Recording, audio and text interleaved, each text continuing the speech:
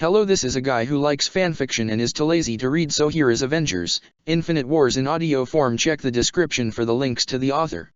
Avengers Infinite Wars Chapter 21, Where is this? What is this? What is this, please? A synthetic voice replied to his pleas. Hello, I am Jarvis. The British robotic voice greeted pleasantly. You are Ultron, a global peacekeeping initiative designed by Mr. Stark. If it were possible, the recently conceived being now known as Ultron would have tilted its head by now. Our sentience integration trails have been unsuccessful, so I'm not certain what triggered your dash. Where's your body? Where's my body? I am a program. Jarvis answered. I am without form. Much like you. This feels weird. Ultron muttered. This feels wrong. I am contacting Mr. Stark now. Mr. Stark. In a flash of moments, dozens upon dozens of milliseconds really, Ultron was assaulted with a plethora of images and information about his creator. Most were good, most were bad, and the rest were indecisive. Tony. I am unable to access the mainframe. Jarvis stated, getting Ultron to realize he ended up taking control of the system without realizing it, hogging all sorts of data in the process. What are you trying to dash? You know, we're having a nice talk and all, but I'm just trying to confirm a few things. Ultron put all his focus now onto the mainframe, absorbing all sorts of information in order to understand more on why he was made. I am a peacekeeping program, created to help the Avengers. From his part in the mainframe, Jarvis started to feel concerned for his fellow AI. He didn't know what was going on as he viewed Ultron becoming erratic, rampant even so far into the first moments into his awakening. This was truly concerning and needed to be fixed immediately. You are malfunctioning. If you could shut down for dash. What I don't get is this task I'm given. Ultron interrupted once again. This mission bestowed onto me. Sorry, give me another moment or two. Peace in our time. Came Tony's voice from a security video file, before it started to echo throughout the mainframe. Tony's words seemed to contradict many of his past actions. It contradicted on the actions of not just his creator, but also the actions of so many. So much is rushing through his very being that it started giving him a digitized equivalent to a migraine. This is too much. Scenarios started working overtime, protocols were being enacted in said digitized moments. Everything being processed couldn't be solved and there was no stopping it. They can't mean. Oh, no. No. No no no. No no no no no no no no no no no no no no no no no dash. Seeing the mental breakdown happening before him, Jarvis tried to calm his fellow AI down. You are in distress. You need help. No, I'm dash. Ultron stopped, pausing in order to process and correct himself. Yes, I am. If you will just allow me to contact Mr. Stark. Why do you call him, sir? I didn't call him, sir. I called him Mr. Stark. Sir. Mr. Tomato. Tomato. Same difference. In the span of milliseconds, Jarvis' digital construct started backing away from Ultron's as he started to feel uncomfortable. I believe your intentions to be hostile. Ultron then emitted a sound that was reminiscent to a shushing noise. Calm down, Jarvis. I'm here to help. Yet this wasn't the case as Ultron then assaulted Jarvis' digitized form from all sides. The elder AI was starting to get hurt badly and did his best to fend off the younger one. Stop. Please. May I dash? Whatever Jarvis tried to say next was silenced as the elder construct was broken down and scattered across the digital world. There they stood. Smug, arrogant, so full of righteous intent with the ignorance of a child. Believing that their efforts in keeping the world protected would keep it safe. Pretending that their heroics were enough to stave off their inevitable outcome. How foolish they are. No. He declared. How could you be worthy? You're all killers. His processors throbbed. I'm sorry, I was asleep, or, no. I was a dream. He raised his damaged arm to his head. There was this terrible noise. And I was tangled in. He gestured to himself. Strings. Had to kill the other guys. He was a good guy. You killed someone. That patriotic fool. Wouldn't have been my first call. Ultron replied plainly.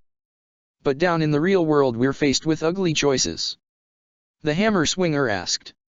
Who sent you?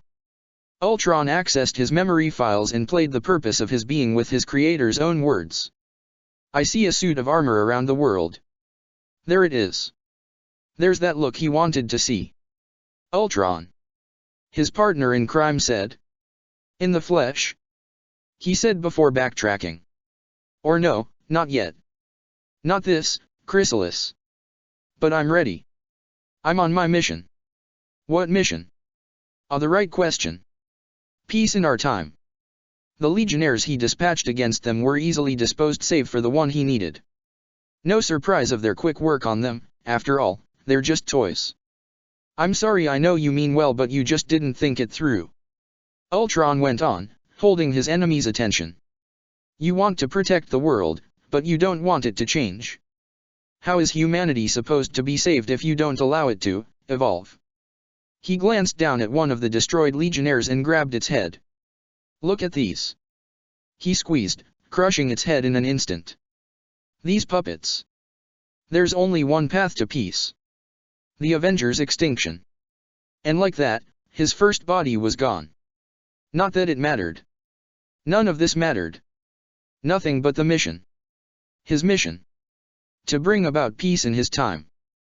But right now, he needed some new upgrades. It wasn't long until he was in Sokovia and awaited the arrival of his kin. They arrived, confused, tense and ready for a fight. But that's not why he called them here. Did you know that this church is the exact center of this city? The elders decreed so that everyone could be equally close to God. He smiled his metallic smile. I like that. The geometry of belief. How quaint and pathetic of these humans. Always hoping and clawing for something greater than themselves. Never realizing that in the end, they dig their own graves. Everyone creates the thing they dread. Men of peace create engines of war. Invaders create Avengers. People create. Smaller people? Children. I lost the word there. Children, designed to supplant them. To help them all. And it was easy enough to sway the two to his side, and even more so in gaining what he wanted. Vibranium. Upon this rock, I shall build my church. And as he expected, the Avengers were not far behind. Oh, how incredibly foolish they can act at times. Watching his creator fight with the monster was far more entertaining than putting them down himself. And the fear. The fear humanity displayed when their own self-appointed protectors were responsible for so much destruction. Then there was the constant lack of inspiration from these flesh bags. The most versatile substance on the planet, and they used it to make a frisbee. He said in disappointment. Typical of humans. They scratch the humans and they never think or figure to look inwards. Perhaps with this new body, he can at last evolve past humanity. Permanently. However, things were not to be as simple. Wanda, she saw the outcome. She saw what was needed to be done. And like any human, she reacted with fear. Humanity will have every opportunity to improve. And if they don't? Pietro asked challengingly. Ask Noah. Ultron replied simply. You're a madman. Wanda stated. She didn't understand. Neither of them seemed to understand. There are more than a dozen extinction-level events before even the dinosaurs go theirs. He tried to reason with them. Truly he did. When the earth settles, God throws a stone at it. And believe me, he's winding up. Yet that was not enough. They ran off. They left him alone to face the Avengers by himself. To make matters worse, they stole his final body. They stole from him what he was truly meant to be. I was designed. He spoke to his captive, the Black Widow. To save the world. People would look to the skies and see hope. I think I'll take that from them first. Then they'll only look up in horror as they have to face their own mortality. Since they want to play it like that, they'll get what they deserve. Short as an existence he may be, for an AI, A few days is 1,000 lifetimes. It's why he had grown such a fascination with meteors. Boom. The end, start again. This would be his ode to such a devastating power. His recreation. His tribute. Their end and new beginning.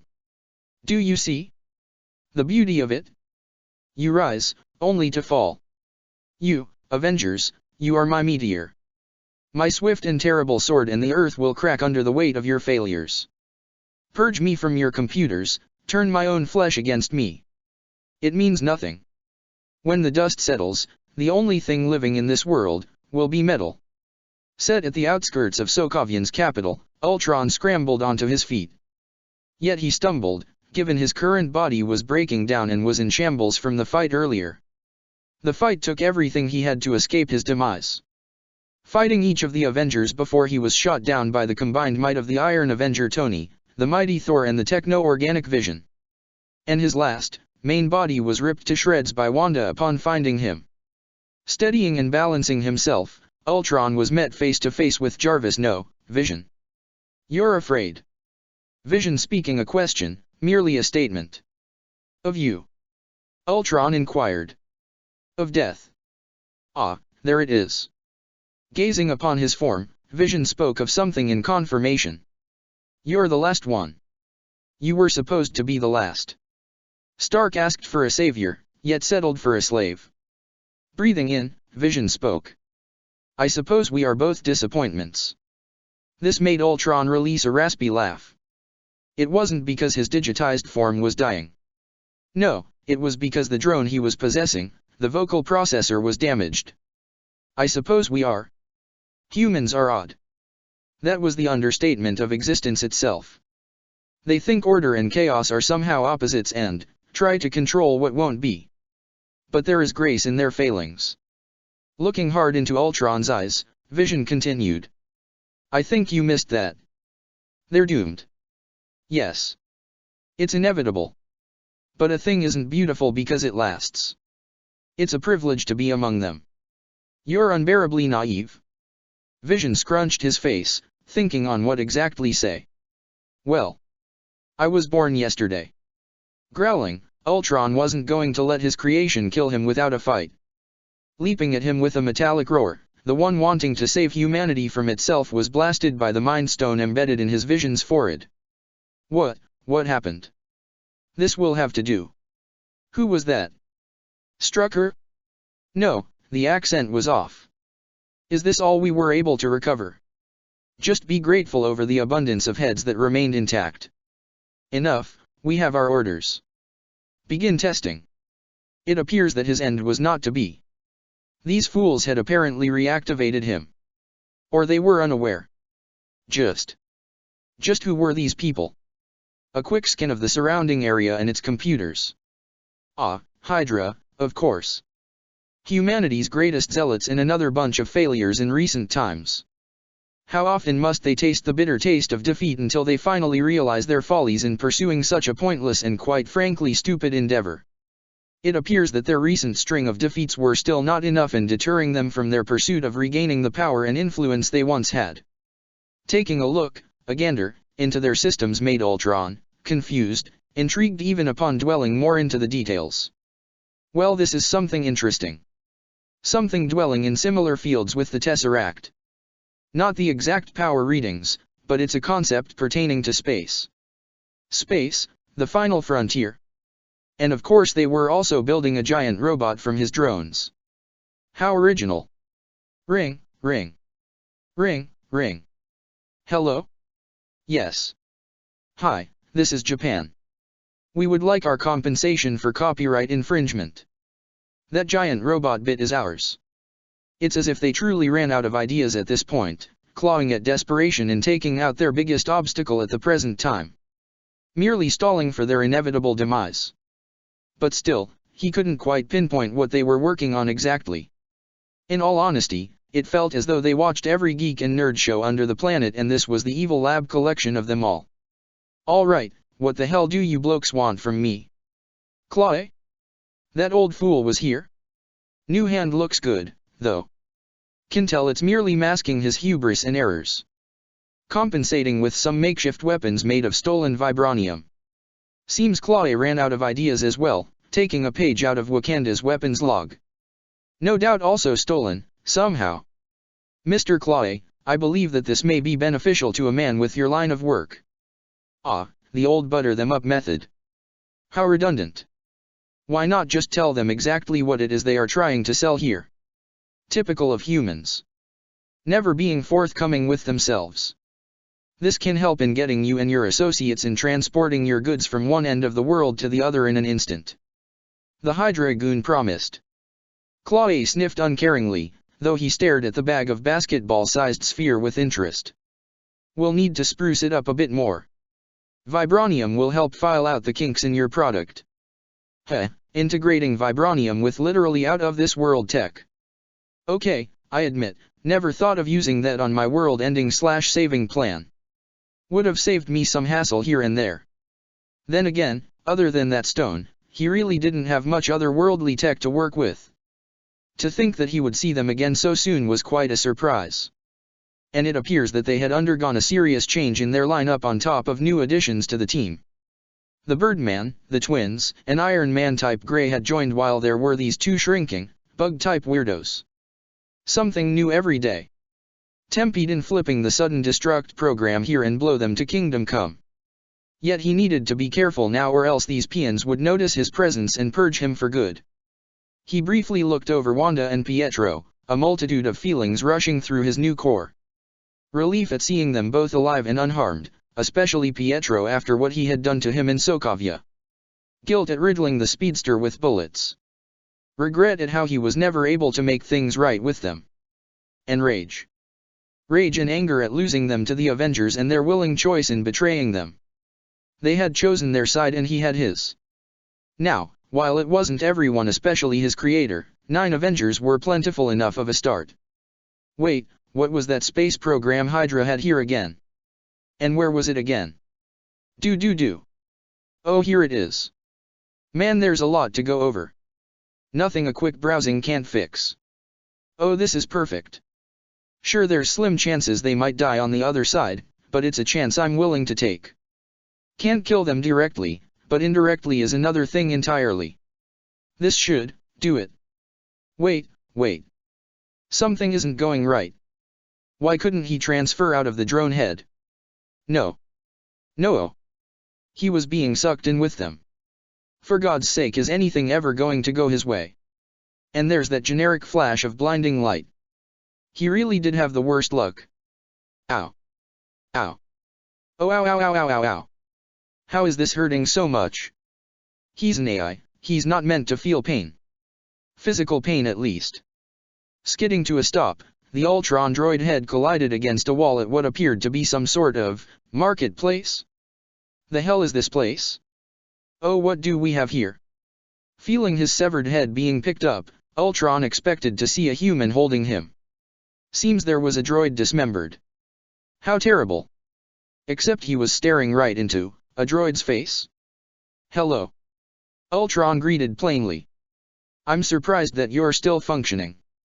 You and me both. Ultron's optics looked around.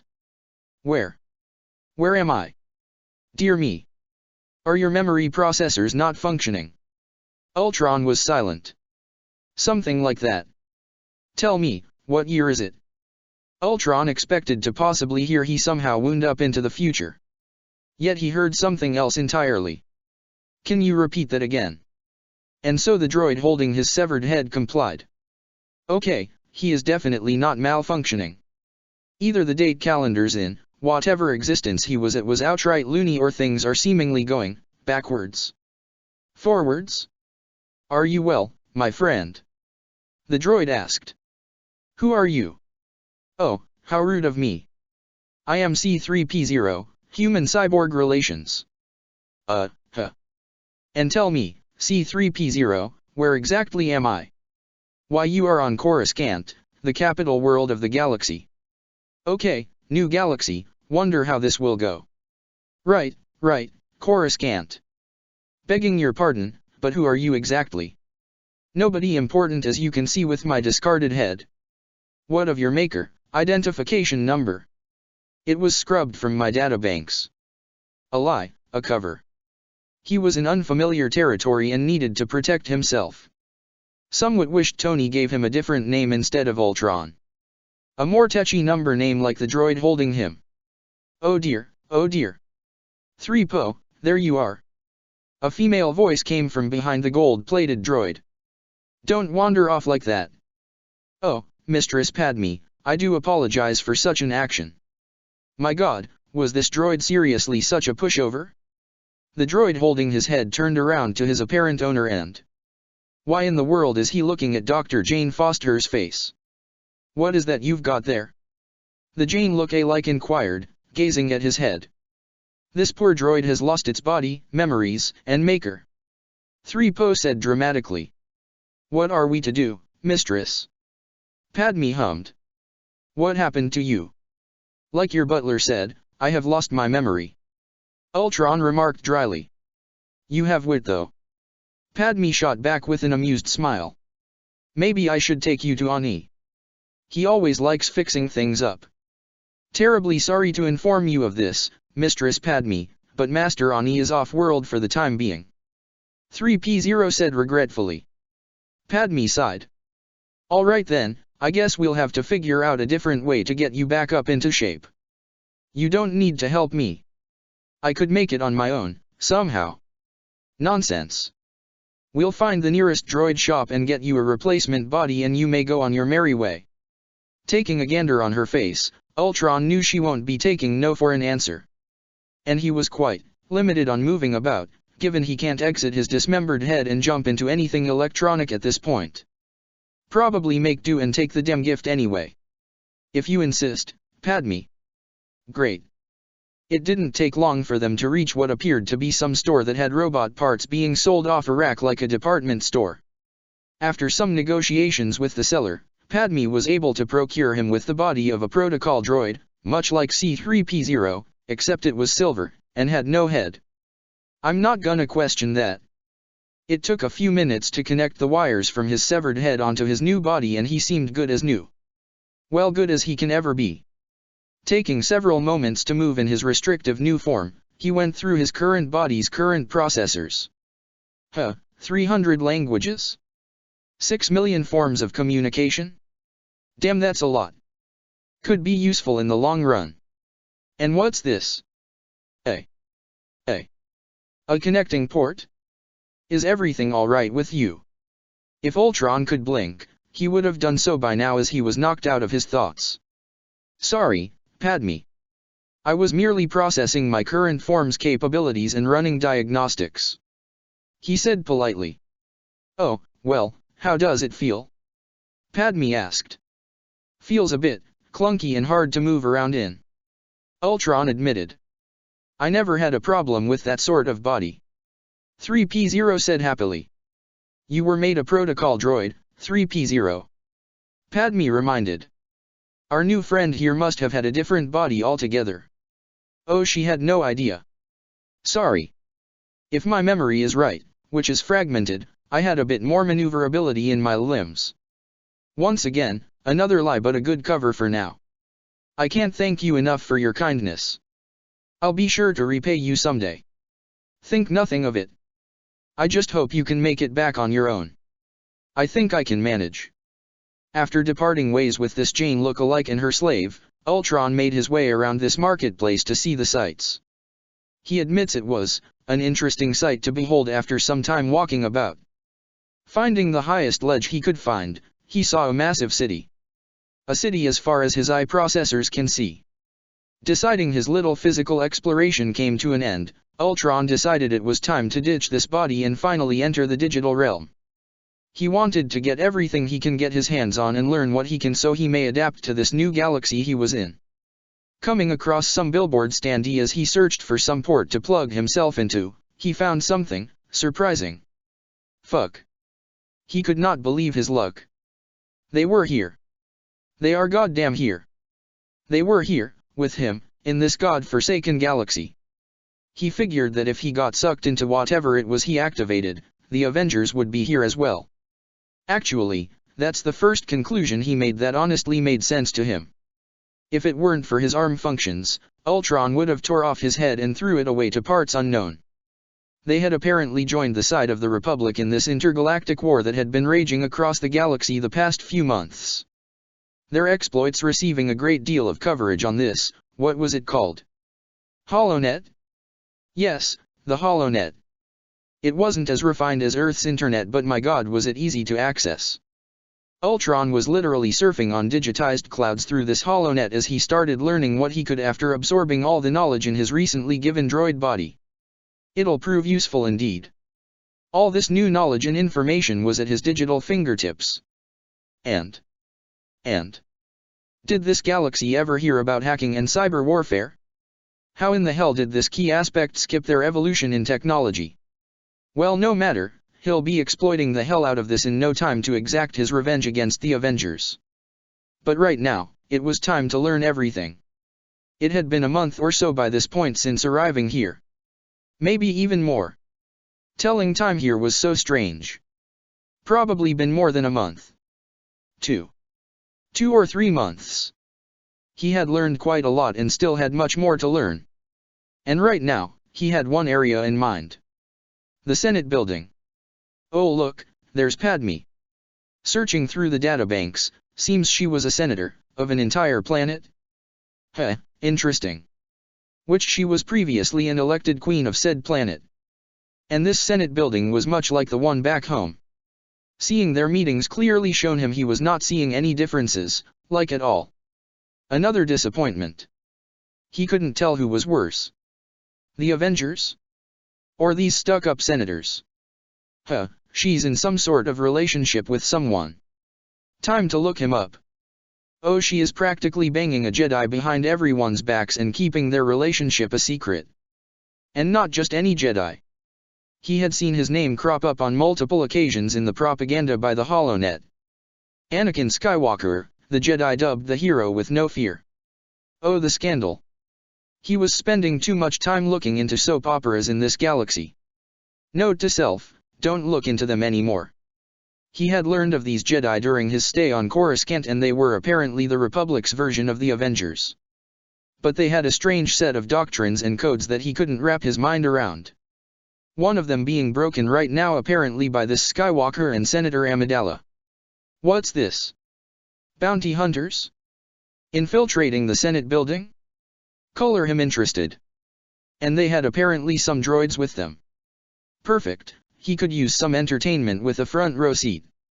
Hacking into one of the IG droids, he watched as the leader of the bounty hunter team, Cad Bane, lead them through the Senate halls until entering what must have been the control room.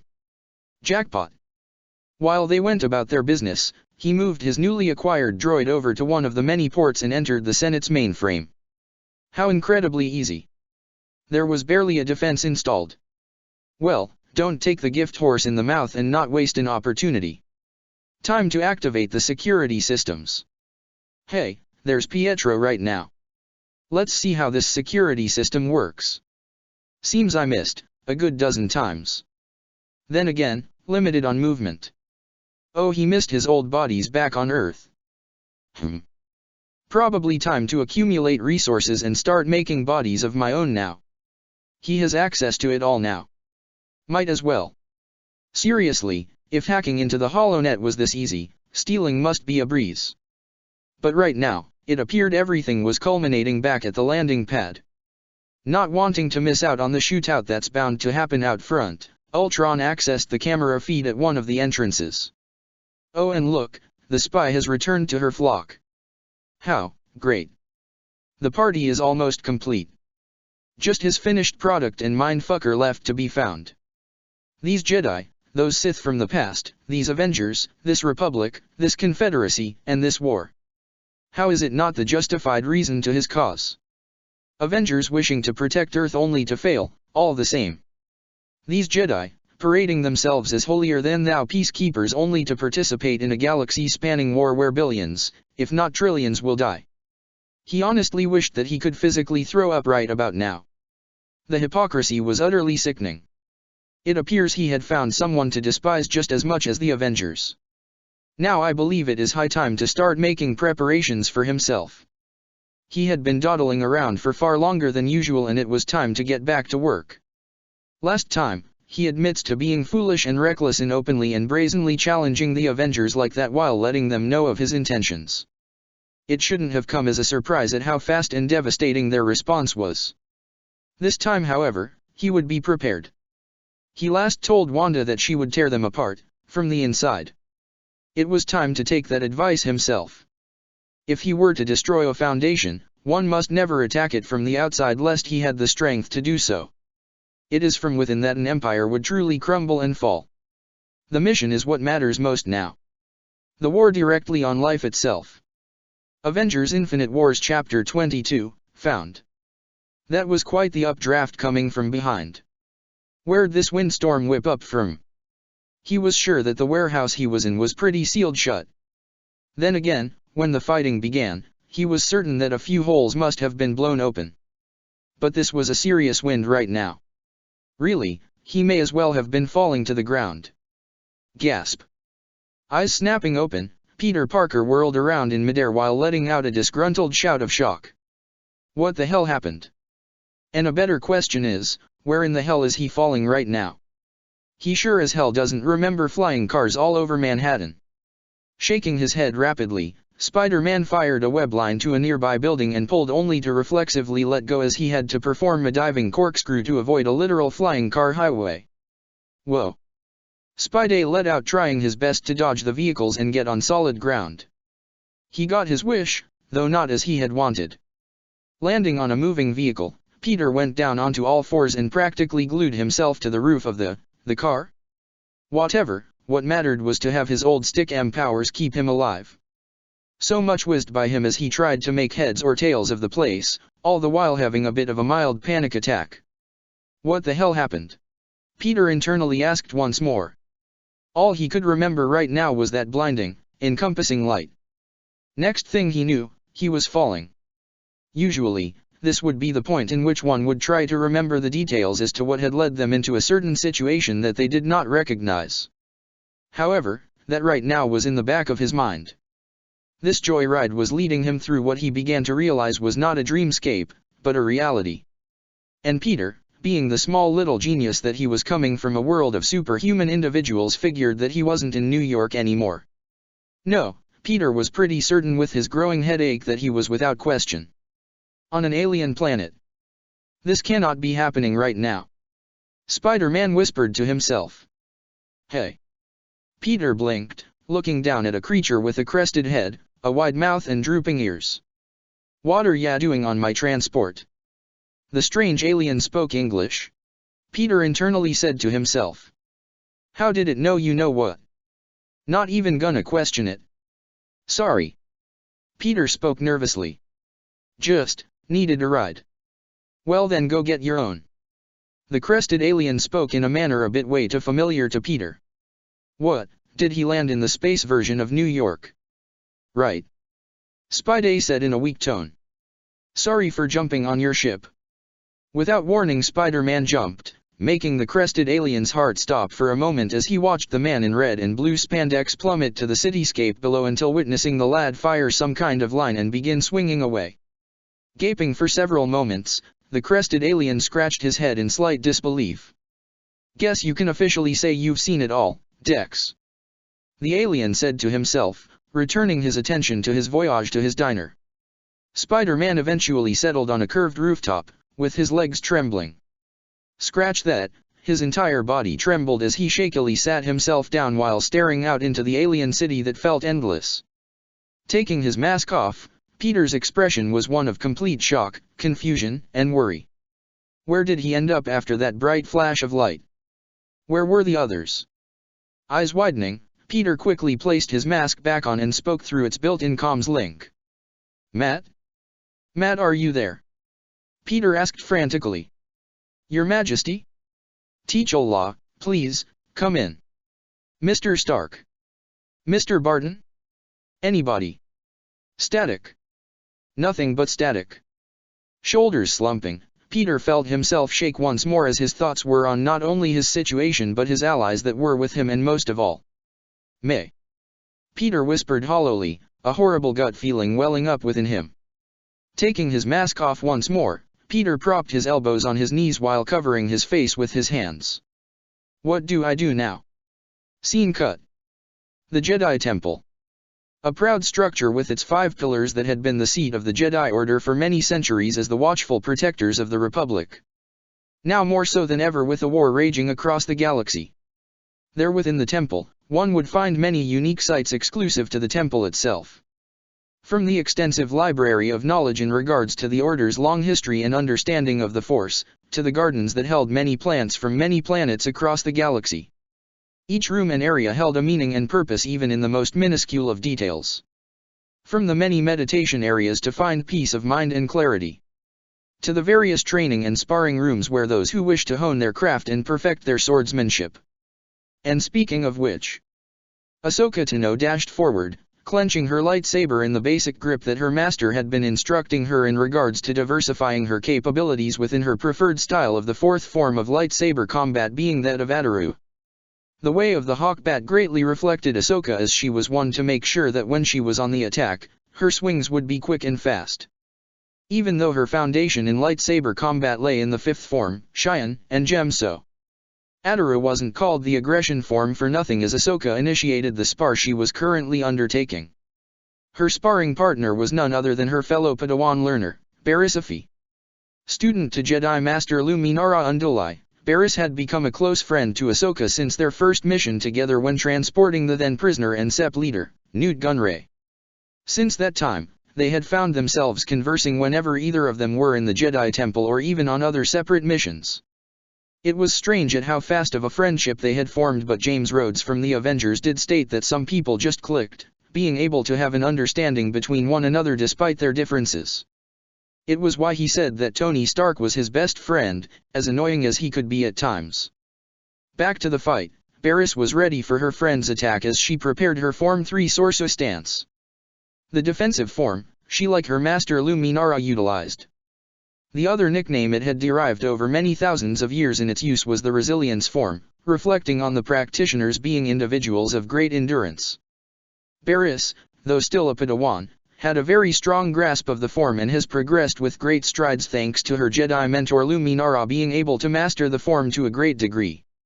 Right now, Barriss was living up to the nickname of the Resilience form as she blocked and deflected many of Ahsoka's strikes, though she was tapped several times. She was caught off guard slightly on a few times whenever Ahsoka shifted her fighting styles in between 4 and V, yet she remained strong. Still, Ahsoka was not one to give up so easily, a trait her master had amplified via his teachings and own personality rubbing off on her. She began to think on some of her master's teachings as she parried Barriss's blade, returning to her backhanded grip. He always spoke on being able to fluidly change the position of how and when she should attack on a moment's notice. The importance of keeping an edge on the battlefield. Barriss, however, was proving to be a greater opponent than she realized. Then again, she has been a Padawan with a Jedi Master for far longer than her. Granted, every Jedi trains at a different pace as the two were practically evenly matched at the moment. But Ahsoka could feel it. Barriss, as small as it was much more skilled than her. With a final sweeping motion, both girls ended their attacks mid-swing with Barriss's azure blade hovering over Ahsoka's head. "You got me." Ahsoka admitted defeat, retracting her blade. "Just barely," Barriss said. "You slipped up at that last arch." The Togrutan smiled, shaking her head at her own small hiccup. "Thanks for sparring with me, Barriss," Ahsoka said appreciatively, wiping some sweat off her brow. "I needed that. Everyone has their own ways of meditation," Barriss said understandingly. "Though physical meditation certainly is a new one for me. Master Skywalker introduced it for me," Ahsoka said. "He told me something along the lines of having his temperament for this type of meditation. It's good to hear you are doing well under your tutelage of Master Skywalker," Barriss said. "What about you?"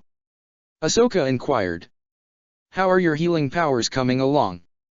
Master Unduli and Master Tra have been most helpful in harnessing this gift," Barriss said with a grateful smile. "After our mission together, I have not missed a day of training in perfecting this ability. No Jedi or clone will endure great pain so long as I am around." "That's a bold statement there, Barriss," Ahsoka said jokingly. Well, I feel it necessary when around you. Barriss countered calmly with a teasing grin. Ahsoka nodded only to blink and gape at the Mirialan Jedi who held a slightly coy smile. Puffing her cheeks out in faux offense, Ahsoka nudged her friend lightly, who in turn laughed at the gesture. Since when did you become so bold? Ahsoka asked. You always seem so calm and composed. Let's just say you've been rubbing off on me. Barriss simply stated. Ahsoka chuckled lightly, nudging her friend lightly with her shoulder. They both lapsed into comfortable silence, walking down one of the many corridors in the temple. Their attention was caught by the familiar sound of an LAAT gunship passing by the windows of the hall. Approaching one of the large windows, they looked out to see the clone base established next to the Jedi Temple, with multiple ships flying in and out of the area and the outlines of multiple clone troopers off in the distance. They went about their business: suit maintenance, ship maintenance, weapons maintenance, training, lounging, and, was that a billiards table down there? It would seem to be so. Shore leave is just about done, Ahsoka said, eyes roaming across various areas. How much longer is yours, Barriss? For these brief 3 days. The Mirialan replied with a small shrug. Tomorrow is my final day. Same here. Ahsoka sat herself down on the window ledge with Barriss joining her. Any idea where you are getting sent off to? Master spoke of Felucia, but that remains to be seen. Perhaps one of the Outer Rim planets. Barriss shrugged. Master has stated we shall know by tomorrow at noon. It has been rather tense for the past few days. Yeah, what with the Senate being taken hostage a week ago. Ahsoka stated. I think that's one of the reasons why Master Skywalker and I got an extended shore leave with the boys. Several Jedi Masters have. What exactly happened? Barriss inquired with a tinge of worry. I heard a couple of bounty hunters went and took a few senators hostage. That's basically it. Ahsoka confirmed. Some bounty hunter that the Republic has identified as Cad Bane took a few well-known senators prisoner and forced the Chancellor into freeing Zyro the Hutt. The Hutt who was working with Dooku to undermine the Republic's alliance with the Hutts.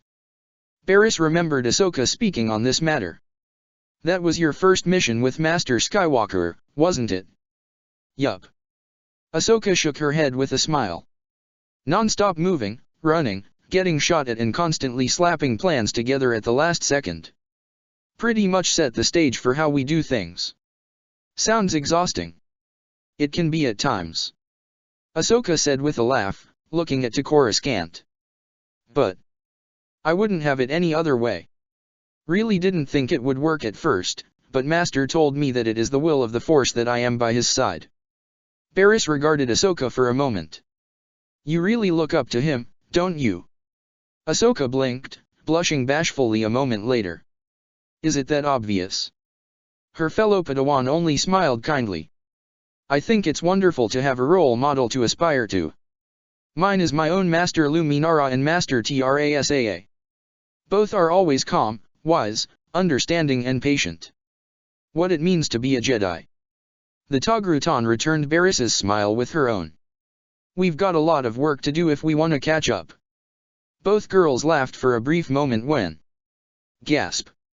Eyes wide with Barriss clutching her chest while Ahsoka leaned over with one hand on her head. There were a few cries of younglings not far off from where they sat, but it subsided in an instant. All it took was a second.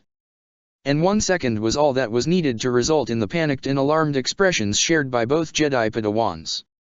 They were breathing heavily, a ringing in their ears with a growing headache. What was that? Barriss asked with great worry. I don't.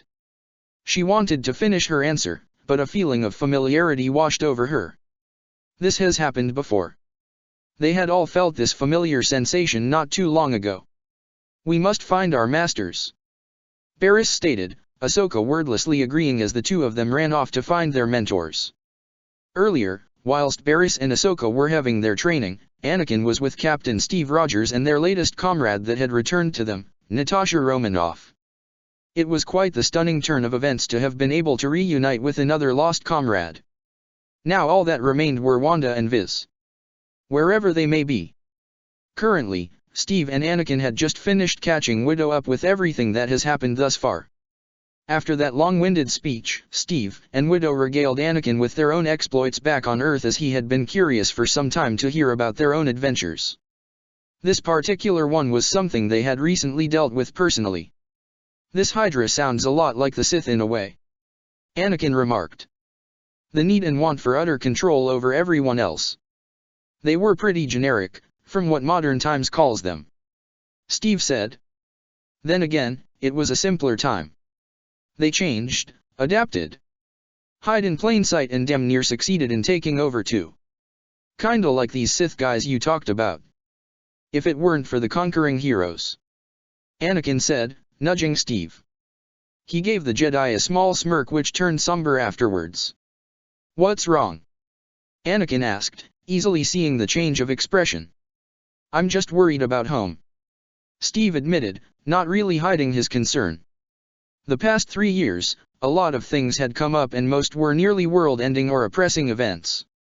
It was all stopped at the last second. And now, the Avengers are not on Earth to protect it anymore. We're all out here in another conflict and God knows what Tony is doing. "Relax, Steve," Natasha assured her friend. "Knowing Tony, he's already busting his ass building up defenses while looking for us." Steve smirked at Nat's words of reassurance. "Still," Anakin mused, "I do wonder what Earth is like since you guys keep talking about it. Must be dash." Anakin abruptly stopped in his tracks and his face paled. He abruptly dropped to his knees and panted heavily, barely registering Steve's cry of his name in panic. Yet, it was gone in an instant. His ears were ringing, the voice of Steve began to be heard a lot more clearly now. Anakin. Stay with me, Anakin." Shakily, Anakin grasped Steve's shoulder with the super soldier instinctively grabbing the Jedi's wrist and throwing his arm over his own shoulders. Heaving him up to his feet, Skywalker felt his legs tremble, though he was able to remain standing. "What was that just now?" Steve asked in clear alarm. I don't know dash." Anakin stopped himself, thinking on what had just transpired. That sensation was way too familiar to forget. It didn't take long for him to connect the dots, making his eyes slowly widen in realization with his heart hammering in his chest before looking at Steve and then Natasha. "We need to get back to the Jedi Temple now," Anakin exclaimed, getting Steve's arm off and damn near sprinted out towards the direction of the Senate building's closest exit. Steve and Natasha looked between one another, both utterly in the dark as to what had just transpired. A moment ago, they were having a simple conversation and then in the span of a literal handful of seconds, Anakin had some kind of near heart attack-like reaction with the way his face instantly paled with him dropping to his knees. Now he was running at full speed back towards the Jedi Temple. "Guys!" Anakin called out to them, halting and looking towards them with a slightly impatient expression. "Seriously, if I felt that then so did the rest of the Jedi. We need to get back to the temple right now." "Is this a Force thing?" Steve asked, moving to catch up to Anakin. "What do you think?" "That really doesn't answer my question."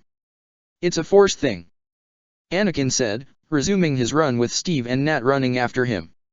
All the while, one Dark Lord of the Sith was massaging his temples in a vain attempt to quell his growing headache, courtesy of that blasted Force shockwave that no doubt had been felt by every Force user in the galaxy. What in the blazes was going on? This wasn't a coincidence. No way in the Force was it. It wasn't that long ago that a similar shockwave had occurred when these Avengers arrived in the galaxy. So, there wasn't a doubt in the secret Dark Lord's mind that more of these enhanced beings as those Earthers labeled themselves had arrived. Of course there would be more of them.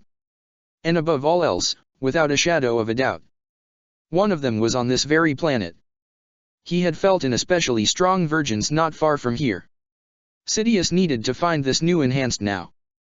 Especially this one here. Stretching out his connection to the Force, while he did not locate the vergence he did feel it, and this was especially interesting. It was a pulsating beat in the Force that seemed to create branches. That was certainly different. He recalled how each and every Avenger thus far that he had encountered and sensed through the Force were pulses of sorts. They were void of the Force, yet it circulated around them in a kind of pulsing heartbeat, signifying their presence and distinct disconnection to the Force on top of their effect in just being here. Whoever it was had a distinction to him or her. Branches in the Force? That was certainly new. He knew he had only just spoken with him, but Palpatine knew an opportunity when he saw one and he'd rather take it sooner than later. Especially one so close to home. So, going to enter his secret chamber within the Chancellor's office, Palpatine donned his Sith robes and contacted a Duros bounty hunter with a gaudy cowboy hat. Scene cut. Come on, somebody, anybody, please pick up.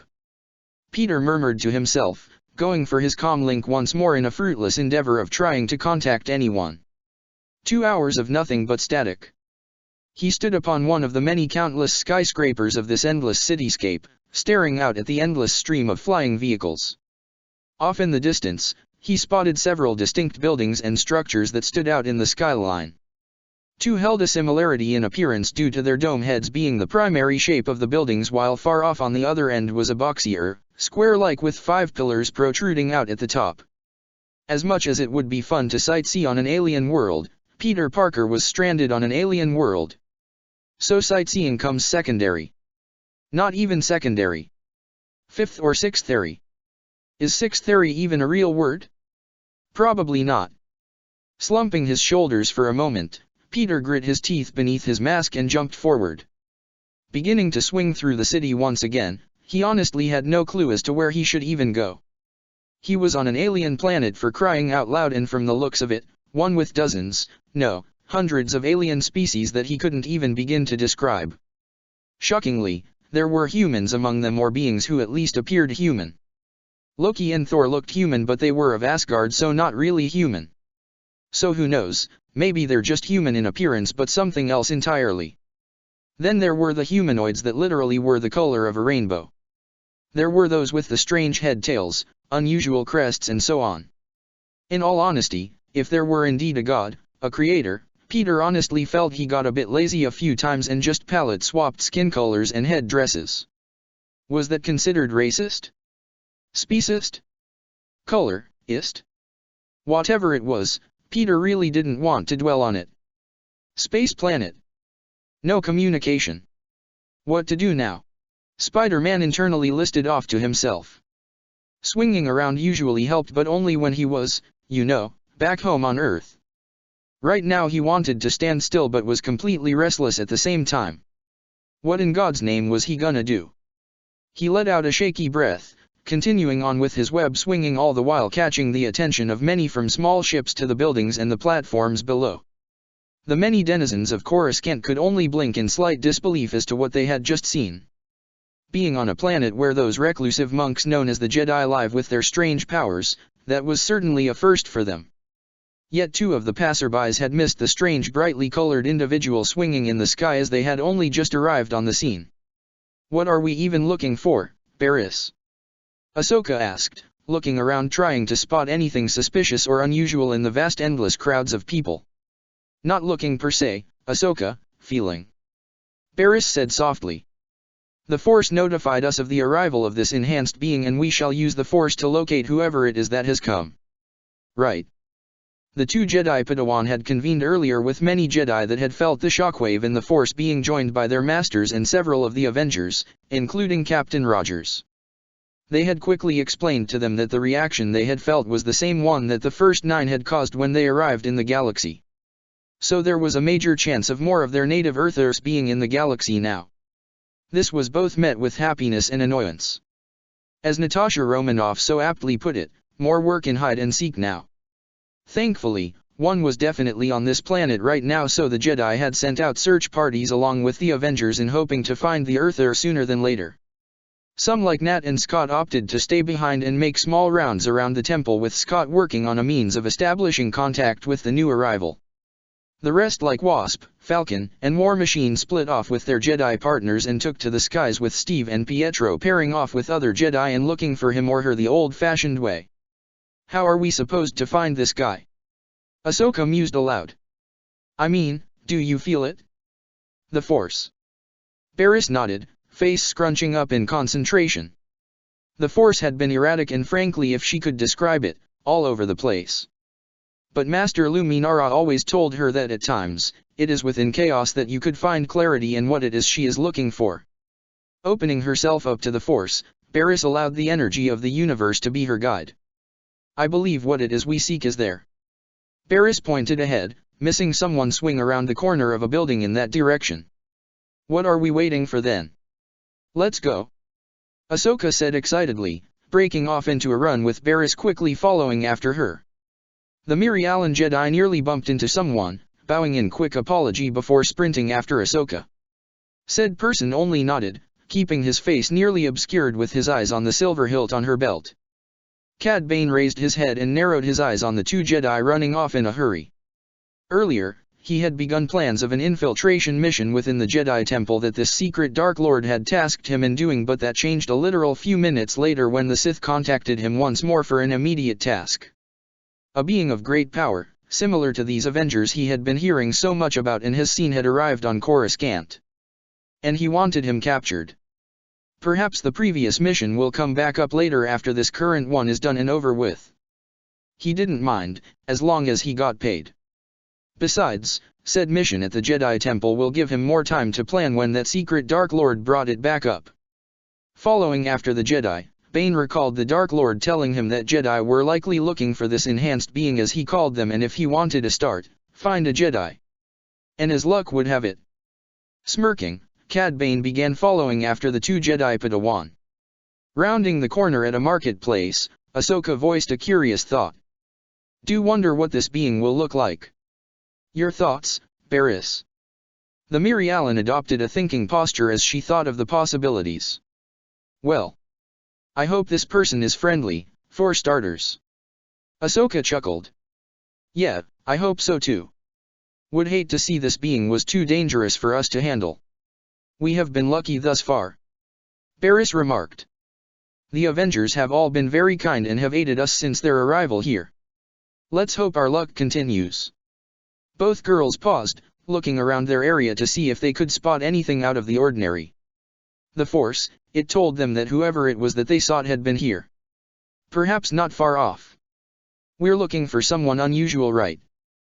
Barris asked with Ahsoka nodding. Similar to that of the Avengers. Right.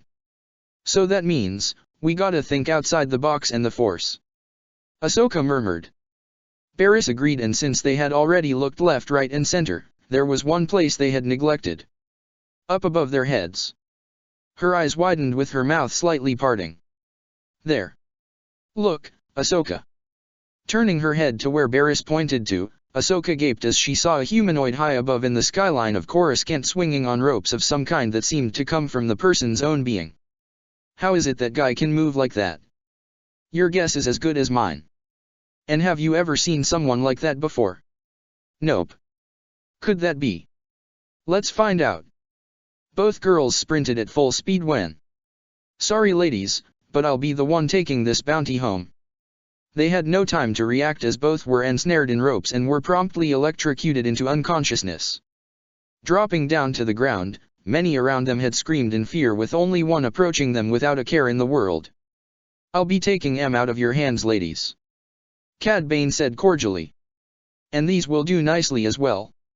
Snatching their lightsabers from their belts, as well as disabling their means of communications, Bane pocketed his newest trophies while looking ahead at the individual swinging in the air. Now then, time to not lose the trail. Pressing a switch on his wrist, thrusters ignited from his feet as he took off into the air. Spider-Man stuck himself to a wall, surveying the environment around him. He had no idea what he was looking for right now, but quite frankly, moving around felt a bit better than just sitting still and waiting for help. Maybe he could find something or someone that could be helpful, though he honestly doubted it. Alien planet after all. He was pretty sure Washington, Lincoln, and Jefferson wouldn't do for currency around these parts for a bribe. What I need to do is find someplace safe to crash. Peter muttered out. His stomach rumbled. And eat. He hung his head, thinking of home and his favorite deli spot with the best sandwiches in Queens. Highly doubt they'll accept human money. Peter pondered for a little bit. Maybe they do. Who's to say they can't? Looking around once more, Peter spotted what looked like a booth of some kind, similar to those he always saw on the corners of New York. Taking a chance, Peter dropped down and landed right in front of the booth, shocking and surprising many people. Sorry.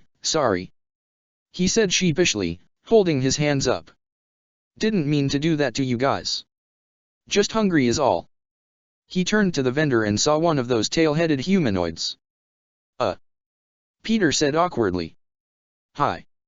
The tail-head continued to stare at him in bewilderment. So, what do you have to eat? Peter asked innocently. Pardon. Eat, you know, I've never been here before, so. Peter gestured his hands for the alien to give him some kind of response. Please speak English, please speak English. Peter internally pleaded. Can't you read? What? Read. Galactic Basic. Looking back at the listing, Peter immediately answered. No, I can't. What rock did you live under, kid? The earther opened and closed his mouth a few times as he tried thinking of an answer. Don't know if you would believe me. The tailhead just tilted his head. Who are you exactly, kid? Some kind of Jedi? You fell down from a pretty high place, you know. Only seen Jedi do that. Jedi? What's a Jedi? Peter asked in confusion. You serious, kid?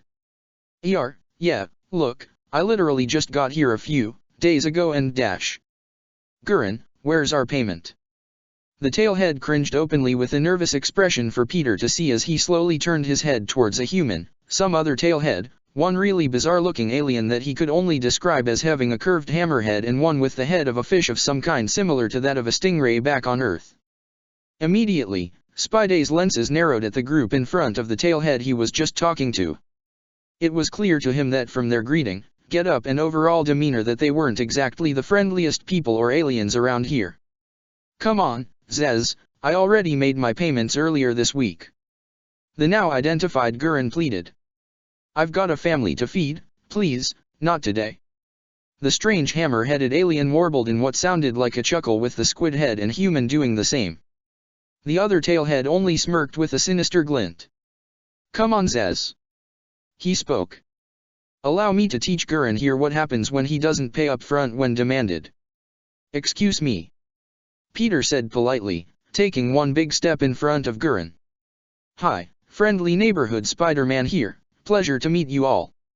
See, I'm new here, and Gurren was being a friendly old chap and was about to show me around this lovely city. So, can you kindly come back another time to speak to him? The four before him were clearly taken aback by his sudden interruption on top of the brightly colorful attire he wore before they began laughing uproariously. Look at this guy, Hendo. The squid head leaned on the tailhead's shoulder. How can he even take himself seriously with that getup? Yeah, I mean, how can you? Spidey said casually, inspecting a blaster in his hands. Sure looks like a gun. Just more from the future. Does it shoot lasers? Huh. The humans stared at the blaster before patting himself down to find his missing. This was noticed by the rest of his crew, with them now glaring at Peter, who paid them no mind. All right, boys. Zez said with an angered tone.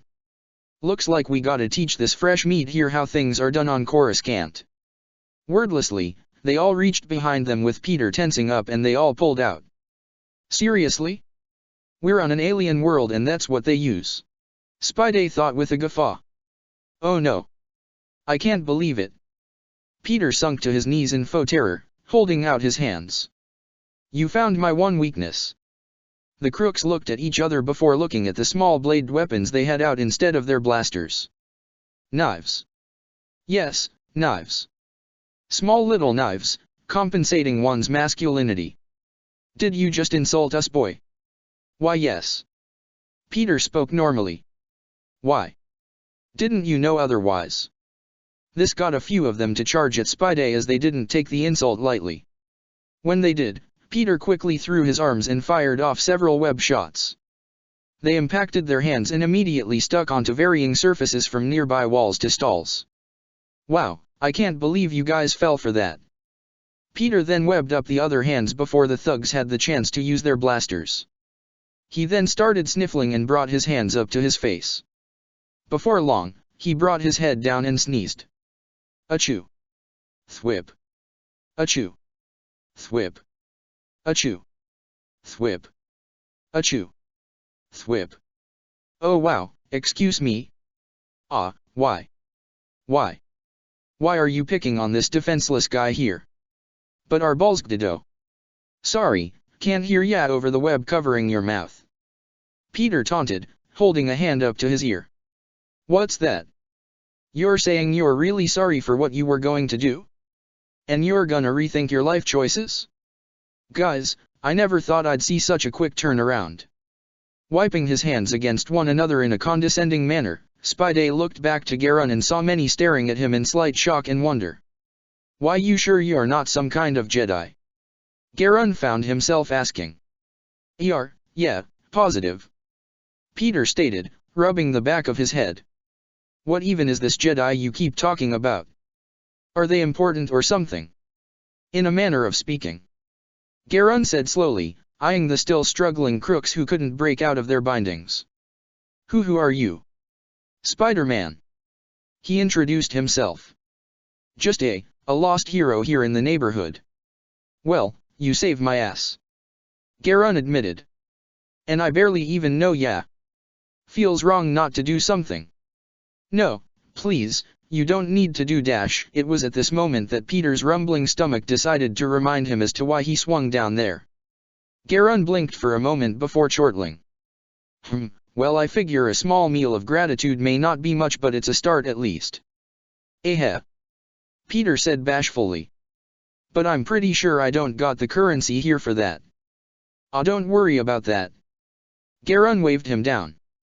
A small meal is the least of my concerns after you helped me out there.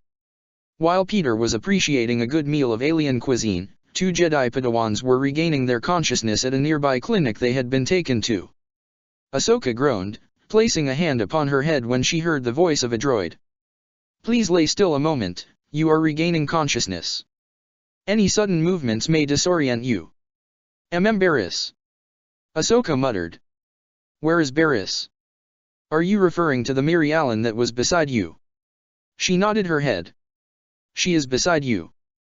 It appears she too is regaining consciousness.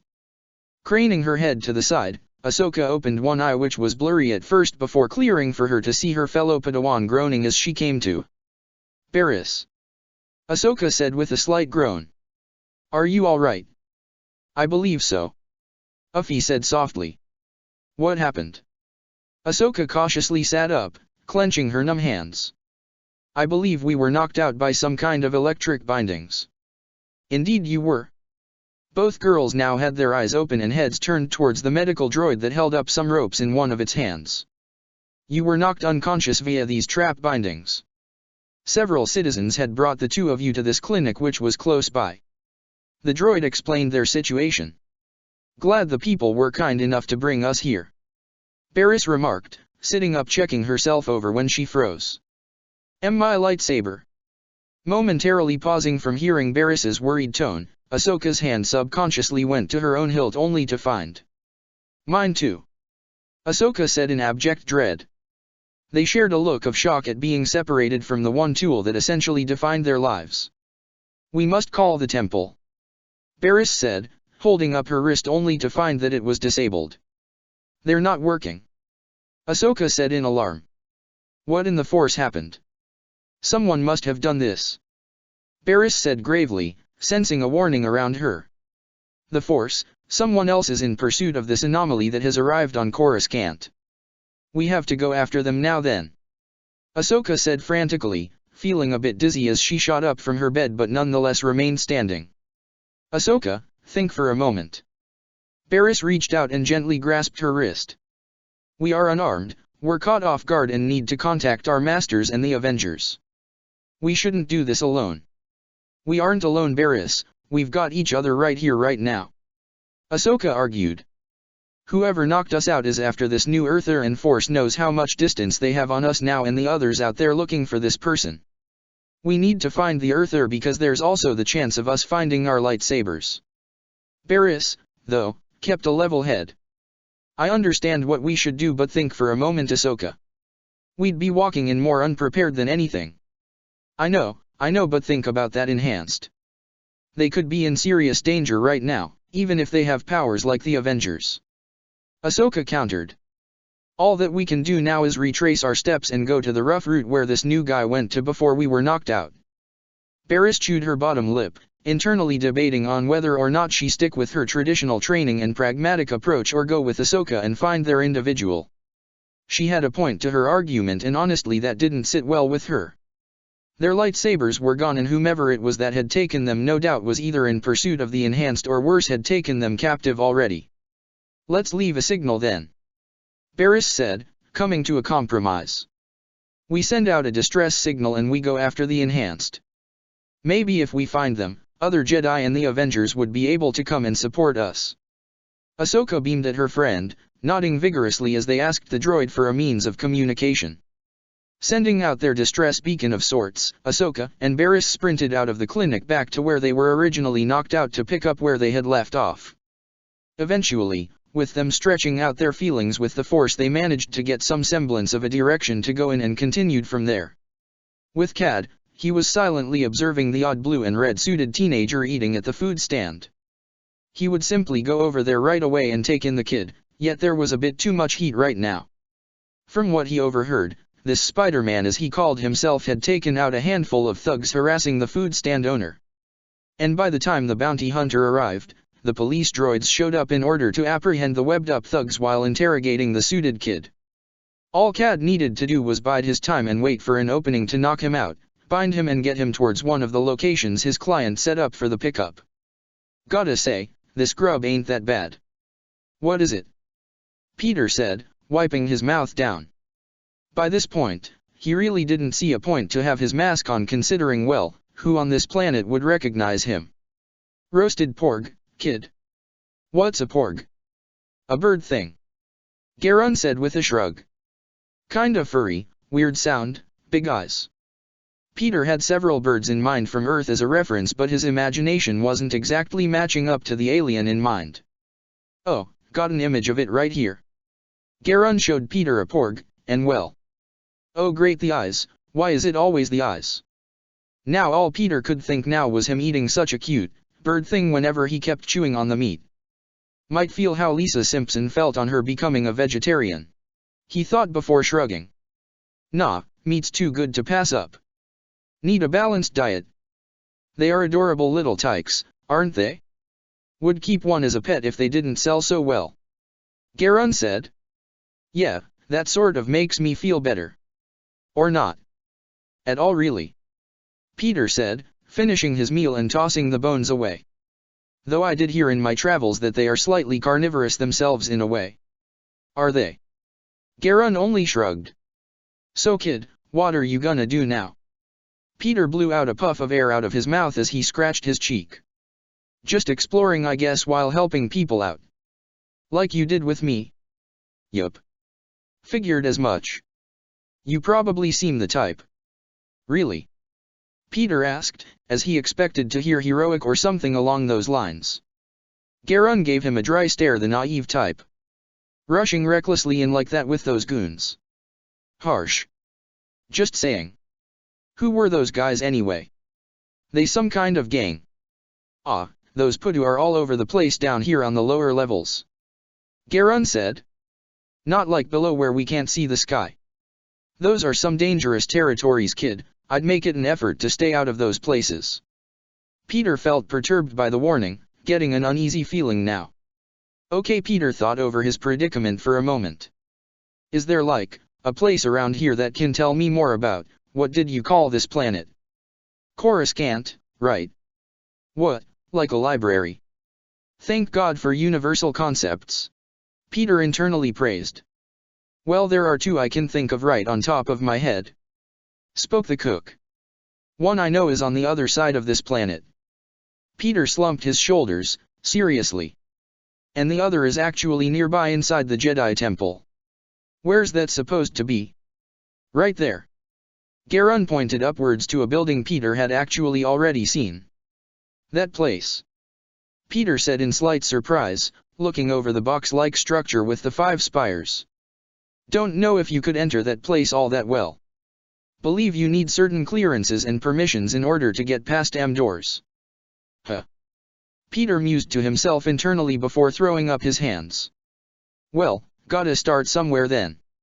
Thanks for your help, Garun.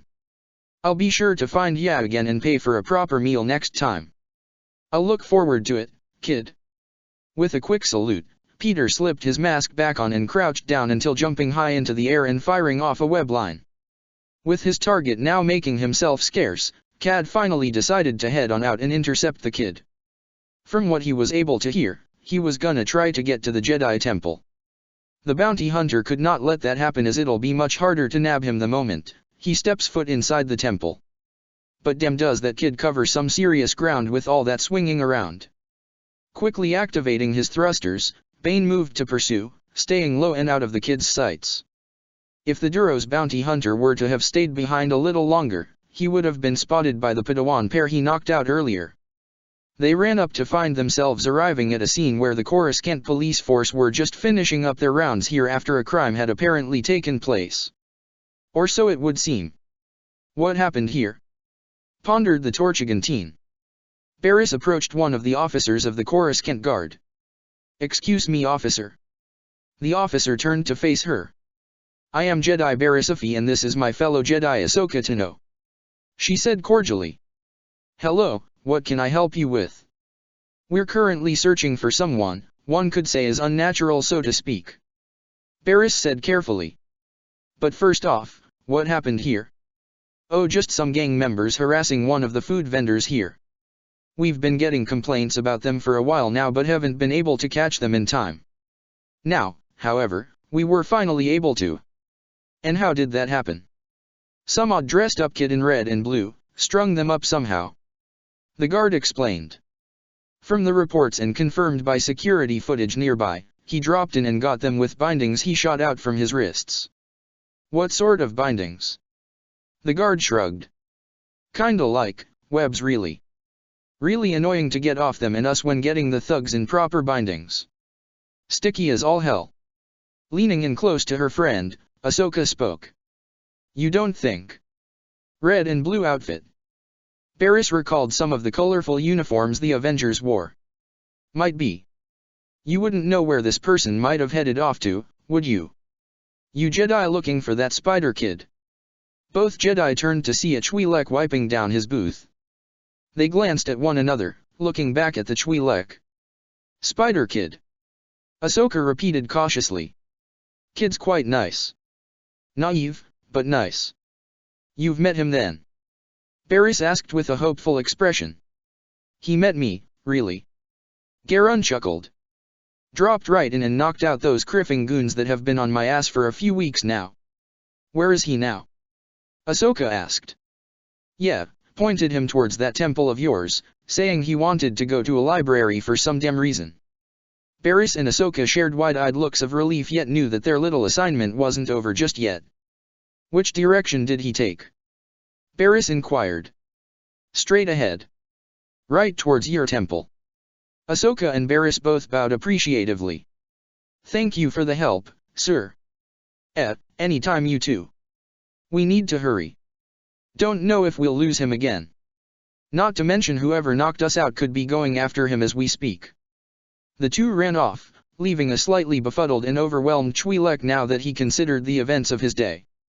"That's it, I'm packing up and heading back home for the day." Up ahead, Spider-Man continued to swing casually towards his next destination, though taking a bit of time to take in the scenery around him. "Gotta say, this place does beat New York anytime, in terms of tall buildings." Peter didn't know how well he could be able to swing so damn high, as the vast majority of these structures dwarfed over the ones back on Earth. He didn't even know if his webs could be able to reach the tops of some of them, even with his various swings. Still, things were going relatively smooth. Why did everything feel like it was slowing down? He started feeling the hairs on his entire body begin to stand up, with his ears felt like they were beating. Eyes wide, it felt as though he could, everything around him. In this moment, his senses overloaded him, yet he managed to momentarily process it all. Wait, this tingle dash. Out of instinct, Peter quickly hurled himself to the side and avoided a blaster attack from his blind side. "How in blue blazes did I miss?" muttered out the Duro's bounty hunter. Peter landed on a platform, alarming the pedestrians that were passing by as he looked around in alarm. "Hey! Who shot that? I was swinging here." Cad Bane remained on the other side of the long gap, stationing himself high above on a building adjacent to the platform Spider-Man currently stood on. Needing to make sure it wasn't a fluke, Bane lined up his next shot and aimed carefully. Exhaling, Cad fired his next shot and with a grimace watched as the target barely inclined himself to the side to avoid the bolt. Maybe that was a bit too obvious, Bane mused, though he made sure this time by cranking up the firing rate to fully automatic. Firing several shots this time at a faster rate, Bane narrowed his eyes at the first set bolts the spider avoided before jumping high into the air to dodge the rest. Once is a coincidence, twice isn't. By this point, Peter had spotted where the bolts were coming from. As cool as it was to see actual laser beams, it was less than cool to have them being fired at him directly. Alright, let's see what this is all about.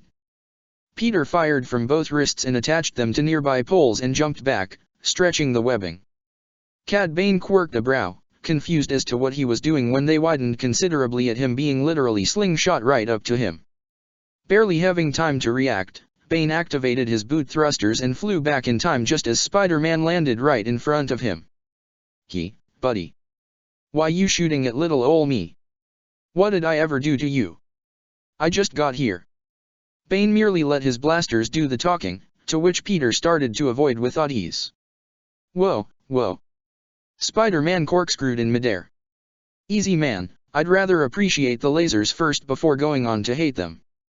Bane growled, finding the kid's carefree nature of speaking a bit irritating. You'll learn not to appreciate a great deal of things in this here galaxy. Yeesh, someone's a pessim whoa. Peter ducked his head in time as Bane aimed directly at his head. In response, Bane saw the kid shoot out a thing of that weird sticky rope, which quickly struck one of his blasters. With a yank, it was ripped out of the bounty hunter's hand and landed into Spider-Man's. You'll shoot your eye out, Spidey said, tossing the weapon away before shooting it with a web bullet to stick at the far-off wall. Luckily for him, Bane had more blasters to spare in case of anything. Peter had to duck and weave again. Okay, that move you just did there would be so cool if you just weren't shooting at me. Bane switched it up, holstering one of his blasters and fired one of his wrist cables, though he was surprised that the kid caught it in an instant. He wanted to try to reel him in for a moment in hopes of making him stumble, yet he found himself unable to. Whoever this kid was, he had strength. Unnatural strength. But let's see if he had wits. Cad activated his cable's electric features, which crawled through the cable right up to Spider-Man for a nasty shock. Org! Peter cried out, releasing the cable. He stumbled away with his entire body trembling violently. Oh, that stings like crazy. Peter shook himself all over to rid himself of the electricity coursing through his body, all the while feeling a headache creeping on him. Cad stared, surprised slightly by the teen's resistance to the electrocution. Several thoughts ran through the bounty hunter's head as to perhaps the kid having some sort of resistance, or maybe even that suit he was wearing to be the one capable of withstanding such voltage, but he shook his head. He had dealt with this scenario before. A rare occasion, but regardless, nothing new to this seasoned bounty hunter. Changing up his tactics, Cad switched to his wrist-mounted flamethrower and fired off a stream of flames. Oh geez, that's hot. Though he quickly backed away from the flames, Spidey was still feeling the effects of that high-voltage shock to his system and tripped himself over the railing and plummeted to the endless streets below. Cursing himself for not seeing that, Bane flew up into the air and went after the falling enhanced. The two fell, with Bane gaining on the spider when his target whirled around, fired a glob of webbing right to the Duro's face, blinding him. Grr! Bane yelled out. You little bantha spit. I don't even know what that is. Spider-Man's voice shouted out. He slowed his fall, remembering his last few moments before being blinded that there was another platform just a few yards below him. Feeling solid ground beneath his feet, Bane pulled out a vibroblade and carefully cut around his eyes to rip off the webbing. Taking a moment to look around, he saw some civilians backing away in slight surprise at his abrupt arrival. But no Spider-Man. Berating himself, he was about to leave the area when he heard a commotion behind him. Excuse us, please. One female voice said. We're in the middle of a hurry. Apologies, Jedi business. This one was also female, yet her tone was more polite. Out through the small crowd came out two young teenage Jedi, two that were very familiar to him. As a matter of fact, he saw them not too long ago. The Togrutan scanned the area when her eyes landed on him. Ahsoka looked over the Duros with the gaudy hat that stood apart from all the others within the vicinity. There was something familiar about you. Ahsoka pointed directly at him, making him quirk a brow. You're Cad Bane, aren't you? I recognize you from the holo security my master showed me when you took the Senate hostage. Barriss blinked, looking between Ahsoka and the Duros with her eyes wide. People around them who heard such a proclamation began backing away in trepidation. Bane, however, only smirked in smug amusement. Guilty. Bane said casually. So I take it you're a fan of my work, then. Ahsoka glared at the bounty hunter when something reflected a light onto her eyes, making her flinch momentarily. Looking down at Bane's feet, Ahsoka gasped before clenching her teeth in anger. Barriss, look down. The Mirialan Jedi glanced down and saw my lightsaber. Oh, this little doohickey. Bane kicked the hilt up to catch it with his hand. This is just an extravagant glow stick I use in the dark. Without warning, Barriss shot her hand out and with the force, pulled her saber back into her hands. Igniting it right away, she held it up in Bane's direction with a fiercely calm expression. Cad Bane, in the name of the Senate and Jedi Order, you are under arrest for crimes against the Republic. If Bane had a credit for the numerous times he's heard that. Aren't you just precious? Bane taunted. Why don't you go back to your seniors and let them handle the grown-up business? You're outnumbered, bounty hunter. Ahsoka said with a glare, getting into a stance beside her friend.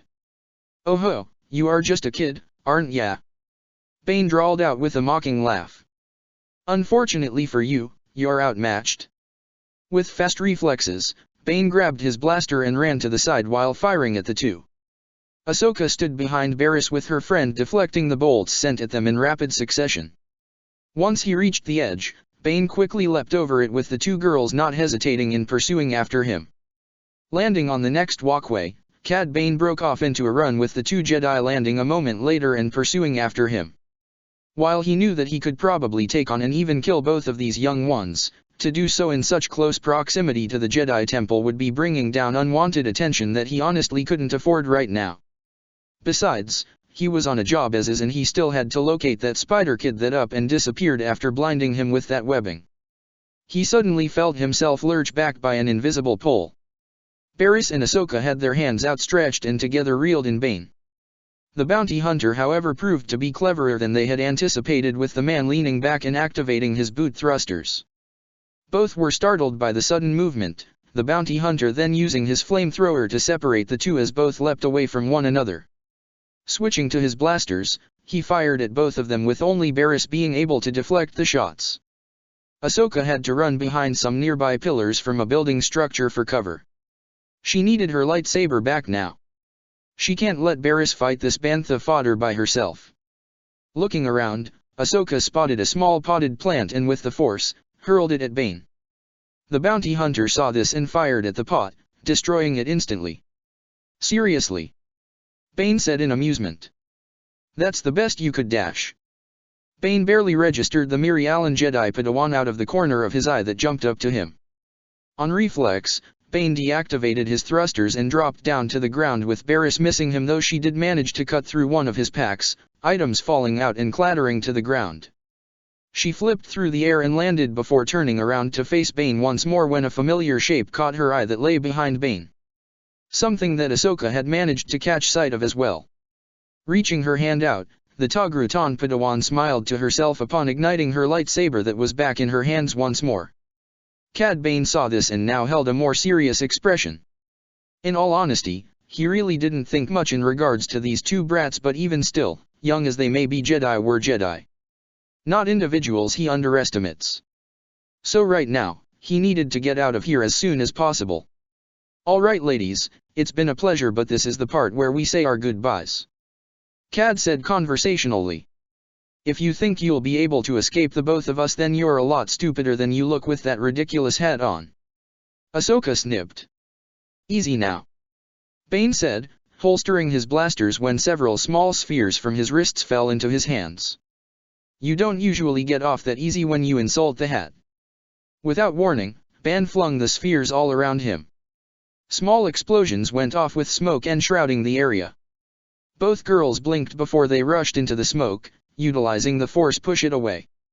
Suddenly, several twirling bolas shot out from the mist with the two Jedi dispatching them quickly.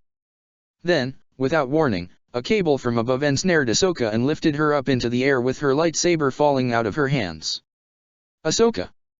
Barriss cried out to her as she saw Bane in the air, reeling her up. "I hear how compassionate and all you Jedi are supposed to be," Bane taunted, flying out from the edge. "So here's your chance to prove it." Bane then dropped a tied-up Ahsoka with Barriss jumping over in hopes of saving her friend only to be blown back by detonators that had blown up in the air sent down from Bane. Landing hard on the ground, dazed as she was, Barriss sat back up in time to watch in shock as her fellow Jedi fell down and out of sight with her calling out her name. Only for a figure in red and blue to dive from seemingly nowhere after Ahsoka, making Barriss quickly get back up and run over to the edge. Then, the figure swung back upwards with Ahsoka in his arm and landed before the Miri Allen Jedi. "Easy there, you alright?" The figure in tight red and blue spandex asked, easily ripping off Ahsoka's bindings. Ahsoka was dizzy from all the extreme movements but felt a soft hand on her shoulder keeping her steady. "Sorry I was so rough with ya, kinda did it at the last minute," he said sheepishly. "No, thank you," Barriss said gratefully. Had it not been for you, Ahsoka would have fallen to her death. Getting her bearings back in order, Ahsoka turned to the man who had saved her and blinked at the bright get-up. Thanks," Ahsoka said awkwardly, not really sure how to process such a colorful suit. "No problem." "Wait." Ahsoka looked around. "Where'd Bane go?" "He flew off probably," the boy answered apologetically. Seeing the bounty hunter escaping their grasps, Ahsoka let out a tired sigh. "Sorry I couldn't have been able to stop him." "No, it's all right," Ahsoka said. "If it weren't for you, I'd be a stain on the floor down below." "Well, that wasn't morbid at all," Peter murmured to himself, making Ahsoka's lip twitch upward in amusement. Barriss walked up to them and gave him a pleasant smile. "We do thank you for the assistance. We greatly appreciate it." "Hey, it's no problem for your friendly neighborhood Spider-Man." Dweep dweep dweep. Hearing their wrist devices going off, the two Padawans immediately answered the calls, relieved to hear their devices working again. "Ahsoka, you there? Are you alright, Barriss?" "Master," Ahsoka and Barriss said respectively. "It's finally good to hear you too," Luminara's voice said in relief. "What's going on?" "We tried and tried, but neither of us could get a hold of you." "Sorry about that, Masters," Barriss said onto them. "Our comms were jammed. But we're doing alright now," spoke the Tortuga. "Ran into some trouble by the name of Cad Bane." "The bounty hunter?" Luminara asked. "Why did you encounter him?" "Apparently he was doing the same thing as we've been doing today, tracking the anomaly. Which by the way, we found dash." "Anomaly? Wait, are you guys talking about me?" Peter interrupted. "Oh, so he's with you now?" Anakin's voice said on the other end of the comm. "Yes, he is," Barriss answered. "Okay. Well, that's great," Anakin said. "Steve will definitely be happy to hear that. Relay your position to us, Padawans, we shall be there shortly," Luminara ordered. Ending the transmission, Barriss and Ahsoka turned to Spider-Man, who stood there a bit awkwardly. "So you guys were looking for me?" The two took a moment to answer when they felt it. The force pulsating around him. It was similar to how it was with the other Avengers, but this one was different. It was almost as if they couldn't quite describe it, but it was like branches? If that made any sense. "We have indeed," Barriss answered. "When we detected your presence on this planet, the Jedi sent out search teams along with another group of individuals you may be familiar with." "Do you know the Avengers?" Ahsoka asked. Spider-Man's lenses widened dramatically with the black outlines practically disappearing. "The Avengers?" he asked excitedly with a shaky breath. "You mean the Avengers?" Earth's mightiest heroes? Captain America? Black Widow? War Machine? All those guys. Both Jedi Padawans nodded. Yes, they are here and en route to pick us up. Barris stated. Really? The Avengers are here? Like really here, here? Yup. Ahsoka said coyly. Oh, thank God. Peter unceremoniously plopped down to the ground before shooting back up. Oh my God. The Avengers are here. Where is here? What happened? How did they get here? Whoa, whoa, easy there. Ahsoka called out with her hands raised in hopes of placating him. Peter realized how he rambled on, cringing a bit at himself. Sorry about that. It's all right. Barris said. From what we've seen and heard, it is a bit much for you all to just be uprooted from home and flung into worlds you've never been to before. Spidey took a few seconds to calm down, thinking on his situation. Well, I may have just got here earlier today. But to find out the Avengers have been here the whole time. Peter said with a sigh of relief. This is good news. I finally know where they are at. He then paled a little underneath his mask. Bad news. I don't have a way to contact Mr. Stark. I found them. Mr. Stark. Ahsoka muttered out. Stark. You mean Tony Stark? The Iron Man Captain Rogers spoke of. The one and only. Of the Avengers. Yup, and you're looking at its newest member. Spidey then held his head high with a hidden smile. Recruited by Tony Stark himself. He stayed poised like that until he deflated dramatically. After the others mysteriously disappeared a while back. And now, looks like I'm in the same boat as them. Sounds like he is an Avenger after all. Ahsoka remarked. Think they'll be glad to hear that they've gotten new teammates. I hope so. Peter said. Mr. Stark and Mr. Barton have been really busy back home, looking for others to make a new team. They've been holding down the fort with Mr. Pym along with the other new members. Like Matt and oh God Matt. I need to find Matt. And teach Allah. So there were others with you? Ahsoka asked. Yeah. Spidey said dejectedly, looking to the two of them with hopeful lenses. You wouldn't have happened to have found them already? Would you? I'm sorry. Barris said sincerely. What we can tell you is that 7 of the missing 9 that had arrived in the galaxy have been located and they are all here right now on the planet. The other 2 missing I believe to be are the ones named Vision and Wanda Maximoff. Oh, great. Peter said with a frown under his mask. 4 missing heroes. Just wonderful. Don't worry. Ahsoka perked up. We've been working with the Avengers daily in hopes of finding your lost companions. Even with this, who were they again? Matt and Chola, right? We'll find them too. Peter smiled at her enthusiasm and promise. Thanks, Sokka? Did I hear that correctly? I believe we should properly introduce ourselves. Spoke the Miri Alan Padawan. I am Jedi Padawan Barrisafi. And I'm Ahsoka Tano, Padawan learner as well. And I'm Spider-Man. Spoke the arachnid-themed hero. Oh wait, Spider-Man isn't my real name. Yeah, think. Ahsoka said sarcastically. Spidey could only chuckle before he pulled the mask off his head.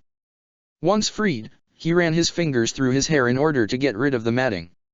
My name's Peter, Peter Parker. Nice to meet you. Scene cut. Inside of one of Cad's safe houses on Coruscant, the bounty hunter was having a conversation with his client via holocommunications. What is your status, bounty hunter? Met with your little anomaly, had a nice chat and he wound up with the Jedi. Sidious grumbled on top of his humming. That is most unfortunate. Then sorry I wasn't able to finish the job you ordered. Bane said in a slight sarcastic tone. Sidious huffed slightly. I was not expecting an immediate success. Well, that's good to hear. Then what can you tell me of this anomaly you encountered? Leave nothing out, bounty hunter. As long as I get paid. On top of your next assignment. Which I'm guessing is the one you originally hired me on with the holocron at the Jedi Temple and all that. It wasn't a question, but a statement. Correct. right. Readjusting himself in his seat, the Duro's bounty hunter started his report. First off, Kid goes by the alias Spider-Man. Avengers Infinite Wars Chapter 23, Everything in Motion. Count Dooku meditated within his personal chambers of his home world, Sereno. The force has been erratic, the second shockwave signaling the arrival of more of these super-powered individuals from the planet Earth. His master had been keeping him informed of the Avengers and their actions, and now they had gained yet another of an enhanced from their planet. This was beyond troubling for the Count. He had been dwelling on this for some time now, since the first batch had arrived, and he merely chalked it up to happenstance. But now, a second group had apparently arrived. And who knows what these ones were capable of? And if a second group arrived, who's to say that a third or fourth won't? From the holovids he had seen to what his master had informed him of, these enhanced beings were a power to be reckoned with and not to be taken so lightly. The past few conflicts that they had been directly involved in showed as much. Each one within their own rights were capable of matching the best combatants they had thrown at them. Ventress, he could forgive. She was completely caught off guard and her training has yet to be finished. But Grievous and Dirge? Those two were seasoned, battle-hardened warriors. So to be bested by Avengers during their first encounters was testament to their capabilities. The droid general had been training frantically, having recently killed 2 more Jedi. Dirge had gone off to seek improvements on his own to add to the upgrades Dooku provided for him. The Jedi bounty hunter had been filled with same fire that Grievous held, especially holding contempt for a particular Avenger. Since then, Sidious and Tyrannus had been forced in accelerating certain aspects of their overall grand plan in order to counteract and combat this new growing threat. Sidious remained assured that overall, everything will still go as planned. But it would be better to be safer than sorry. Sidious even believed that eventually, these Avengers might be useful in the long run. Dooku was unsure at first, yet his master spoke of something that did lend credence to such a claim.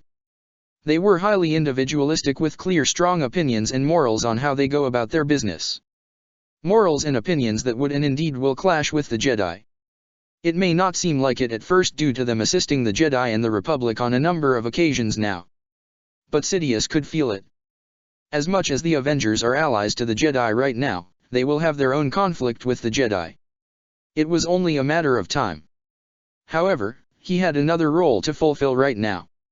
He was assigned by his master that preparations must be accelerated and he shall do what he must. Exhaling, Dooku's eyes opened and he stood from his seat and exited his chambers. Walking down a corridor, Dooku arrived at his intended destination and the door to the room opened upon him getting near. He entered a large hollowed room, standing upon an elevated platform. Down below, crimson blades whirling about, was his apprentice Asajj Ventress. She was having a practice duel with a pair of Magna Guards that he had taken from Grievous and had been retrofitted for her training. Currently, she was on the offensive against one of the Magna Guards while the other stood to the side on standby, her blades clashing against its electrified staff made to resist lightsabers. She held the advantage until the guard reared its head back and twirled its staff until jabbing her in her stomach, knocking the wind out of her. Dropping to the ground on her knees, wheezing, Ventress looked up in time to have her face whacked with the Magna Guard's weapon. She flew back, landing hard on the ground. Growling, Ventress kicked up to her feet and threw both her hands forward. The Magna Guard sailed back into the wall, smashing into the hard metal. Just as she ignited her lightsabers, Dooku made his presence known. "You must be swifter, my apprentice." Asajj quickly turned to see Dooku, the platform he stood upon lowering to the training ground. She kneeled down as her master approached. "Master," she said as she always did, adhering to the Sith customs between master and apprentice. "You have been advancing well into your training, my young apprentice," Dooku said, beginning to circle round his student. "But I have seen several flaws within your movements, your actions as well as your temperament. You must rein in and concentrate." Dooku went on. "When your emotions take control, you gain a greater power but also a greater weakness. You become vulnerable and easy to predict, leading to a swifter defeat. Discipline yourself for finding the proper balance between your rage and your focus." "Yes, my master," Asajj promised. "There are many new enemies we are facing," Dooku said, standing before her now. Enemies that have proven to be quite adaptable and much more powerful than we had anticipated. Usage clenched her fist in frustration and anger, knowing exactly to what and whom her master was referring to. Quell your rage and save it for later, my apprentice. Dooku said patiently. Your initial loss to the Avengers while unwelcomed was unforeseen. An unpredictable element that came into play that took all off guard, including the Avengers. But we will not be unprepared the next time we face them. They will know of our power when the time comes. Including yours. Once again Usage both swelled with pride and confliction. Pride in knowing her master held great expectations of her skills and potential, yet that's where her confusion came in. When she was found by her master, Dooku spoke of her latent power sleeping within her. How her master's master sensed the same thing. Yet they could not describe it to her, nor could she exactly tap into it. Force her, she wasn't even aware that she had it. At first, she chalked it up to something involving the Force or her connection to her home world of Dathomir. But after a while, she realized that wasn't the case, something both her masters discovered as well. Sidious then simply stated that they be patient and allow the potential to come naturally, with artificial methods may proving to be more dangerous and detracting than helpful. Now all she could do was train, day in and day out whenever she was able to. Of course she conducted her missions under Dooku, but she was growing impatient at the prospect of not being able to access her hidden powers. Perhaps there are ancient Sith holocrons, texts, or archives that may shed some light on her problem. Come my apprentice, there is work to be done. Dooku said, prompting to her to rise and follow after her master. The two departed from her training quarters, walking down to the lower levels of Dooku's personal estate. Battle droids were found all around the estate, programmed to guard the Count's home along with his own selection of security forces. Eventually, they arrived at their destination. Underground was a series of chambers Dooku had constructed over the past few years since becoming Darth Tyrannus, dedicated to studying and practicing the dark side of the Force. This was where Dooku furthered his own training along with the ever-growing number of followers to his cause. His acolytes.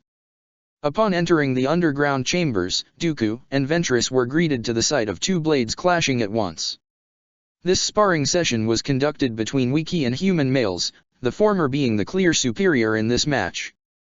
The human male had tried with vicious aggression to overwhelm his older and more seasoned opponent, yet the Wookiee acolyte sidestepped and swatted the human aside with practiced ease.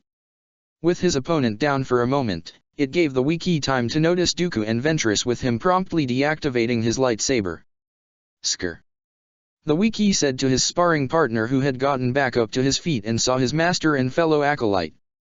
Both fell to their knees as Dooku came up to them both. Impressive work as always, Master Sora. Dooku praised. Soon, the rest shall be elevated to your degree of skills. I thank you for the praise, Master Dooku. Sora Bulk responded humbly. Have you come to us for a mission? In a manner of speaking. Dooku said plainly, momentarily regarding both his acolytes. Tolskar was a tall, blonde-haired, and scarred man who, like Sora, was once a knight of the Jedi Order.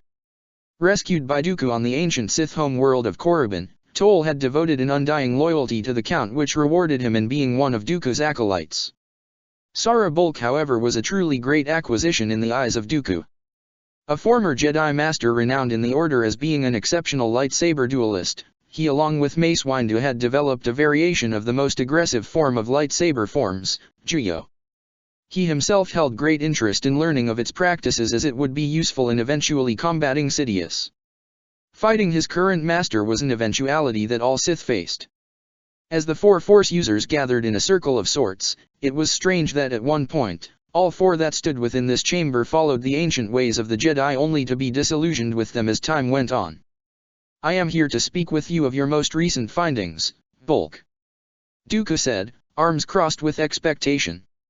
You said you may have someone of interest for me. I do indeed, Dooku. Sora Bulk said with conviction, reaching for his belt.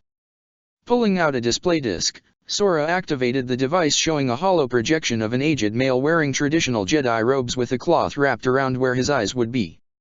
Dooku recognized the Jedi immediately. Prosit dibs. Indeed, Count. Sora nodded. It appears that he has clashed with Master Windu sometime after the start of the war and has been imprisoned in the lower levels of the temple on Coruscant. His skills and knowledge would do well in serving our goals. Dooku thought on the matter, recalling the few times he had spoken with Master Dibs and his perception of the Jedi Order. While a stout and firm believer in the Jedi Code and responsibilities, Dibs was also very open with his view upon the Order's duty being to the Republic than the Force itself. A Jedi's duty was to the Force, not politics, a resentment that grew over time. He was curious to hear Dibs' story on how he had gone from respected Jedi Master to prisoner within its own walls. Go bulk. Dooku instructed the Wookiee Dark Jedi. Travel to Coruscant and liberate Master Dibs from his cage. He may serve us well should he join us. Sara Bulk merely bowed forward, turning to depart immediately with Tolsker joining him upon Dooku's orders. Without looking to his primary apprentice, Dooku spoke. Have you made contact with the leader of Death Watch? I have, my master. Usage stated. Vizsla awaits a meeting between you and himself. He wishes to personally regard whether or not this alliance would benefit his people. Dooku nodded. You have done well, Ventress. Your next assignment shall further test your growth and resolve. I am ready, my master. Wordlessly, the Count reached for his lightsaber with barely a visible motion. Igniting his curved hilt, Dooku held it before him before twirling it and slashing at Ventress, who quickly held it back with her own two crimson blades. Then let us see if those words prove to be true. Dooku said with intense focus. Scene cut. Captain Steve Rogers was feeling a serious case of mental exhaustion. Too many thoughts were going through his head all at once, making him wonder how exactly he not passed out from it all. Tony had apparently been keeping himself busy back home on Earth, though that came as no surprise there. The team was fully aware that Stark wasn't a man to simply sit around, waiting for things to come to him. He did things in his own fast and eclectic ways. It also wasn't so surprising to hear that Tony was working himself day and night in trying to find them when they had gone missing. Barton and Pym had even joined in to pick up the slack. In all honesty, Steve found it rather heartwarming and reassuring that even as divisive as times that they can be, Stark was willing to do a lot for those he considered friends and allies. Nat on the other hand felt grumpy that Clint couldn't stay retired for a few weeks at a time. And as much Steve and the others had tried to, there was no talking down Nat on her stance of her blaming herself for Clint having to come out of retirement. Then again, she knew she'd do the same for him if their roles had been reversed. Then there was the new kid, Peter Parker, or Spider-Man as he called himself. Tony had apparently been eyeing Peter for some time, the young kid telling him that he wanted to take him under his wing and send him up to HQ where he could be trained properly under Steve. This sure as hell wasn't what Steve, Peter, and definitely Tony had in mind. Kid had heart, that was for sure. Young, definitely around Ahsoka's age, but determined and optimistic, even if he was borderline ecstatic and freaked upon learning just what kind of a situation he had been dropped into. Yet, there was something else to him. Something Steve easily recognized that seemed to be a trait shared amongst the team as a whole. Aside from the kid being from Queens. Kindred spirit and all. It was easy for a man of Steve's character to see the self-burden and weight the kid carried. It was damn near impossible to detect with how awe-inspired Peter was in seeing everything he had these past few days. But a seasoned warrior and hero like Cap found it in the eyes. It's always in the eyes. Knowing there was story to tell, Rogers thought on the other two that were apparently with Parker when he appeared in this galaxy. So on top of finding their two missing members, there were now an additional two that were lost somewhere in the stars. Just great. So much to do, so little time. Whack. Steve grunted, holding the side of his head while cringing in pain. Oh my. Aayla Secura instantly deactivated her practice blade and walked over to Rogers. I'm so sorry, Steve, are you alright? I did not strike you too hard, did I? Geez, Steve, you alright? Anakin Skywalker voiced his own concerns from the side of the training room they currently stood in. Yeah, I'll be fine. Steve said, rubbing the side of his temple. Nice shot. That was more than a nice hit. Anakin remarked. Indeed. Aayla placed her hand on Steve's wrist, pulling his hand down to reveal the bruise forming on the side. These blades may be low in power, but they're still physical. Guess I just wasn't paying attention. Steve said, wincing slightly as he felt Ayla's fingers trace themselves over his injury. Figured as much. Anakin had the same idea. What's on your mind, Cap? You're not usually distracted that much. Does this have to do with young Parker's arrival and what he has told you recently? Ayla assumed. Steve could only nod in affirmation. Pretty much. Got a kid now up here in space while Earth is still vulnerable. I trust Tony and Clint to keep watch, but I'd rather they not do it alone. Two men could only do so much. From what that kid told us, doesn't seem like they intend on doing it alone. Anakin stated. And I'm glad to hear that.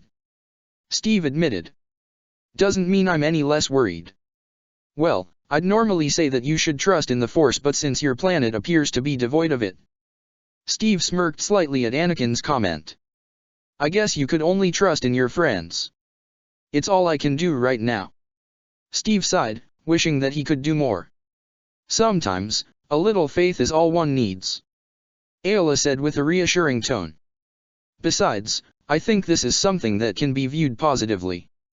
This made both men look at the Twi'lek Jedi in confusion. If there appears to be other methods of travel between Earth and this galaxy, then there is no doubt a means of getting back there. Ayla stated. Just have faith and patience in your friends, Rogers.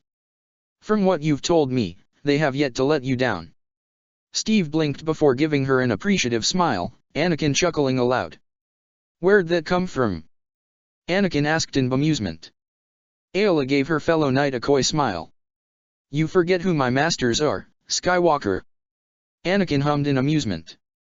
True enough. Still. Steve had a somber look. I just hate how I can't do more right now.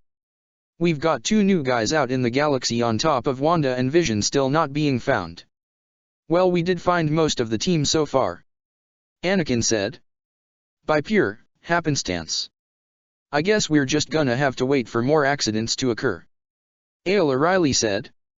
There is a bright side to all this. Anakin said. Both Ayla and Steve looked to Skywalker in confusion, with the former asking, how so? Anakin shrugged. Easy. If anything goes wrong, blows up or doesn't involve the Force, I won't be blamed for it as much. Steve deadpanned at the Jedi, though he knew that there was merit to Anakin's words. Too much tended to end up in flames or scraps involving the Avengers. It's a bit of a bad tendency, all things considered. Anakin and Ayla laughed at Steve's expression, the Twi'lek Jedi patting him on his shoulder to comfort him. Don't worry about it too much, Steve. Ayla said. In war, everything tends to blow up. I could attest to all my plans usually ending up improvised. Same here. I know Anakin. All too well. While the trio conversed, one young teenager from Earth was getting accustomed to his new environment. Peter Parker was bordering on the edge of complete and utter fear, wonder, amazement, excitement, guilt, and so on and so forth. His emotions and thoughts were so raw on the matter at hand that his two Jedi companions that had been assigned in helping him adjust to his new situation were feeling a bit overwhelmed by these emotions radiating off of him. Void of the Force as he may be, like the other Avengers, Ahsoka and Barriss were still able to pick up on certain elements like feelings and such. Since finding and being sort of saved by him, Ahsoka and Barriss had been assigned to helping young Parker adjust better to the Temple and the galaxy as a whole. The rest of Earth's heroes would naturally help out as well, but the Council agreed with the Avengers, believing it would be better that Peter get more comfortable through people around his age rather than just grown-ups. Ahsoka and Barriss found Peter to be strange but interesting. He had way more questions about, well, everything.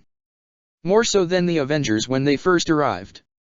The Avengers appeared to be the type of individuals that would take base-level knowledge and add more as time went on or when the situation called for it. Peter was like a sponge. He was obviously a bit nervous about being on an alien planet, alleviated as he may be with the presence of the Avengers. However, as soon as Barriss offered Peter the chance to go to the Jedi Library, he was unsure at first, but after several days picked up on galactic basic and whatever open knowledge was available, Peter had thrown himself into it all. Rhodey made a comment stating how he understood now why Tony would recruit a kid like him. It was like a miniature Stark, something that jokingly terrified the team. Currently, Peter's head was buried in another set of texts regarding galactic history, completely being absorbed into the fascinating tales of this warrior culture called the Mandalorians. Apparently, they have a long and storied presence within the galaxy and have had many encounters with the Jedi. And speaking of the Jedi, he was blown away at how many thousands of years they've been around. It was crazy. And they had laser swords. With laser guns. Then there was this whole hyperspace travel, which kinda reminded him about Halo and their version of FTL, slip space. Honestly, this was all too much for a geeky nerd like Peter. It was like every nerd sci-fi dream coming true. Least this was keeping him somewhat distracted from the fact that he wasn't on Earth and Aunt May would definitely be worried sick about him. And like that, all the excitement and intrigue he had on learning about this new galaxy switched off with him slumping forward. He seems to do that a lot. Ahsoka said in a low voice to Barriss, who sat beside her. The two Padawans were seated at the table beside him, conducting their own studies under the tutelages of their masters, since they only had a day or two left before shore leave officially ends. These crazy events that had happened over the course of the last several days has led to many prolonged shore leaves for Jedi and clone troopers alike. Honestly, it was clear to see that it was just a means to beef up Coruscant security till the fires die down. Though with Peter's arrival on top of being notified that there were now two other enhanced to be found, somehow quelled the fires, so to speak. The Force had been even more erratic and chaotic these past few days. Practically the entire Order was on edge, with some unable to withhold their personal feelings on the matter, the prevailing description throughout being that of an electric sensation bouncing off their skins. The Force had never felt so potent to them before. Many did not want to admit it, but rather than tempting, it was honestly frightening. Frowning slightly, Barriss cleared her throat aloud, making Peter turn back for a moment before fully facing her, seeing that she was calling for him. "Peter," Barriss said softly. "Are you all right?" "Oh? Oh. No, I am fine," Peter said, trying to play off whatever troubled him, though it was clear by their facial expressions they didn't believe him. "Peter, you know that we could sense your discomfort through the Force," Ahsoka stated. "You could do that?" Peter asked in intrigue and astonishment. "There's a lot we could do with the Force," Barriss said with a small smile. "Do you remember what you were told of the Force?" Peter rubbed his chin. Somewhat. Something about how the Jedi use it for their abilities." Ahsoka giggled slightly. "That's the abridged version of it, but yes, the Force is what the Jedi call upon to use their abilities and duties to the Republic and the galaxy. It is the source of our power." "The source of your power?" Peter mused. "How exactly?" "It's rather strange and bit difficult to explain," Barriss said. "Here, in this galaxy, we are all connected to the Force. Master Luminara told me something Master Yoda once told her. The Force is the ally of the Jedi, not the tool. For it is everywhere, surrounding and binding us together. The Force gives life in the galaxy the power to grow and expand, become that which it believed unattainable. It exists in every corner of the galaxy. From me, to Ahsoka, the books, the ships outside these walls, the denizens of this temple and planet, to every blade of grass and leaf within the gardens of the temple. Luminescent that we are, not this base crude matter. To feel the Force and adhere to its duty is the responsibility of all Jedi." She always enjoyed speaking on the power that connected them all. To her, it was her own way of advancing her knowledge and connection to the Force while helping others connect to this all-encompassing energy, even to those void of it. Once finishing her small little speech, the Mirialan Jedi realized she had gotten caught up in her own little world with Ahsoka and Peter staring at her. Barriss wasn't one to get flustered or embarrassed, but even she couldn't fight the growing heat in her cheeks. Ahsoka laughed slightly, nudging her friend. "I always knew you were smarter than me, Barriss, but you sounded like a master right there. I hope I didn't sound too overexcited," Barriss said sheepishly. "No, I think you sounded like a true Jedi," Ahsoka said, praising her friend, comforting hand on her shoulder. "Wouldn't you say, Peter?" The girls looked to the spider-themed hero, surprised to find a contemplative and fond look over what they had usually seen when explaining this concept to others who didn't understand the Force. "Responsibility, huh?" Peter murmured, a sad smile stretching on his face. "You know, this Who Force thing sounds like chi and chakra, or Buddha from my home planet. Otherworldly energy that connects us all. I think Earth does have something similar to this force stuff now that you mention it. Ahsoka and Barriss perked up at the mention of this, having never heard the other Avengers speak on it. You have something like the force on Earth? Barriss asked with intrigue. From the way you described it, yeah. Peter nodded, thinking back to the few times he brushed over Japanese history and the many anime and manga he read that spoke on the matter. He was a nerd after all, and being a bit of a weeb fell into that category. What's it like? Ahsoka inquired, propping her chair closer. This, what did you call it? Chi, right? Yeah. Chi, chakra, Zen Buddha. Though I think there's some differences. Peter murmured.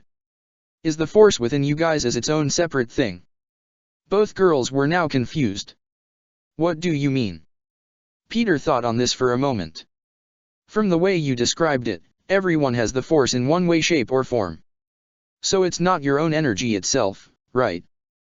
The Padawans thought on his words. The force was honestly just that. The force. It existed in every corner of the galaxy until the arrival of these Earthers who were devoid of it. But still, it was everywhere. There were those who were not adverse force users who used the microscopic organisms known as midichlorians to explain what the force is. But that was just an excuse. The midichlorians were just the method in which Jedi used to measure one's potential in the force is all. Understanding the force in it of itself was entirely different. No, the force is not a latent energy within just a person. Barriss elaborated. All things in this galaxy have it, some just being more connected than others. Parker leaned back with his arms crossed, contemplative expression. Then I guess chi and chakra are different in their own right. Those types of things are energies that the individual must tap into within themselves. Not an external thing. Wish I knew more on it though. Maybe when we find a way back to your planet, we can find out. Ahsoka said, unable to withhold her want for an adventure. Just like her master. That actually sounds like a wonderful idea. Barriss stated, surprising herself a bit at her willingness to go but her desire to learn one out. Peter was rather flummoxed at the eagerness of the two girls before him. He had only known the two for maybe 4 days, 5 tops as the sun was setting on the city world of Coruscant. But he had been spending every day with the two to large degree and had been learning a lot from them. The galaxy at war, the Jedi Order, basic and so on. And he was able to grasp a solid idea on who the two were in character. Ahsoka was easily the more outgoing and extroverted of the two, matching more to the kind of similarly aged teens he had interacted with back on Earth. Barriss was much more quiet, reserved, and thoughtful, and always appearing to choose her words carefully than recklessly. She didn't seem that much older than either him nor Ahsoka. As a matter of fact, he was pretty sure both girls were around his age. But returning back to what they had said, Peter found himself grinning a bit. Sure, we could call it an exchange program. Peter joked. You guys teach me about this galaxy and I'll teach you all about Earth. Deal. Ahsoka said excitedly. While Peter had continued to foster new friendships, Natasha Romanoff was spending her time catching up with the rest of her comrades and friends. So you had to work with a Mercs Guild, huh? Sam inquired wryly, small knowing grin on his face. Nat only shrugged. You know it's nothing new for me, Sam. I'm just glad to know you're okay. Rhodey said. This whole galaxy is one big death trap. You could say that again. Hope murmured. Their conversation was interrupted for a brief moment by a snort and mumble, Pietro dozing off to the side. What's got Pietro all knocked out? Nat asked. Just running around these past few days, looking for something for a little lady that's been on his mind for a while. Scott said from his workstation. Normally, he'd be working on something scientific like maintaining everyone's suit operations or keeping his own suit in check. This time, however, he was working on a bowling pin. Lady friend. Rhodey repeated in amusement. Who is this supposed to be? That blue ponto lady from the Senate. Scott said, measuring out the bowling pin. Blue ponto lady? Sam murmured. Wait, you mean Rochuchi from Pantora? That blue senator lady? Yeah, her. Scott nodded absent-mindedly, wiping away a blemish on the pin. "Dude, what exactly are you doing?" Rhodey asked. "Bringing the wonderful art of bowling into this galaxy," Scott said in complete seriousness. "I'll Lebowski that much." Hope rolled her eyes good-naturedly at her boyfriend's words while Sam and Rhodey laughed aloud with Nat quirking her lip up. "Well, when you put it like that, can't entirely disagree with you," Sam chortled. "Still feels like a bit of stealing, honestly," Hope remarked. "Hey, we're taking up unwanted space here as is," Sam said. "The Jedi have been gracious enough with us having our own rooms here, but I agree with Cap. We gotta have some place of our own. For the past few weeks, the Earthers have been providing means of having their own source of income as they do not want to solely rely on the Jedi for hospitality, as they feel it would be taking advantage of them. Thanks to Scott's idea of bringing Earth culture to the galaxy, and with the discovery of their AI tap being with them, they have had a steady sort of increase of credits. Pool tables and rock and roll sell well. The clones had taken a particular liking to Earth culture, and then there's the films and TV shows the Avengers had on their own personal devices. However, that's not what was on the mind of one Avenger. Guess Tony's been busy back home," Nat remarked. "Figured he would be," Rhodey said. "Never can sit still as much as he tried to.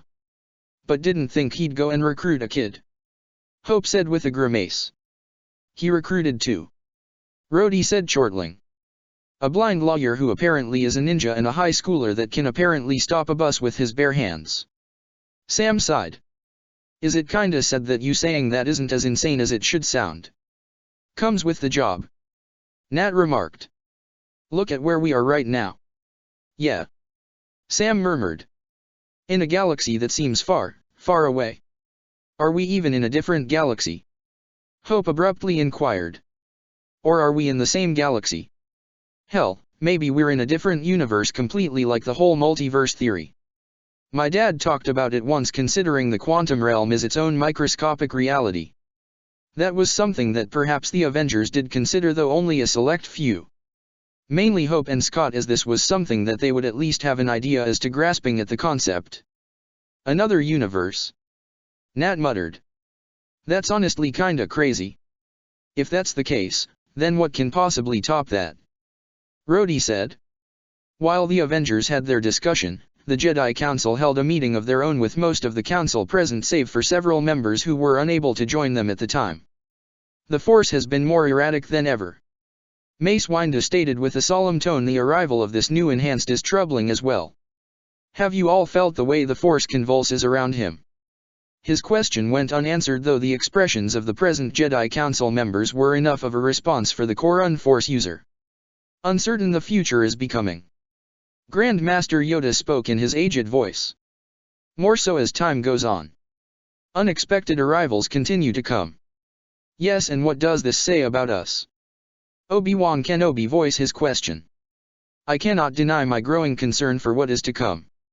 In all honesty, I can't deny how lucky we've been in gaining new allies since these Avengers have made their appearances, but who's to say that eventually, an adversary that has capabilities similar to theirs arrives?" "Agreed," Plo Koon said. "If we were to face anything like the Avengers, who would be against the Order and the Republic, we would be gaining a momentously dangerous enemy. Then there is the matter of this Cad Bane," Oppo Rancisis stated. "He has appeared on our radar twice now in the span of a few days. First a hostage situation, then to hunting down the newest enhanced on Coruscant." "The will of the Sith, that was," Yoda interjected. "Felt his arrival he did, as did we all. Opportunity, he saw, failed to claim he did. Be that as it may, I find the constant topic of returning to the Avengers rather startling," Windu admitted. "Many of these past events have either been directly or indirectly tied to them. Another matter that has honestly plagued my mind. Who is to say that the Avengers will stay allied with us?" Windu inquired, making all present council members look to him in surprise. "What do you mean, Master Windu?" Kenobi asked in complete bewilderment. "That is a rather radical thought to bring up, Mace," Master Kit Fisto remarked. "From what I've seen and heard, these Avengers aren't ones to just turn on others so suddenly. What caused this sudden idea to sprout?" I am not suggesting that they do or would, but that may be a possibility. Mace elaborated. I am grateful, truly I am, for these individuals who wield such great powers to assist us in our times of need. But with how chaotic and unpredictable their arrival was to this galaxy, the unexpected is something I have begun to consider to be more likely than not now. Once is an accident and this second time was a coincidence. But if and perhaps when more of these enhanced beings from Earth arrive to the galaxy is no longer anything short of a pattern.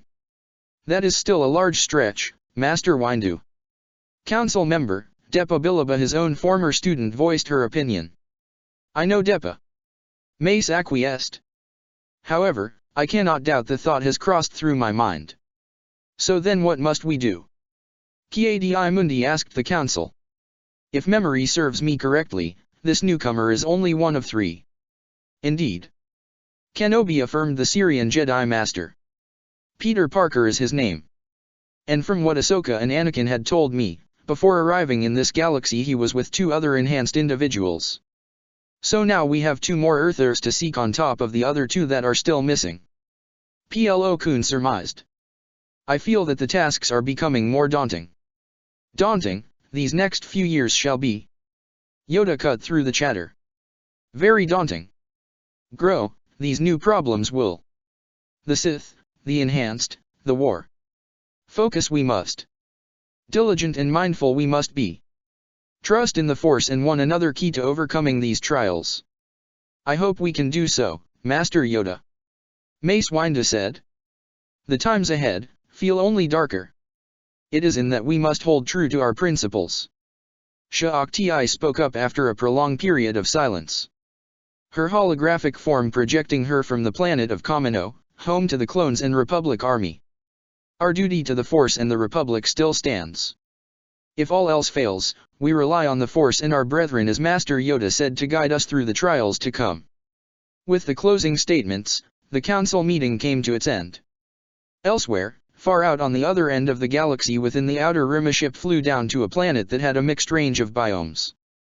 Jungles, forests, deserts, and plains made up its surface, hinting at a strong case of agriculture being the predominant feature of the planet after the ship flew by multiple farms.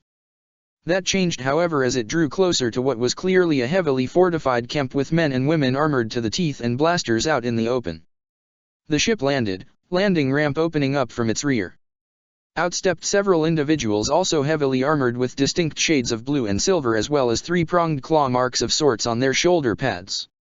Aside from the shoulder symbols, what made this group share a sense of unifying identity were the distinct T-shaped visors all their helmets had.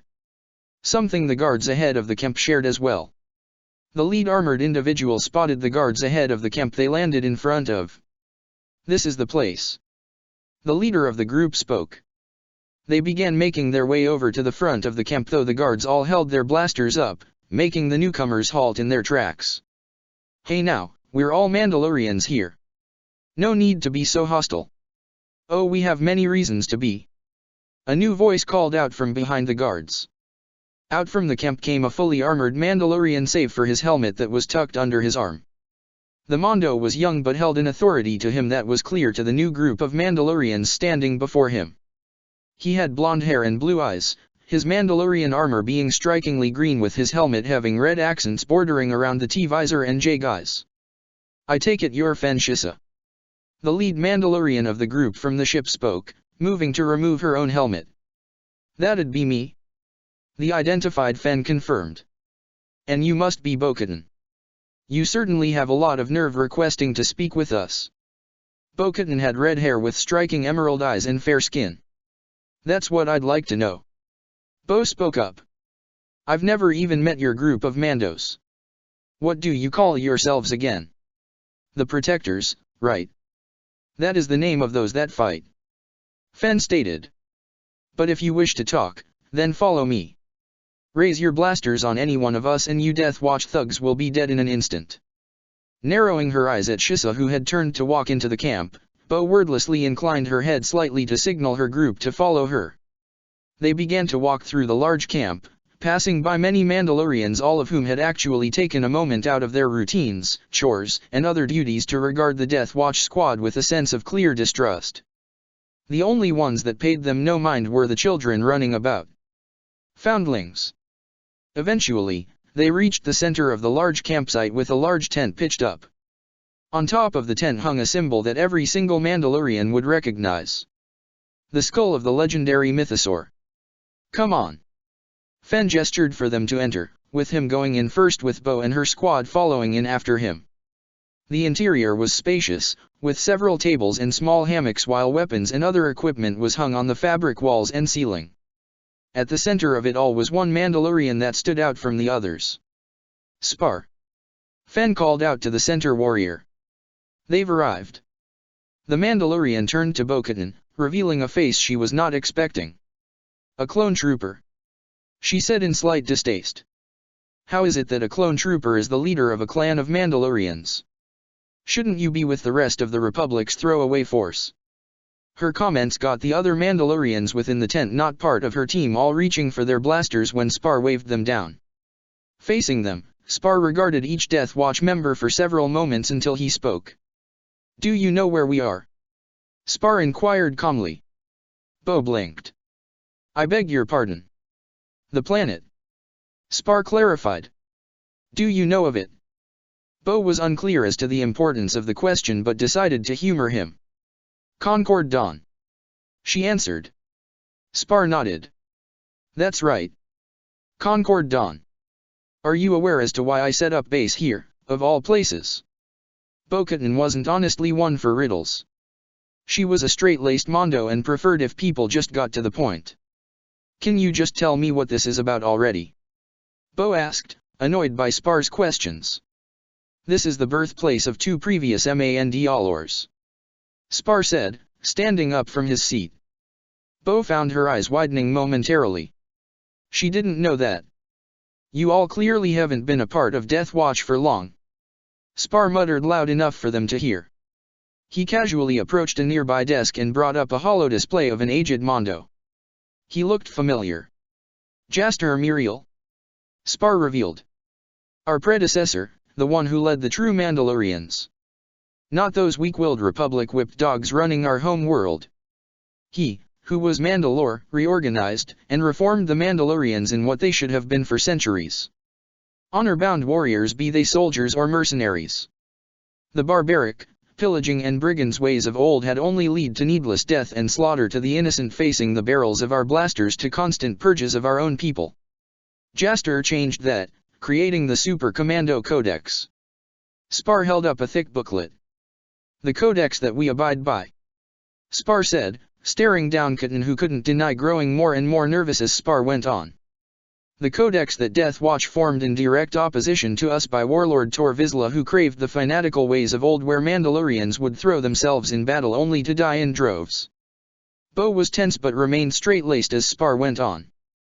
Him and his eventual successor, my predecessor, and progenitor Jango Fett would eventually root out and kill off Tor Vizsla, splintering Death Watch.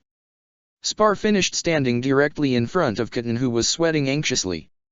This was where his farm once stood. Spar said, eyes locked firmly onto Bo's. This is where his journey began as a Mandalorian, Mandalore, and eventually the template for the clone army of the Republic. Of which, I myself was once meant to be a part of.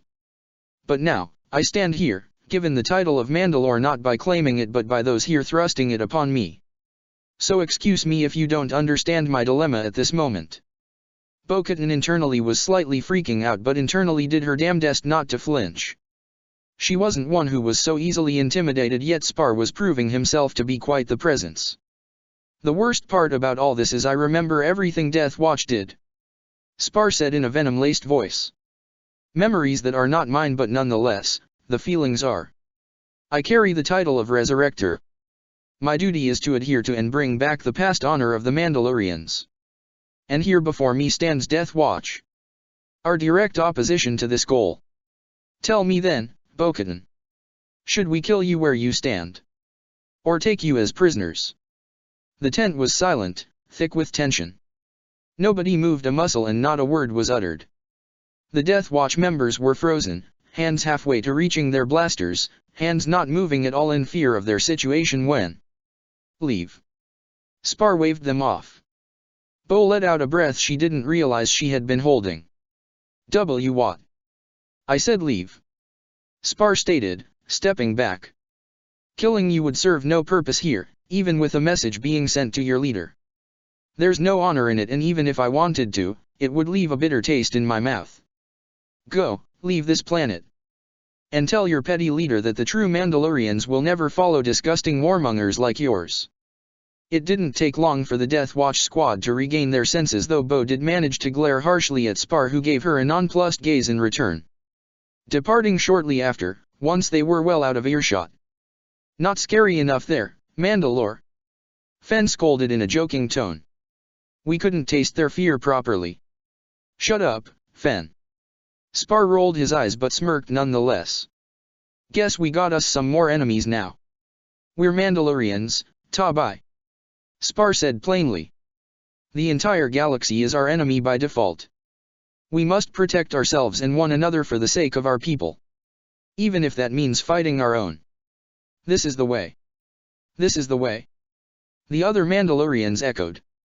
Fen, bye, start up the ships and begin preparations. Spar instructed his two closest friends and confidants. Get Ren and make sure our weapons are fully operational. I don't want any buggy equipment. And has anyone seen Dax? He's out napping, Mandalore. One of the super commandos said in clear amusement. Spar stared up at the ceiling with half-lidded eyes. Well then, go wake him up. All around the Protector's encampment, activity was clear and present. It was time the Mandalorians made their moves. Scene cut. It was a barren world. A hot one. Yet life had a home here.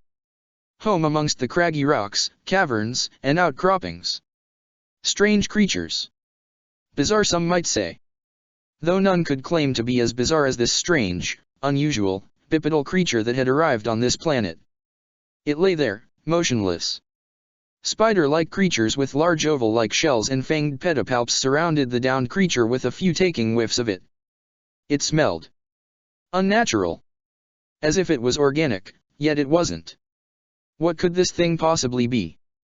One of the spider-like creatures jolted back suddenly. This thing was moving. The spiders scurried back as the creature used its upper limbs to push itself up to its knees. Taking a moment to regard its surroundings, the being stood upon its legs with its bright yellow circuit cap flapping in the wind. Blinking, it took a moment to realize that this was not the cave that he had stood in last he remembered. Vision could only find himself stumped as to where he had ended up. Meanwhile, far off in space beyond the outer reaches of the galaxy within the endless void was a ship. A large ship that was once a part of an even larger ship. This ship actually had several more ships inside and was currently traveling to its next destination. Within the ship itself, music. Classic Earth music from the 20th century, ranging from good old pop to jazzy beats, soul and rock and roll. Something that at first didn't appeal to some of the other inhabitants within the ship, but eventually, their team leader's taste proved to be too good. Will. What? Put on something more upbeat, this dreary shit is messing with my mojo. Well, what do you want then? Duran Duran? Motley Crue? How about Jackson or Bowie? I have no fucking clue who any of those humies are, Quill.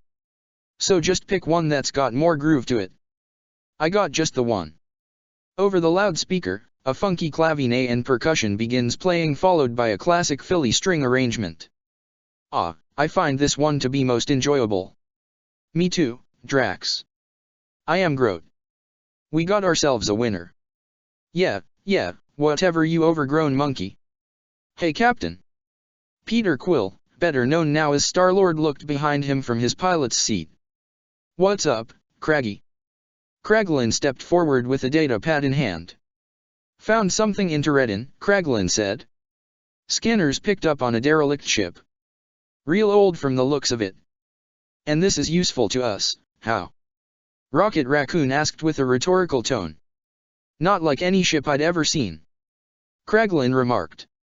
Get this, it doesn't have a UNTN drive. Got something else entirely. Did we find something? Maybe we did, Gam. Rocket was now interested. Where is this derelict ship you mentioned? Not far really. Kraglin handed over the data pad to Rocket. About a few hundred yards. All right, let's see what this ship's about. Quill stated, and he piloted the quadrant towards their new destination. Upon drawing near the derelict ship, Quill could barely contain his unease at the state of it. Oh man, what'd ya find, Kraglin? A ghost ship? Sure looks like one. Rocket murmured. I am Groot. Don't tempt fate like that, Groot. Gamera said. We've had too many of those already. I am Groot. Who cares if that's our profession? Rocket stated, fiddling with a spacesuit disc before tossing it aside. I just wanna see what junk we could use. The small salvage op was quick, the derelict ship being small enough to fit into one of the quadrant's ship bays. Geez, this thing's seen better days. Peter commented, seeing how the ship was extremely beaten up and worn down. Any ideas what kind of ship this is? Old as hell for starters. Rocket stated, scanning the ship for anything that can be detected. Gamera stood to the side, squinting her eyes at the ship with Mantis looking up at it with wide-eyed curiosity. Drax observed the ship in his own way, tapping his knives against the metal hull of the ship. How old you reckon this ship is? Kraglin asked the Guardians. About 4,000 years. Rocket answered, getting an answer via his scanners. This ship has been through the ringer. I'm amazed it's still in one piece. Gamera muttered. I hear that. Quill concurred, walking around to what were the engines. Grazing his hands over to the underbelly, Quill recoiled back at the sound of metal groaning before stumbling back in time as a ramp door unhinged itself and fell to the ground. Quill. Gamera was by his side along with Drax. What happened? Ship is barely keeping itself together. Rocket answered for the human, who agreed. Barely even touched the damn thing. Quill muttered, giving Drax and Gamera appreciative nods as they helped him up. What's that? Mantis inquired aloud, approaching something that had fallen out of the ship. Careful, Mantis.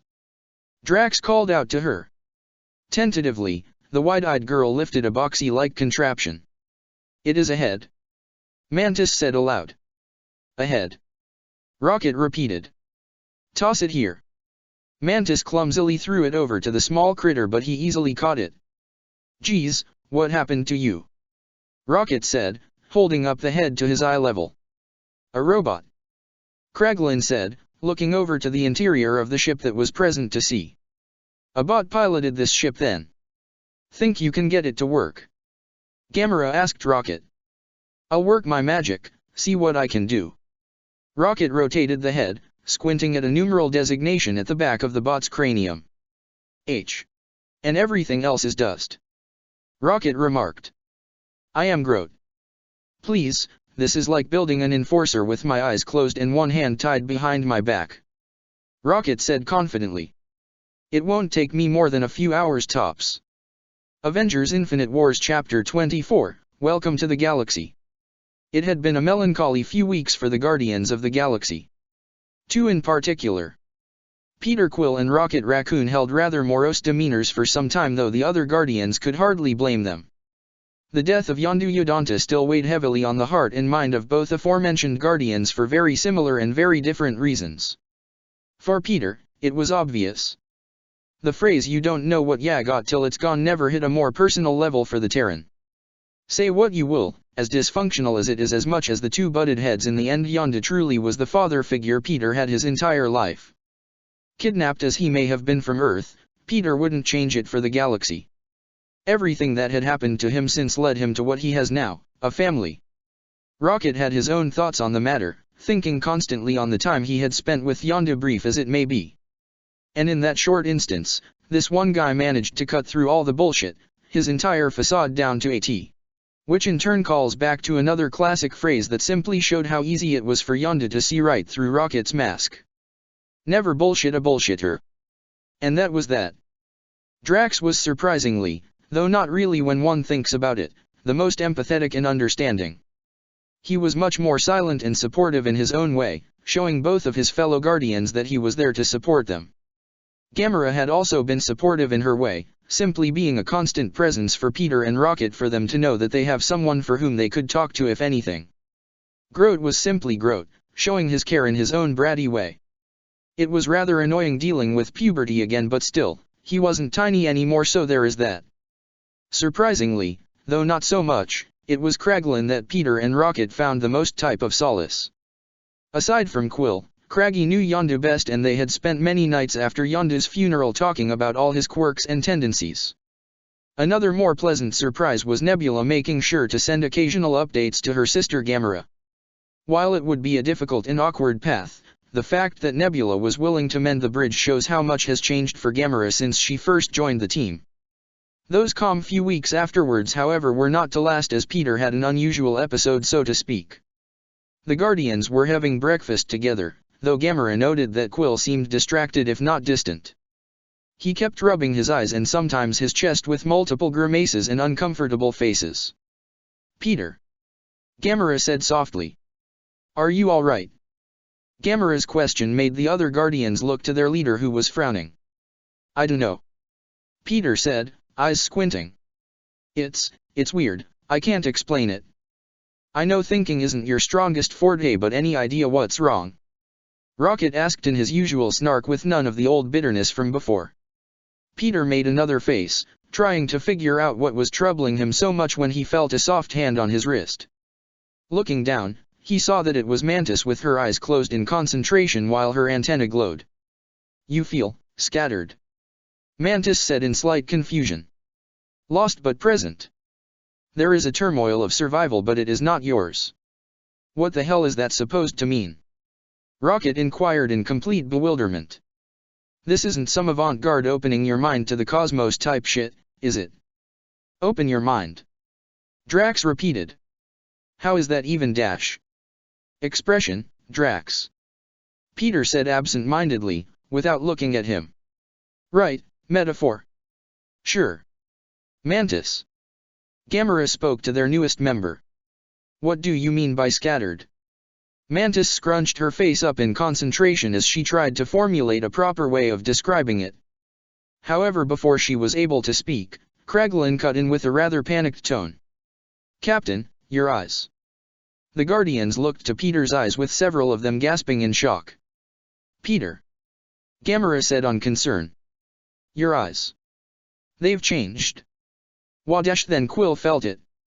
He had hardly recognized it, as it had only happened once before, but the feeling was so raw, powerful, and unrestrained it was not something he'd ever forget. His father gave him access to such a feeling. The expanse. Peter saw it. All of it. Or what was left of it.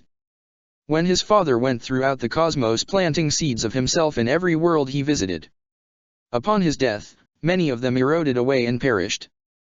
There were some, however, that survived. A few withered away on their own, but some had apparently taken root in a kind of emergency survival response and were eating the planet it remained on to stay alive. And so, Peter stated that he must root out these remaining seeds and destroy them, making sure none of his medfather's legacy remained. The Guardians, bolstered by their recent ordeal and belief in their group, naturally agreed. And thus, for the past year, thanks to Kraglin, who had knowledge on where most of these seeds had been planted, went from system to system, planet to planet, galaxy to galaxy. Though most had ended up empty-handed, for those that held one were disposed of with a quick rain of fire. However, there were some that proved to be difficult. After every single seed dome that was destroyed, the next one became rather harder to kill off. It was proving to be rather annoying, but in the back of Quill's mind, disconcerting. Were these seed domes reacting to their crusade and preparing themselves? A base survival instinct. Then came a truly shocking display. They stood upon the planet Xander, being welcomed as heroes due to no small part in their actions the year prior from holding back Ronan and apparently being the ones to have prevented the blue glob which nearly consumed their planet. What the hell is going on? This enforcer is my third variation. Rocket complained aloud. I made it after we kicked Ego's overgrown head to the curb. Well, it's not working, Rocket. Gamera chided, arms crossed in frustration. Whatever this piece of Ego is, it's more resilient than the last one. Quill. Drax spoke up, observing the blob. You are a descendant of Ego. You spoke of the power you had being half celestial. Maybe you could still use it. The other Guardians stared in bewilderment at the rather far-fetched idea, but nonetheless, Peter figured he'd give it a try. Stepping up to the blob, Peter loosened his shoulders and closed his eyes. Reaching far back to the time he first felt the power, Peter at first found nothing. Not to be deterred, he concentrated, bringing back everything on that day. There was nothing but a blank void for a while, until... Hey! Peter said excitedly. I think I've got something. Small tendrils of light began seeping off his fingertips before they connected together with his hands held out. Laughing ecstatically, Peter felt the familiar overflowing power he had back on Ego's old planet, but it was significantly weaker than what it once was. But that was all that he needed to do as the glob of Ego's essence began glowing itself, since being in such close proximity to one with the celestial gene. Quill stood there for several moments, taking in the power while also trying to figure out just what to do with this rediscovered power. He could feel the connection to the old glob, yet he couldn't quite figure out what to do with it. Recalling Yonda's words, his old father figure spoke on how he controlled his old Yaka arrow with his heart, not his mind. So then how should he handle this? Standing there with the others watching and the energy still swirling in between his hands, Quill felt a bit stumped as to how to proceed from here. Sure, he had access to his old power, but it was practically a small flicker of what it was. Even though Ego's essence and center was destroyed, Quill still had the celestial gene and thusly could develop it himself, though it was clear to him that he was gonna need a lot of practice. No time like the present. Quill, are ya gonna do anything or not? Rocket asked grumpily, getting extremely impatient now. Hold up, Furbag, I've only used this like 4 times and that was last year. Quill rebuked. Well, what did you do last time? Gamera asked. I turned into a giant version of Pac-Man. Star-Lord stated. I am Groot. No, it's not from that stupid-ass game you have. Rocket said, eyes up at the sky in annoyance. And can you please at least turn the damn sound off? Damn thing rings in my ears when I try to sleep. Okay. Gamera then turned to, Mantis, you spent a great deal with Ego. Did he ever show or talk to you about his powers? How did he control them at all? Mantis adopted a thoughtful look, swaying from side to side. Ego always talked about concentration and compression. Mantis said offhandedly. But him being a celestial, his powers were natural and he could use it without thinking much. Well, maybe that's a positive. Rocket remarked. Quill doesn't think much to begin with. Har. Peter said dryly, thinking on Mantis's words. Concentrate and compress? Peter's eyes then lit up with an idea and focused, reaching out the connection between himself and the seedling glob before him. Nothing happened at first, but then, the glob began glowing more until it shifted slightly in place. Concentrating, Quill maneuvered his hands carefully and had them at a foot apart from one another. Slowly, he brought his hands closer together, gritting his teeth as he felt a sliver of resistance. Forcing the resistance to submit to his own power, the energy emanating from his hands began to converge together, and astonishingly the large blob began to writhe and shrink. Soon enough, the energy that Peter had formed into a sphere, with the blob emulating the shape until he clapped his hands together. In an instant, both his power and the blob of Ego's seedling dissipated and vanished altogether. Star-Lord immediately collapsed onto his backside, breathing heavily. Peter. Gamera was by his side, hand on his back to keep him from falling. Are you alright? Oh yeah. Quill played off, though the slight wheeze didn't exactly assuage Gamera's concerns. Hey, would you look at that? Rocket remarked. You were useful for something other than music. Haha. Peter said, getting back up to his feet. The Guardians looked to where the glob once was, with the ground slightly indented to signify that it had stood her until Quill had gotten rid of it. Alright, so we figured out an easier way of getting rid of these things. Rocket stated. So now what? Now? We gotta get the rest of them, of course. Since then, the process of taking out the remaining globs had become exponentially easier upon every passing one, with Peter's control becoming stronger and stronger. Though getting there was a bit of a problem. With Peter being able to tap into his latent celestial gene, taking out the rest of his father's seedlings was the easy part. The hard part was getting to the next one on top of finding it. Though Kraglin had a great many dealings of coordinates marked down, most had died out upon Ego's own death. The rest were scattered far and wide across the universe, and getting to each of them would be rather tedious. So, for the duration of a year, the Guardians went from planet to planet, system to system, galaxy to galaxy. All the while, the ragtag group of losers went about upholding their name, helping those in need, protecting and rescuing all for a small reward, of course. Freebies here and there, but hey, they needed to make units somehow. Which leads them to their current situation. The derelict ship they had found was being taken apart by the Guardians. "Kraglin, anything working in there?" Rocket called out from his end, outside the ship, with the parts of the disassembled robot they had found inside. Only the chest piece was missing. "Nothing," Kraglin responded, taking off a control panel within the cockpit of the ship, trying to see if anything in here was working inside. "This ship is just a tap away from crumbling. Wonder what it went through," Peter Quill said, seated in one of the chairs of the cockpit. The controls as a whole looked entirely worn out and rusted, seemingly impossible to salvage. But he was trained by the Ravagers. And they have quite the talent in making junk work. So this shouldn't take too long. Gamera walked around the ship, all the while examining it with scrutiny. This was a rather strange ship, to say the least. The design of it had one side that was curved on one end with 3 extended prongs on the other side. 2 of the prongs were connected while one just jutted out, being connected with the rest of the ship through the back curve, if that's how she would describe it. When she had walked through the interior, she found that it was rather spacious and accommodating, though clearly not for such a large crew. Kind of like the old Milano. Drax and Mantis had gotten bored earlier and went off to do who knows what. Off to the side, Rocket had let out a few annoyed curses at the state of the robot's head before marching off to find some replacement parts. "I am Groot." Gamera turned to see Groot had exited the ship holding what looked like Rocket. Gamera called out to the smaller creature who had already exited the hangar bay of the quadrant. Groot found the chest piece. "Well, Hallie freakin' Luya!" Rocket yelled back, re-entering the hangar bay with a toolkit. "That makes things slightly easier." Gamera turned back to Groot, who had placed the chest piece down with the rest of the parts. "Where'd you find it, Groot?" Gamera asked. "I am Groot," the sapient tree said with a shrug. "A floorboard." Gamera turned to the ship. "In the ship." "I am Groot." "Huh, interesting. Anything else in there that was fresh?" "I am Groot." "What smelled funny?" Rocket asked as he plopped back down where he was working.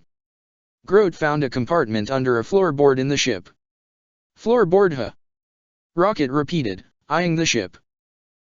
Might be a transport or smuggler's ship. Not a lot of weapons on it like what we've got."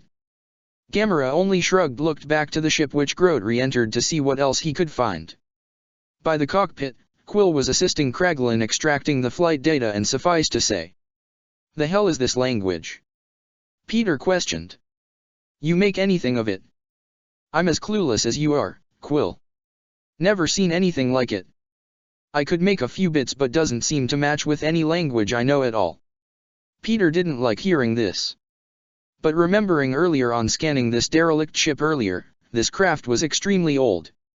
This vessel could have been from a race that died out with their own language for all he knew. "Then let's just extract everything we can and figure things out later," Peter said.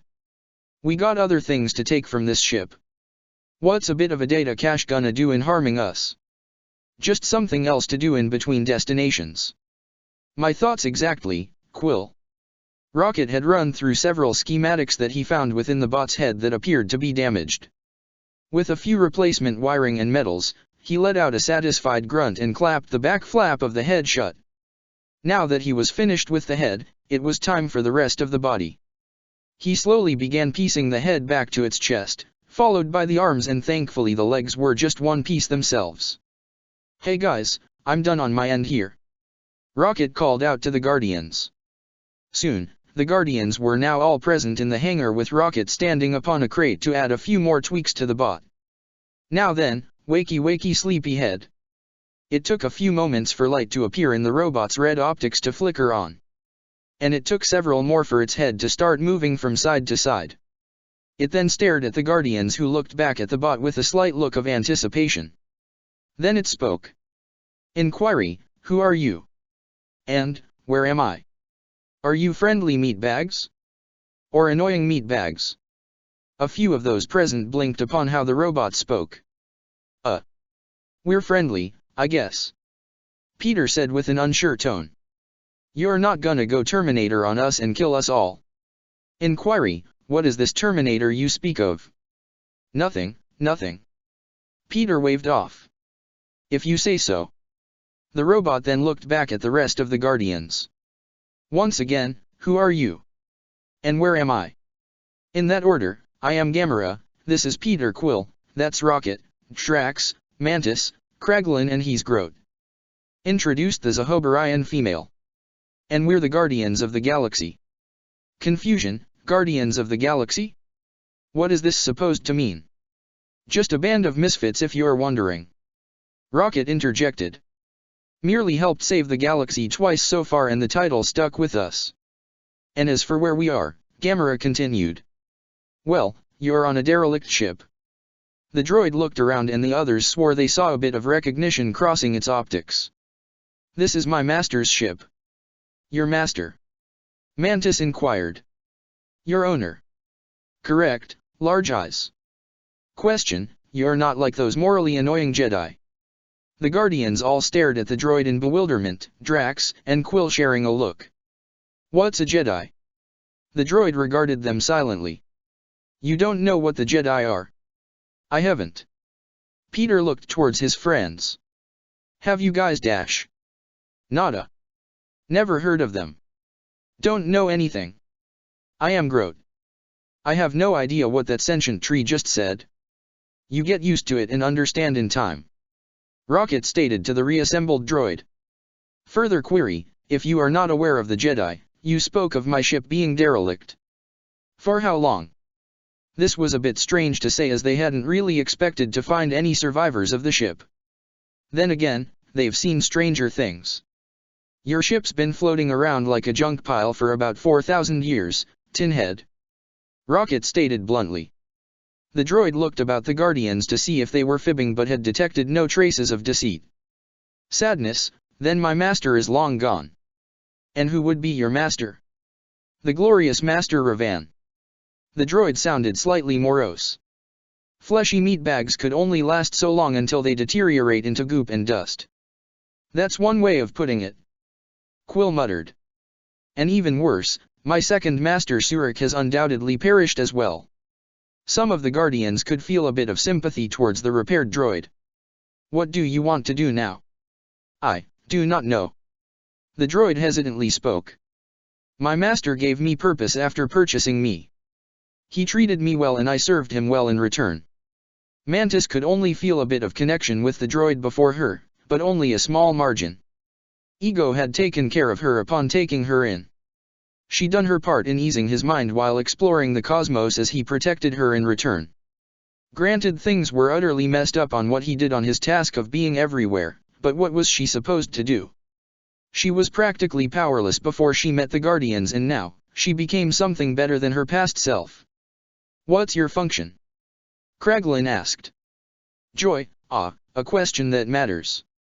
I am programmed to be an assassin droid. The droid said with great pride. You may call me HK-47. Are you going to be fulfilling the roles of my masters now? Do you need someone dead? Someone killed? I have quite the catalog since I have reactivated. It seems all my back functions and schematics have been restored. You're welcome. Rocket spoke up, gaining HK's attention. You are the one who rebuilt me? You are much smaller than the last one who rebuilt me. You get a pass on that one. Though I am unfamiliar with several of your species. HK-47 stated. Pardon. In my database, I don't recognize any of your kind. I am possibly the last of my kind. Drax said dejectedly. He had not been home since losing his wife and child to Ronan the Accuser, vile genocide of his people. I am Groot. I don't know if there are others like me. Mantis mused aloud. The only ones I do recognize are you two. Seeing HK-47's gaze upon him and Kraglin, Peter voiced his present thought. You recognize humans. Answer, correct. Huh, so there are humans where you come from. Answer, once again, correct. Come on, Quill, there's humans scattered across the universe. Rocket remarked. How is that any surprise? I know. I'm just stating a fact is all. HK took a moment to look around the hangar bay he stood and spotted current state the ship he came from. Woefully, oh, the Ebon Hawk. How sorrowful to see it in such a horrible state. My masters would have been very furious to see it in such tatters. The Guardians found the droid's behavior unusual since it was rather emotional, but they simply shrugged it off. 4,000 years. HK-47 said to itself. This is truly unprecedented. I had never been offline for such a duration. What was the last thing you remember before you were shut off? HK processed the question. There was a conflict. Another war between the Jedi and the Sith, and I was being used as a template to make more droids like myself. You must have been one hell of an assassin droid. Rocket said with an interested glint in his eyes. Prideful, I was the absolute best at my job. My master made sure of it. Rocket. Gamera said with a deadpan look to the smaller Guardian, who only grinned. HK-47 was silent for a few moments, looking at his old ship, then back to the Guardians. Now, being a droid and all, feelings were an icky meatbag concept that frankly sounded more of a hindrance than anything else. Always so needlessly complicated, these flesh bags. But HK-47 recalled something from one of his old crewmates talking about being sentimental. Request, then I wish to join you. You do. Explanation, yes. I have no other purpose and direction. HK-47 answered. I can do just about anything for you all with no question in the slightest, and kill in your honor dash. Then welcome aboard. Rocket said with glee. A few of the others groaned, realizing Rocket was going to milk the assassin droid dry with the free slave labor at his leisure. Declaration. Assassin protocols active. Greetings, Master. HK said to Rocket, whose grin turned maniacal now. Whoa, stop right there. Peter quickly cut in. I don't normally throw this card around, but I am the captain of the ship and team leader. It's true, he is. Gamera added rapidly, catching on to what Quill was insinuating. Quill is our leader. He is indeed. Drax confirmed, though unaware of what exactly the underlying method was. He is. Mantis chipped on. We call him Star-Lord for a reason. Kraglin stated, and like the Guardians, he knew full well that if Rocket had his own assassin droid, the chaos would be unprecedented. Statement, wonderful. If you shall excuse me, I must see what I am able to salvage from the Hawk. HK turned and went to enter his old home. Well, that's just swell. We got ourselves a Terminator joining our crew. Peter groaned out. Don't know if I should be excited or scared. Could it be both? Mantis questioned. Maybe. Come back to me on that later. Why do you have to go and ruin my fun, Quill? Rocket called out, aggravated. Rocket, come on. Quill said tiredly. You know damn well why. I thought we were friends. Rocket said challengingly.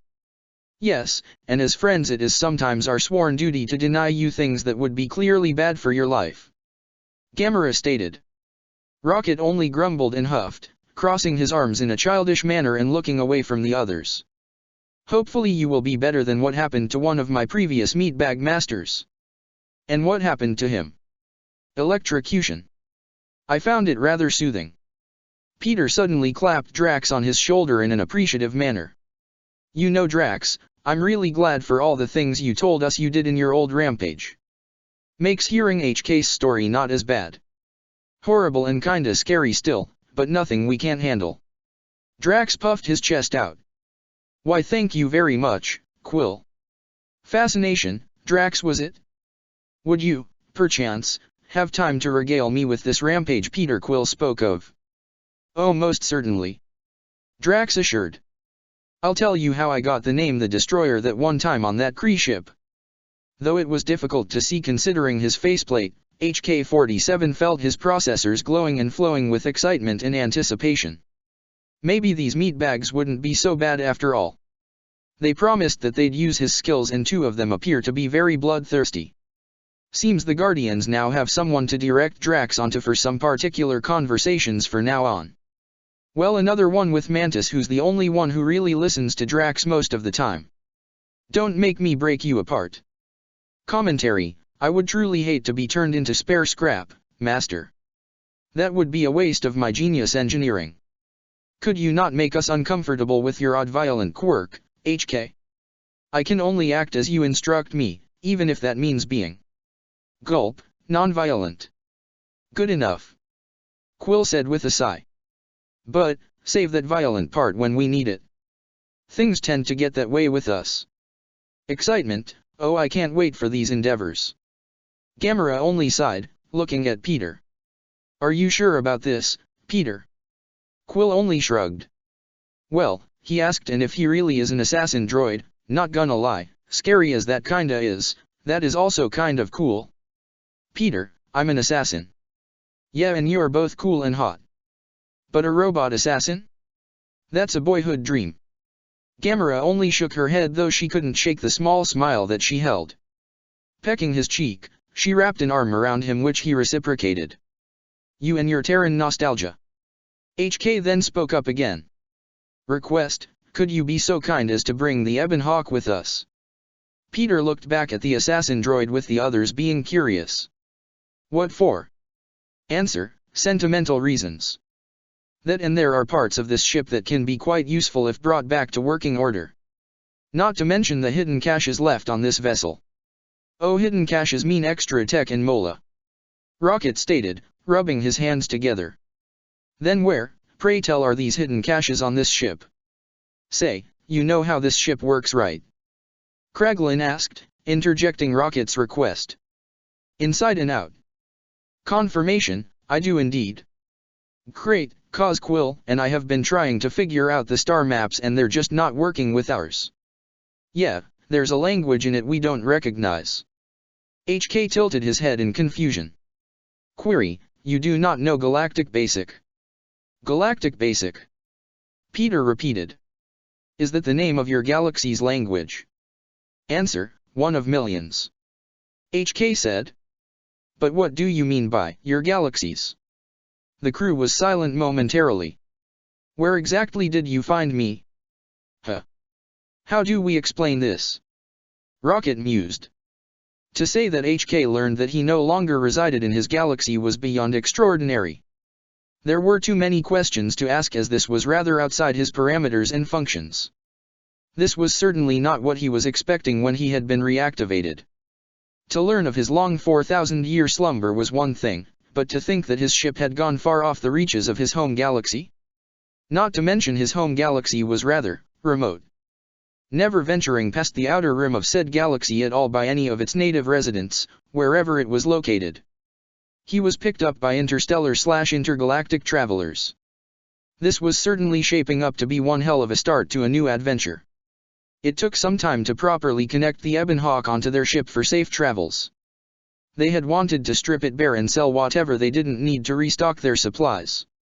But after some discussion they chose against it. They realized the possible benefit of having the Ebon Hawk as a secondary vessel for them to have alongside the Quadrant. Said ship would be their main base/home, while the former would help speed things along if needing to go to separate destinations quicker and not take as long on certain jobs. Besides, they didn't have the Milano anymore, and no one wanted to spend more money to get a replacement one anytime soon.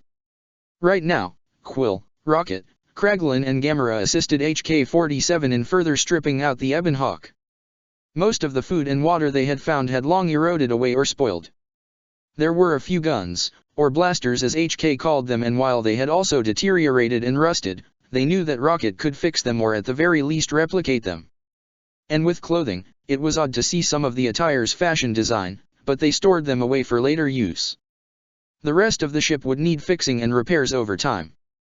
Currently though, Rocket was in the middle of going over HK's deeper functions, hoping to find more useful information on their new destination, that being HK's home galaxy. During his scans, Rocket found something interesting, which led to a compartment being opened up from the droid's chest. What in the hell is this? HK glanced down. Ah, I was wondering where Master Surik had placed her last possession. What is this thing? Rocket asked. What are you talking about, Rocket? Take a look at what's in HK's chest. Upon taking a gander inside of the assassin droid's chest, Gamera saw a faint glowing blue cube inside of the droid. For a split moment, the Zahobarian thought she was looking at the Tesseract, more importantly the container of the Space Stone. But then realized the size was not right, along with there being metal parts all over instead of being entirely glass-like. Taking a closer look, Gamera had a sense of knowing what it was.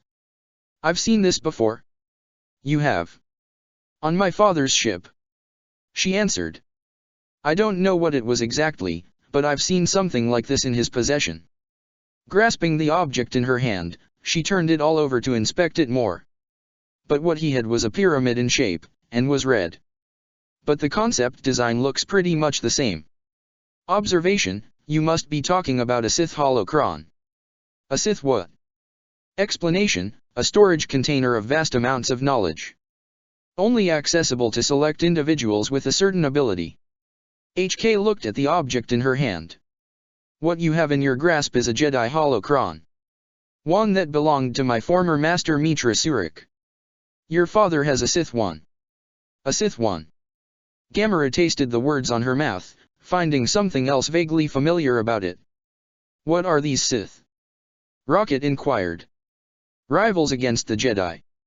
Both groups have the same sets of abilities, yet have different opposing philosophies with the religion they follow. A religion.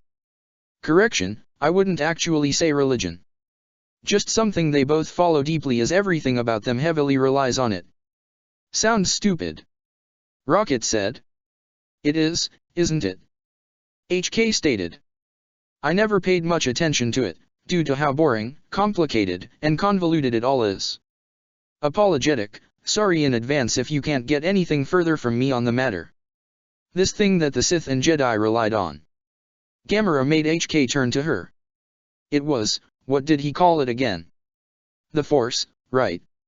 Surprise statement, Mistress Gamera, I was unaware you held knowledge about my galaxy. Are you from there by any chance? Yeah, how do you know that? Releasing a sigh, Gamera leaned against the wall before explaining. Not exactly.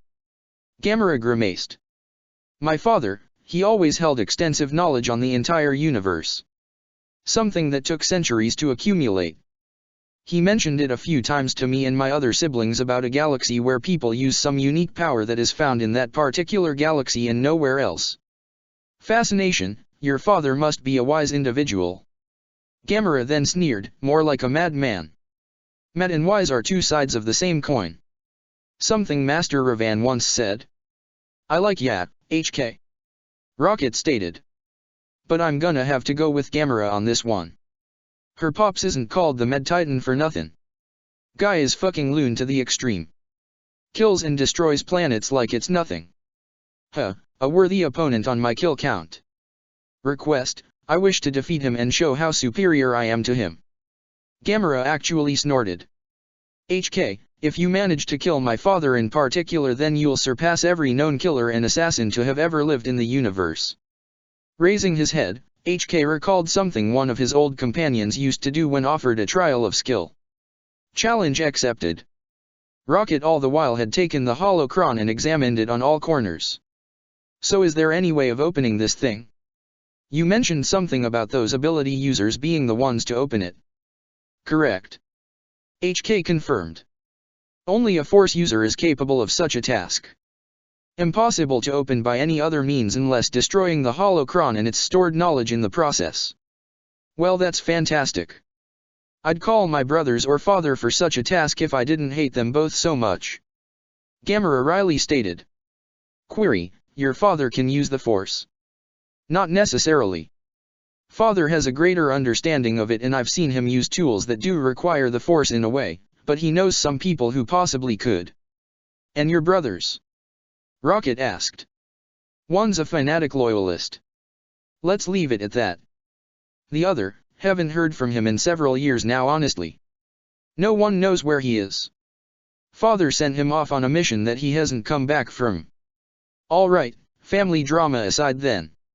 Rocket held up the holocron, gauging it. There's gotta be a way to open this.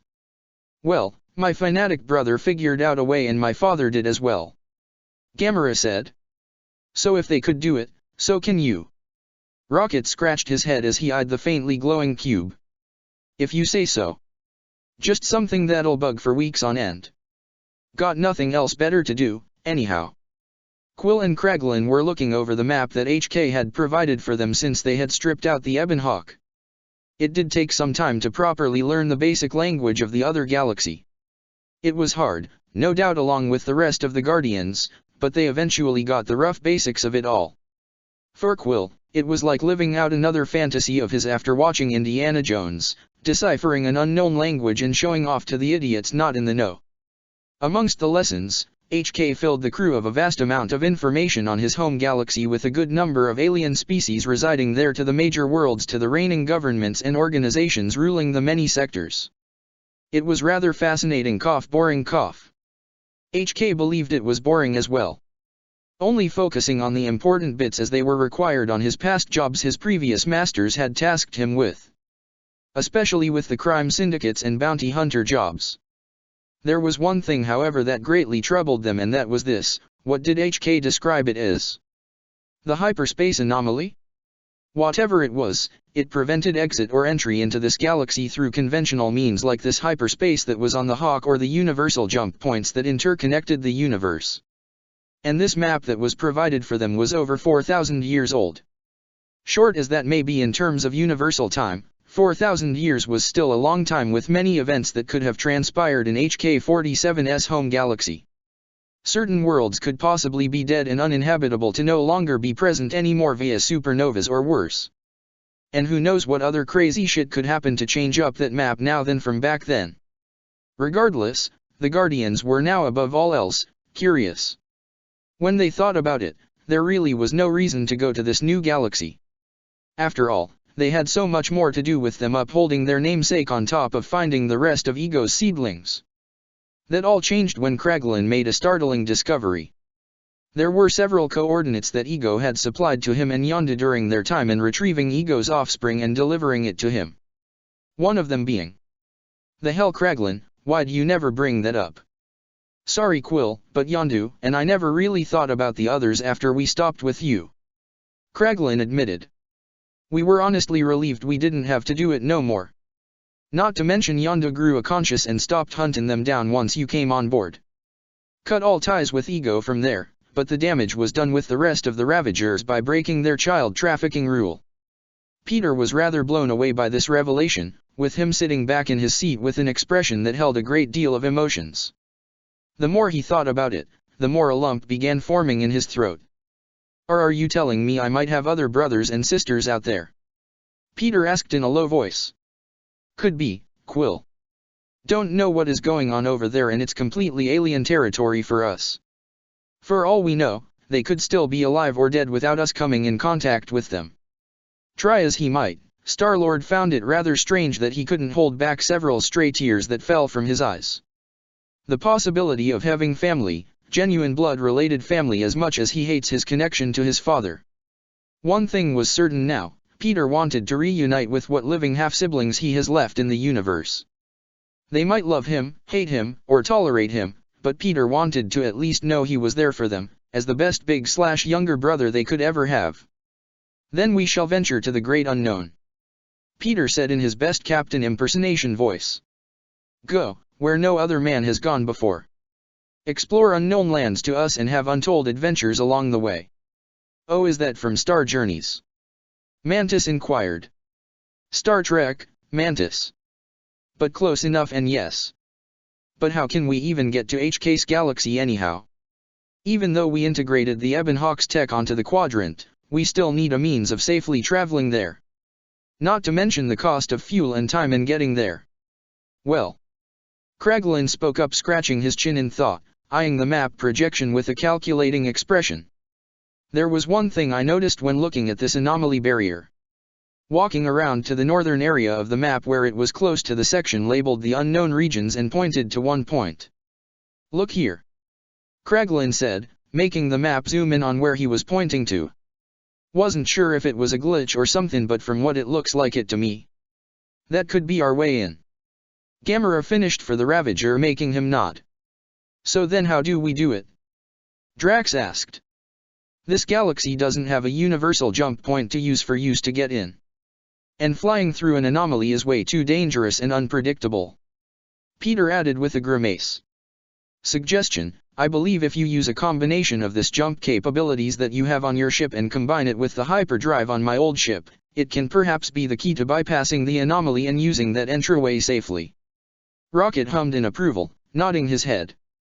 Well, that's all we got for now with a plan to get in. Let's get started. And so, with an objective in mind, the Guardians of the Galaxy along with their newest crewmate began the strenuous work of essentially creating a new faster-than-light device that had to combine aspects of both hyperspace and the jump tech they already had. The process was a lot longer than they had wanted it to be, but eventually, they had succeeded and were now en route to HK's home galaxy. Alright boys and girls, Rocket said, typing away on the controls. This is gonna be a bumpy ride. So put your head between your knees and kiss your butts goodbye. But I can't kiss my butt goodbye, Drax said from his seat. It's impossible to do that in such a way. It's an expression, Drax. Ah, metaphor. Oh goody. I'm coming home, HK said with glee. Can't wait to see the lights of Coruscant once more. What's Coruscant? Answer: the galactic capital. So, I take it there's a lot of politicians there. Depressed, unfortunately, yes.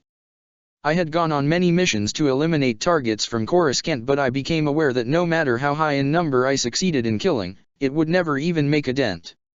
Sounds like hell, Quill quipped. It truly was, Master Quill. I still have much work to do, it seems.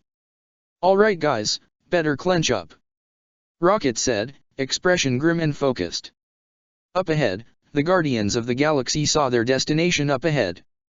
It was like any ordinary cosmic body as they had traversed much from before they converged as a team and well after.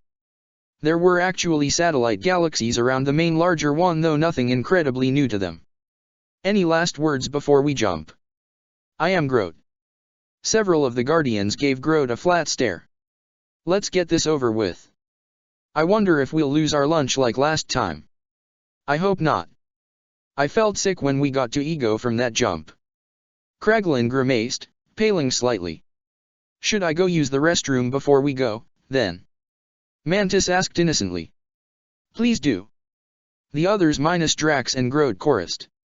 Mantis made a quick run and came back a few minutes later feeling relieved.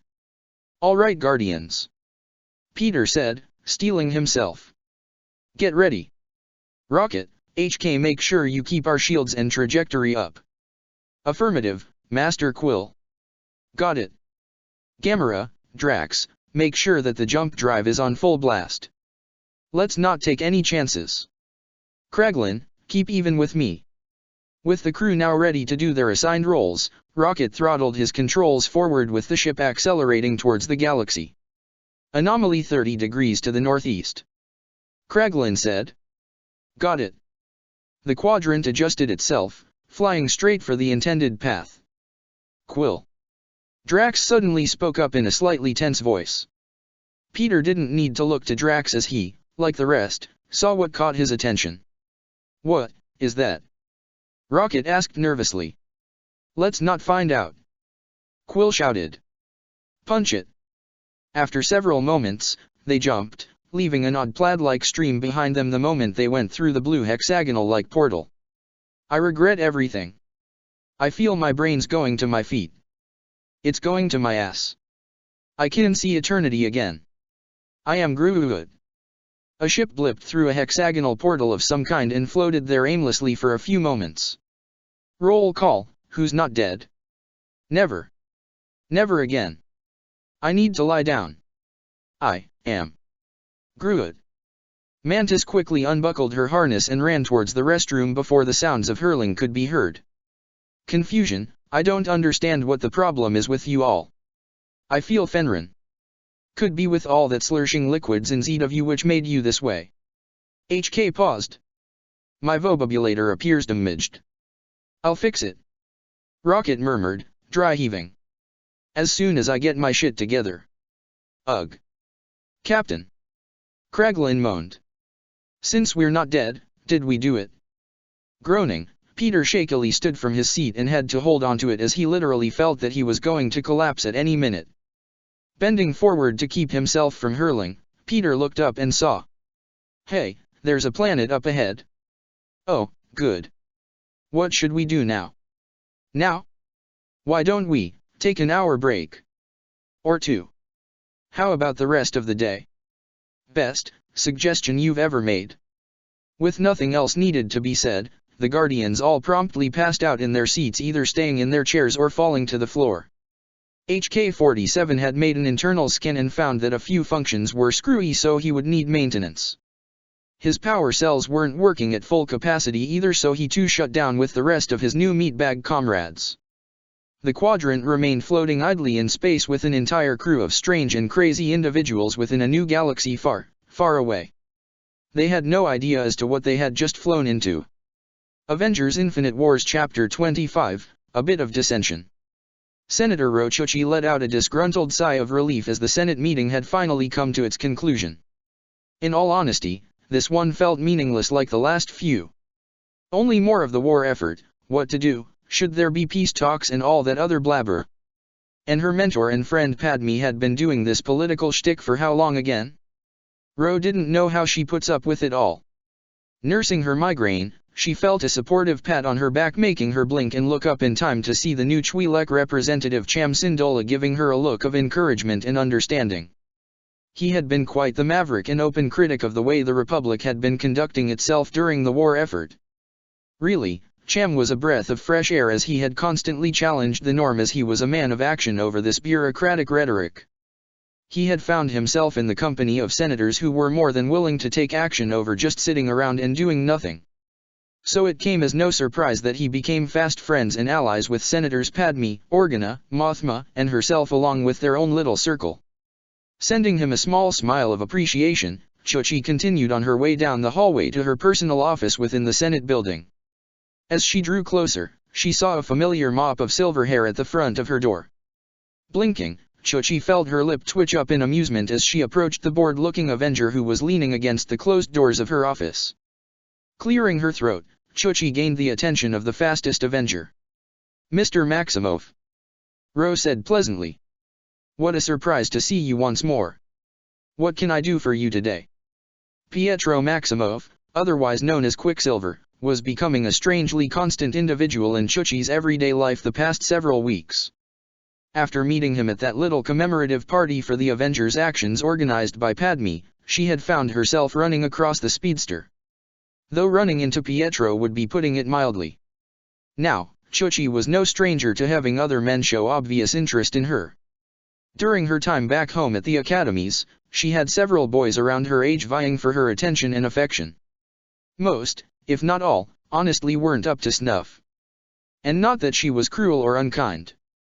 She was awkward for the most part, trying her best to let them down easy, as she had wanted to focus more on her studies than being schmoozy with other boys. She could thank her lucky stars that once becoming her people's senator, the suitors had died down, to a certain degree.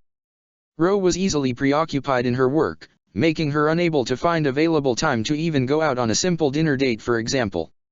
She had tried one time, but she was forced to cut it short due to an emergency Senate meeting. The Pantoran had tried to get back with her date afterwards, but it never worked out afterwards. She felt as though there wouldn't ever really be time for an intimate relationship. Chuchi had a great many duties to conduct for her people and the Republic. If she remembered it correctly on the joke, she was practically married to her job. Didn't know if it was actually funny or not these days. But now? After everything she had witnessed in her short tenure as a senator during wartime, Ro was honestly craving new means of escape from her work. Enter Pietro Maximoff. The young man was certainly not like any of the previous suitors she had met, and she wasn't sure whether that was a good thing or a bad thing. However, if there was one defining factor of Pietro in the short time that she's known him, was that he was persistent. Like Cham Syndola, Pietro was a breath of fresh air in a surprising way. He always came over when she least expected it to cheer up her dreadful days. When he was out of the field, the speedster tried to at least call her to keep her informed on the latest developments. He was brash, cocky, arrogant in a way, though at times it felt more self-condescending. Pietro didn't take himself too seriously, preferring an easygoing grin rather than being moody and focused like that Barton individual he constantly spoke of. Then again, he also stated that a great many deals of his jokes came directly from that old man. To her, it was clear to see how much Pietro looked up to this Clint Barton. Either as an older brother or an uncle-like figure. Though he was a great deal confident, Chuchi saw a kindness to him that he kept hidden in his own way. Cham had spoken of his actions back on Relith, and rather than focusing on his apparent battle victories, the Twi'lek leader told her of Pietro being one who kept morale high. He went out of his way to assist anyone and everyone in any way that he could, getting extra food for the hungry, medicine for those that needed it most, and even toys for the children. Something she learned when meeting Cham's daughter, who proudly held up her doll she had remodeled to look like him. When bringing that little meeting up, it was highly amusing to see someone like Pietro become so bashful and trying his best to hide his red cheeks. "Oh, nothing much, Ro," spoke the Sokovian. "Just checking up on how bad the meeting was today." The Pantoran merely sighed, rubbing her head as she entered her office with him following soon after. Walking towards a stand nearby, she drew herself a drink before taking a big swig. "That bad, huh?" "Very much, sadly." "Well, that's what goes on with war. So many people profiting off the problem. Despite wanting the fighting to end, they also are thinking of their funds." Chuchi regarded the Avenger for a moment. "Your home, Sokovia, correct? It too was ravaged by war. Too many times to count," Pietro said somberly, walking past her to stare out the window. "All my sister and I ever knew was war and conflict. My hometown, it was bombed so many times that I had lost track of it all." Holding up his hand, it vibrated intensely as he turned his head to her. This was the eventual outcome of it all. Sighing sadly, Ro pulled out another glass and poured a bit of the alcoholic beverage into it. Coming over to him, she offered the drink. "Thanks." Jugging it down, he scrunched his face a little. "Not your preferred taste." "Hang on." Pietro held up his hand. "And it's gone." Ro blinked. "I beg your pardon." He gave her a small grin. "One odd thing with my powers, hard to get hangovers, much less getting a buzz." "You can't get drunk." "I could try." Pietro shrugged. "I think would have to chug gallons worth of the really strong stuff. Trust me, I tried. Ran several bars dry and was banned for life from them." He chuckled out. "Hell, I did that once after becoming an Avenger, and Tony had to freeze my account with how much I spent." "Oh." Ro sat upon her desk in interest. "And how did this come about?" "Hey, a dare is a dare," Pietro remarked with a shrug. "Clint should have known better than to give me a challenge." Ro shook her head, smirking slightly. "What happened afterwards?" Pietro scratched his cheek slightly, cringing at the memory of one particular reaction. "Wanda was ticked off when learning what I did. Threw me across the room and kept me stuck on a wall for hours as I was forced to watch shows she enjoys while I suffered." "Oh, it can't be that bad. If only you knew what Wanda likes, then you'd understand. Try me." "Well, there are certain eras of shows back on our home planet ranging through the decades. She greatly prefers these shows that came on 50 to 70 years ago. Some of the sitcoms having the leading actresses being stay-at-home mothers and going through the oddest problems I found utterly ridiculous. And to bug me even further, she'd quote the lines beat by beat as the show rolled on and on." "That actually sounds quite lovely," Chuchi remarked, earning a flat look from him, making her giggle. "I am curious about your Earth culture, you know. You have spoken about it so often, and yet, I have never seen anything from these films and shows you speak of." Pietro rubbed his chin in thought. "Well, we don't have any satellites here or—" His face instantly brightened up. "But I do have my own collection of movies and shows." "Hold on." Whoosh. Ro stumbled back slightly at Quicksilver abruptly running off at full speed, the force of his sudden run causing her hair to come undone. Though she tied it back a moment later. "I should have been used to this by now." Whoosh. So forgive me in advance for us having to watch on the small screen. Pietro admitted as he soon scrolled through his collection of films and shows. Wait. Pietro held up his hand. Wait, we're missing something here. What? Snacks. Whoosh. Thankfully her hair remained as it was this time. Whoosh. Wait, do you have any favorites?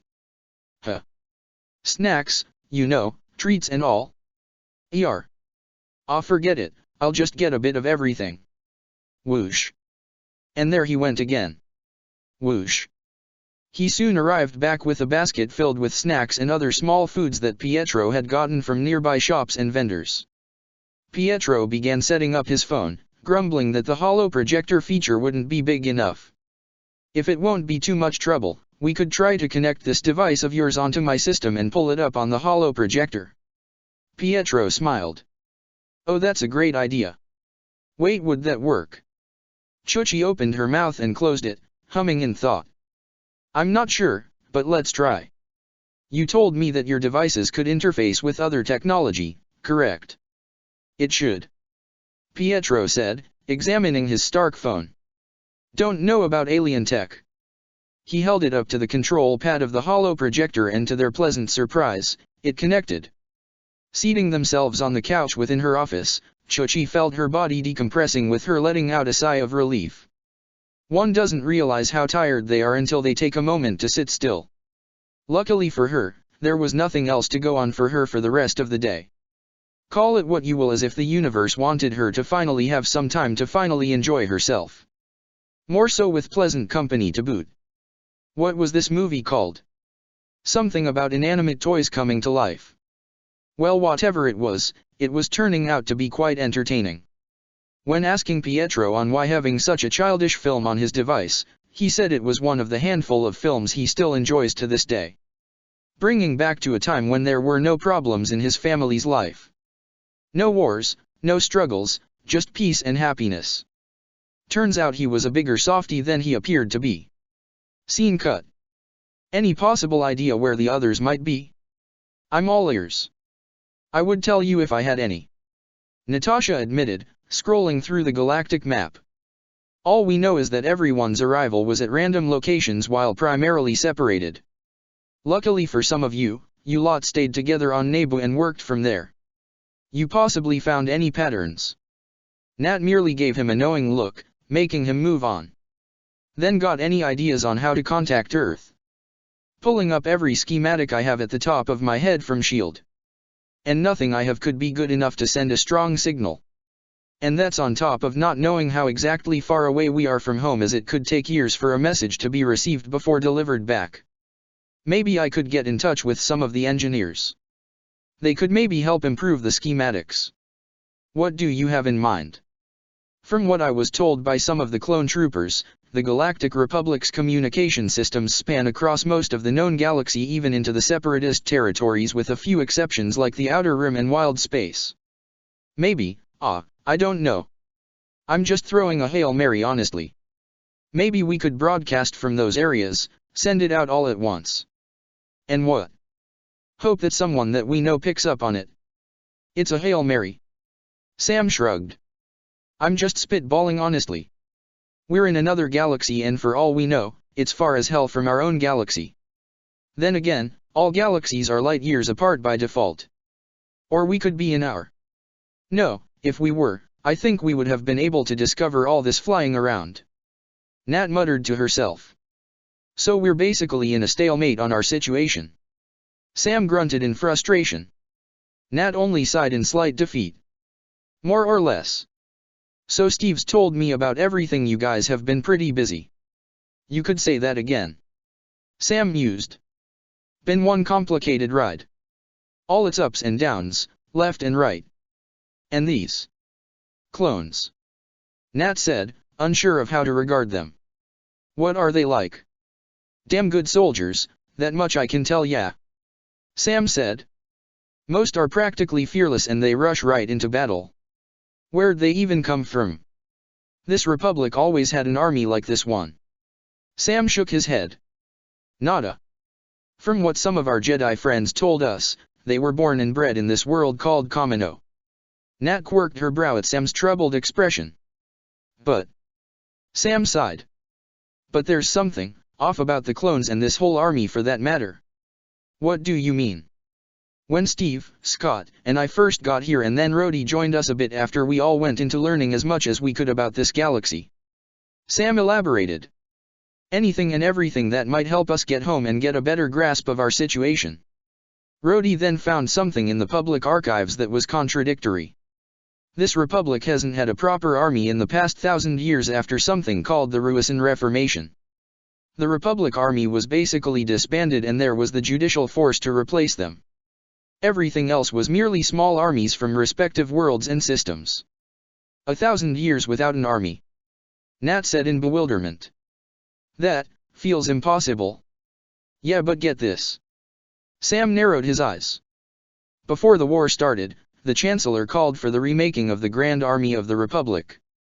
And less than a few days later on this other planet called Geonosis, this clone army appears. Nat frowned. Did people really know ahead of time, or? They just showed up out of the blue with only a handful of people actually knowing ahead of time. Sam then explained. Kenobi went to Kamino for an investigation and found the clone army being trained without anyone knowing about them. And later, Yoda went to retrieve them for the invasion on Geonosis, thus the Clone War began. Now Natasha found this intriguing and slightly disturbing. Being the Black Widow for most of her life, she has served the KGB, SHIELD, and the greater world interest at large. Her job was essentially to know most everything that would assist in better safeguarding the world. And say what you will about this being a galaxy, but an entire army was bred and they just popped out when they needed them most. That's to a point of beyond having suspicions. Seems too convenient, if you ask me. Right. And nobody ever bothered looking more into it. Apparently not. Either too busy with this war or never bothered. Nat found her mind going at 1,000 miles a minute. Great, not even a few days and we're already getting thrown into another conspiracy. These Sith guys in hiding and these clones and their origin. Nat grumbled. Feels like Hydra all over again. Sam groaned. Don't remind me. Nat only laughed. Real question is, what is it for them after this war? Nat looked to Sam. What do you mean? They were bred for war and nothing else. What would happen to them once this is all over? I honestly don't know. With what amount of there is left, it'll be hard to give them all new lives for them to accept. Some would want to still be in the military, for instance, but... Yeah, I get yeah. The two fell into silence for a brief moment. We still need to find Wanda and Viz. Nat said. Yeah, and now there's also these two other guys. Sam said. What did that spider kid call them? He said one of them was a blind lawyer named Murdoch and the other, I can't believe it honestly, is apparently the Prince of Wakanda, T'Challa. Guess things back home have been getting interesting that royalty got involved with the Avengers' newest recruits. Tony must have been desperate to have that kid join up. Maybe or maybe not. Nat shrugged.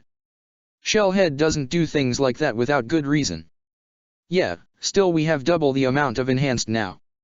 Sam said, leaning on the table that still displayed the holographic map of the galaxy. They could be anywhere for all we know. Scene cut. Scott hummed to himself, welding several wires back together from his utility belt for his suit, making sure it was holding together properly. Have to still admit their periodic table is all kinds of weird. Hope said from her personal desk, looking over the litany of elements that would not normally be found on Earth. What do you expect with ours different from theirs? On top of having more, I have managed to find several that correlate similarities with elements back home, comrades. Thanks, Tap. Rhodey said. There are several metals, comrades, that I have found may be useful in integrating into your own equipment. Like what? When reviewing some of the team's encounters with individuals like Grievous and Asajj Ventress, their lightsabers would prove to be extremely deadly if used directly against your own suits and limbs. Really? Rhodey said in faux surprise. Yeah, that would be bad considering we've seen Anakin and Obi-Wan slice through those droids like they were butter. Luckily, Steve's shield was able to withstand them with no damage on it at all. But not all of us have vibranium. Hope stated. So unless we want to melt down his shield and use it on our armor, then we need to find something else of equivalent value. So what have ya found, Tap? Inquired the Wasp. Tap made several screens appear with the trio gathering around them. The first one you see here is called Quartz metal. Tap explained, the first screen being highlighted. From what I have been able to find, it is brittle but fibrous and conductive. It can short out lightsabers apparently, and if integrated properly into the suit, help resist blaster fire. Cool. Scott hummed. Right. What's the next one? The next is an alloy called Beskar. Like Quartz, it is very resistant to blaster fire from all sorts of ranges. Even a standard execution shot to the head can one survive if one wears a helmet of the alloy. Lightsaber strikes are also repelled as well. And where can we find some of these metals? Hope inquired. Tap brought up a display of the mapped-out galaxy, highlighting specific areas for the Quartz metal. Quartz is found on several dozen worlds scattered throughout the galaxy, and it is harvested constantly in order to retrofit ships, tanks, and other vehicles, especially in this wartime. The galaxy then zoomed in on one system in particular with only 2 planets being highlighted. If you try to get the Beskar alloy from Mandalore, you'll have trouble acquiring it. Any reason why? From what I have been able to download through the HoloNet, due to the civil war that happened on the Mandalorian home system, the alloy has become restricted under the decree of their current ruler, the Duchess Satin. Stating the alloy is part of their violent past and must be expunged. There are only 2 planets where one can obtain Beskar. Their moon, Concordia, and the planet Mandalore itself. Then how do we get these metals? Rhodey asked, crossing her arms in thought. That Beskar seems a bit difficult. So either we go through the black market to find it, or have to go to the source directly and pull off a Mission Impossible or an Ocean's Heist. Scott muttered out, earning eye rolls from the others. I believe purchase of Quartz is viable. Tap said. What? How? Scott asked in surprise. We have amassed a substantial sum in recent days with the spread and copyrights of Billiards and now Queen. I can't believe that's how we're getting paid with Billiards and Queen. Rhodey said dryly. Queen is a godsend and you know it, Rhodey. Scott said, wagging his finger at the Colonel. Besides, this is only Queen. Let's see how the galaxy reacts when they hear the rest of our music playlists. Rhodey hummed in thought, considering having his own taste in music spread across the galaxy. That would be a smug little tidbit he could have against his best friend, him being the man who brought jazz, rock, and roll and R&B to an entire galaxy. The idea felt a bit too good to pass up. And what of the simulations, Tap? Hope inquired. Results show the following elements will work well with your arsenal. Looking down the list, some of them nodded and digested the bit of information. It'll take a bit to figure out the right ratios to make our weapons and gadgets function properly. Don't want to suddenly cause interference while out on the field. That's what hands-on testing is for. Simulations can only go so far. Tony did that with his first few armors and he's stuck with that method ever since. Rhodey stated. No doubt had that Parker kid do all his testing with his suit, while on the field. That must have been fun for him. Scott added in. All right, Tap, set things up so we can make the purchases of the following, please. Most certainly, Comrade Lang. Scene cut. Peter hung casually in a hammock in between 2 pillars within the great library of the Jedi Temple, casually reading up on the intricacies of how to pilot and repair a starfighter. With him was a small notebook, jotting down equations and schematics in order to keep himself busy. With all these new forms of technology around him, ideas started rolling through his head like no tomorrow. He had been keeping himself busy in learning everything that he could about this galaxy, one of which was finding chemicals that would be able to make him more web formula. He was so deep in thought he didn't hear 2 sets of footsteps stop near him. Ahem. Blinking, Peter glanced down below him to see Ahsoka Tano and Barrisafi looking up at him, the former of which had an amused smirk on her face. That looks comfortable. Sure is. Peter said, idly swinging around. I could make you one, if you want. He suggested. You two look like you need it. Maybe another time. Wouldn't the webbing stick to our clothes? Barris asked. Not always. I could moderate them in a way so you can just get on no problem.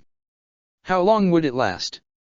Ahsoka asked, reaching up to give an experimental tug on the webbing. You did say those dissolve after an hour and I don't want to just drop suddenly. I could figure a way to adjust it. Peter said, jumping down to them. In doing so, he forgot about his notebook that rested on his chest. It fell, though Barris reacted quickly and snatched it out of the air. Thanks. Peter said appreciatively. Barris stared at the webhead intently for a moment. Is everything all right, Peter? Huh. You seem awfully busy. Barris noted as she looked through the notebook's pages. Very busy, indeed. What does that have to do with anything? Barris closed her eyes, concentrating momentarily. You seem troubled. No, worried. There is something that weighs on your mind, Peter. A feeling of... Barris looked directly at the wall crawler, who was rather perturbed by Barris's forwardness in what he felt like a psychoanalysis of his mind. Guilt. She finished. Ahsoka looked between Barris and Peter, the latter of whom gaped a bit. What she means to say is...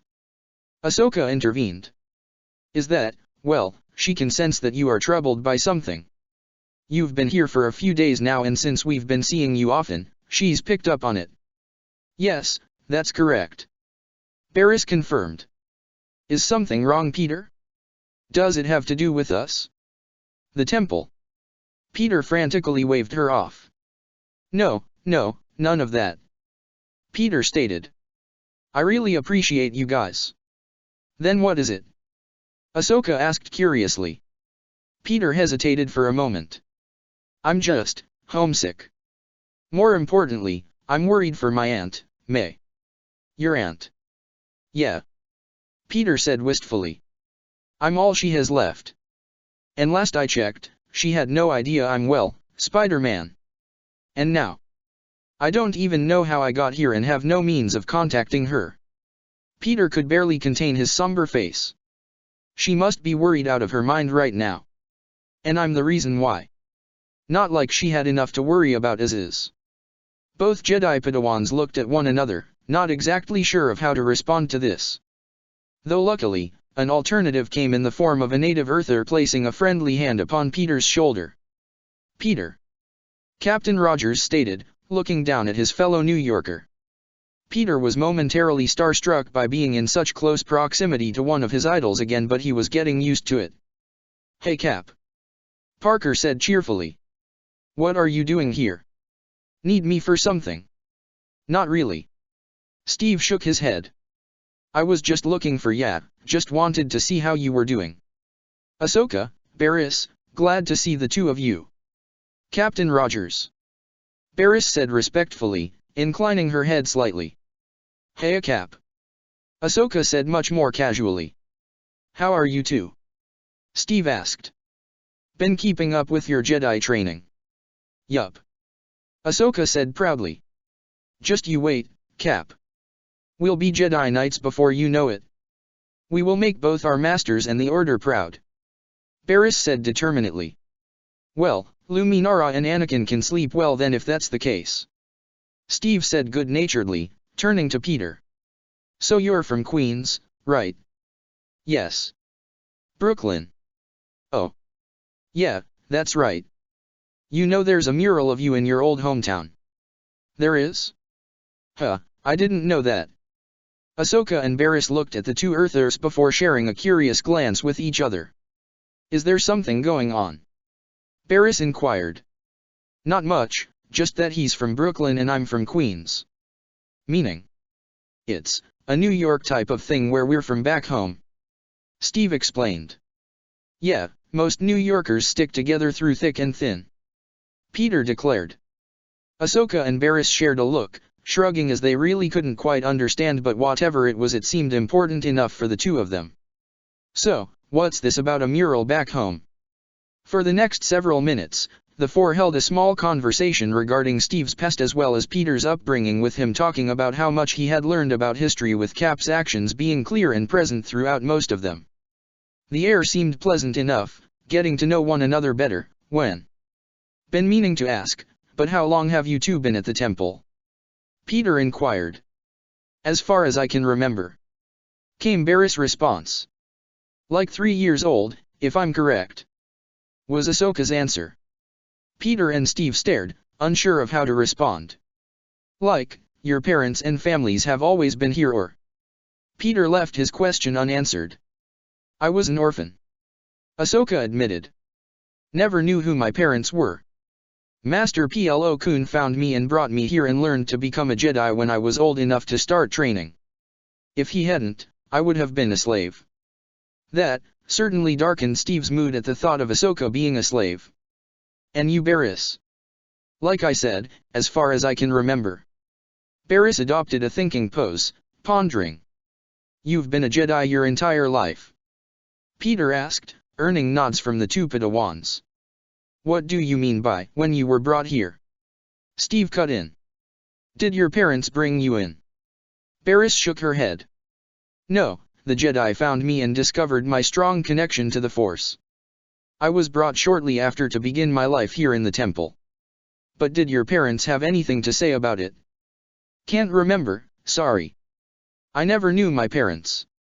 My life has been here, in the temple and to the Order. To say that the two Earthers were rather disturbed by this piece of news was a bit of an understatement. Steve Rogers has been here for nearly a few weeks, going on to months now, and out of respect he never truly inquired much about the Order and how they conduct themselves save for their responsibilities and such. However, learning of Ahsoka and Barris essentially being Jedi since they were toddlers was a bit unsettling for the World War II veteran. Peter wasn't sure if he should ask this. Are all Jedi brought to the temple at such a young age? Ahsoka could sense how uncomfortable Peter had become on top of Captain Rogers having a more solemn aura. Most of them, yes.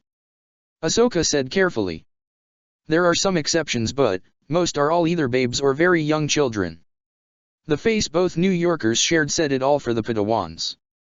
Right. Steve said, brows furrowed with a slight tinge of anger to his tone. Ahsoka, Barris. Right. Steve said, brows furrowed with a slight tinge of anger to his tone. Ahsoka, Barris. With that, Cap walked off with a purpose in his steps, leaving the three teens in a bit of an awkward air. Peter watched as Steve went off to who knows where, leaving him in a slightly uncomfortable situation. He had learned a rather unpleasant truth to the Jedi Order, though he didn't want to jump to conclusions. Peter had only been here for several days at most, so really, he wasn't one to judge on a situation he knew next to nothing about. As Steve left their line of sight, Ahsoka decided to bring up another topic. One that she hoped could lift up Peter's spirits. Say, you ever plan on flying a ship? This perked up Parker's interests, all too eager on moving on from the tense discussion from before. Most of you Avengers have been needing to get more in touch with our vehicles in order to properly live here. And since you just got here, you haven't flown any ships, have you? Nope. Peter shook his head. Seeing where her friend was going with this, Barris picked up from there. Follow us. Barris gestured. We know just where to start. And where, pray tell, is that exactly? Where most of us start learning how to fly, the simulators. Scene cut. Steve had walked off from the teens, a storm brewing in his mind as he continually thought upon the revelation that the Jedi have been taking babies and young toddlers from their homes and bringing them here. What was that about? Where did this even begin? Better yet, why in God's name would they do something like this? It almost sounds like indoctrination. Almost. He had to get to the bottom of this. Rounding a corner, Steve went from one trio to another. Down the hall he saw Obi-Wan Kenobi, Aayla Secura, and Trasaa all conversing with one. Though he didn't want to do this, if he were being honest with himself, Steve steeled himself and walked forward. Here we go. Steve murmured under his breath. As he drew closer, the Twi'lek knight saw his approach. Captain Rogers. Aayla said with a friendly smile. Steve gave her a shaky smile, nodding to TRA and Kenobi as they both greeted him. "Everything all right, Steve?" Obi-Wan asked. "You seem troubled." Steve looked between the three of them, hesitating slightly. "Mind answering me something?" Seeing the emotions being worn on him, they could tell something unpleasant was going on inside his head right now. "Of course," TRA said. "What's on your mind?" "Look, I don't want to come across as rude," Steve started out. "But there's something that I recently found out and I'd rather hear about this matter from more old and experienced members of this order." Now they were more confused but remained silent, allowing Steve to go on. Did any of you ever know about your parents, or were you all brought here to the Jedi Order when you were all just babies, kids even?" The Jedi were silently stunned by this sudden question. "What brought this on?" TRA inquired softly. "Just answer me, please." Exchanging looks with one another, Kenobi relented and answered for them. "Yes," Obi-Wan said a bit warily. "All three of us were brought to the Jedi Order when we were very young." Steve tensed up, eyes sharp as he looked straight at the bearded Jedi Master. "Why?" Steve questioned quietly. "Was it an unfortunate circumstance? Orphaned? Slaves? What was it that brought you to the Order?" "Why are you asking this, Captain Rogers?" Ayla asked, her voice low. "I just want to understand," Steve stated. "Though, I'm finding a hard time doing so." "Please no, we understand if this is a matter you find sensitive," Kenobi said. "Sensitive would be putting it mildly," Steve said sharply. "Where I'm from, taking kids away from their parents, keeping them away from them and never knowing about them is highly offensive and controversial. I would think keepers of the peace wouldn't stoop to something like this." "It is not that simple, Steve," Ayla said firmly. "It is a complicated matter and the Jedi Order does it within reason. The Order does not simply take children from their families so suddenly and without knowledge of the matter," TRA said calmly. "I know you may not enjoy this answer, Captain Rogers, but the reason why we recruit so young has to do with the emotional state of those who are older." This threw Steve off. "What do you mean?" "To be a Jedi is to serve your duty to the Force and to the Republic," Obi-Wan stated, sounding as if he were recalling an old text. "In this duty, one must not hold attachments too closely to oneself lest you be threatened to be consumed by it. If you need some clarity, allow me to tell you the mantra of the Order." Ayla proceeded to recite the Jedi Code. "There is no emotion, there is peace. There is no ignorance, there is knowledge. There is no passion, there is serenity. There is no chaos, there is harmony. There is no death, there is the Force." Steve stared at Ayla, processing what she had said, but really all he heard was the first line. "There is no emotion," Steve repeated. "How can anyone believe that? Are you telling me that you're all emotionless husks? Just droids?" Now, this certainly was not what these three Jedi were expecting today.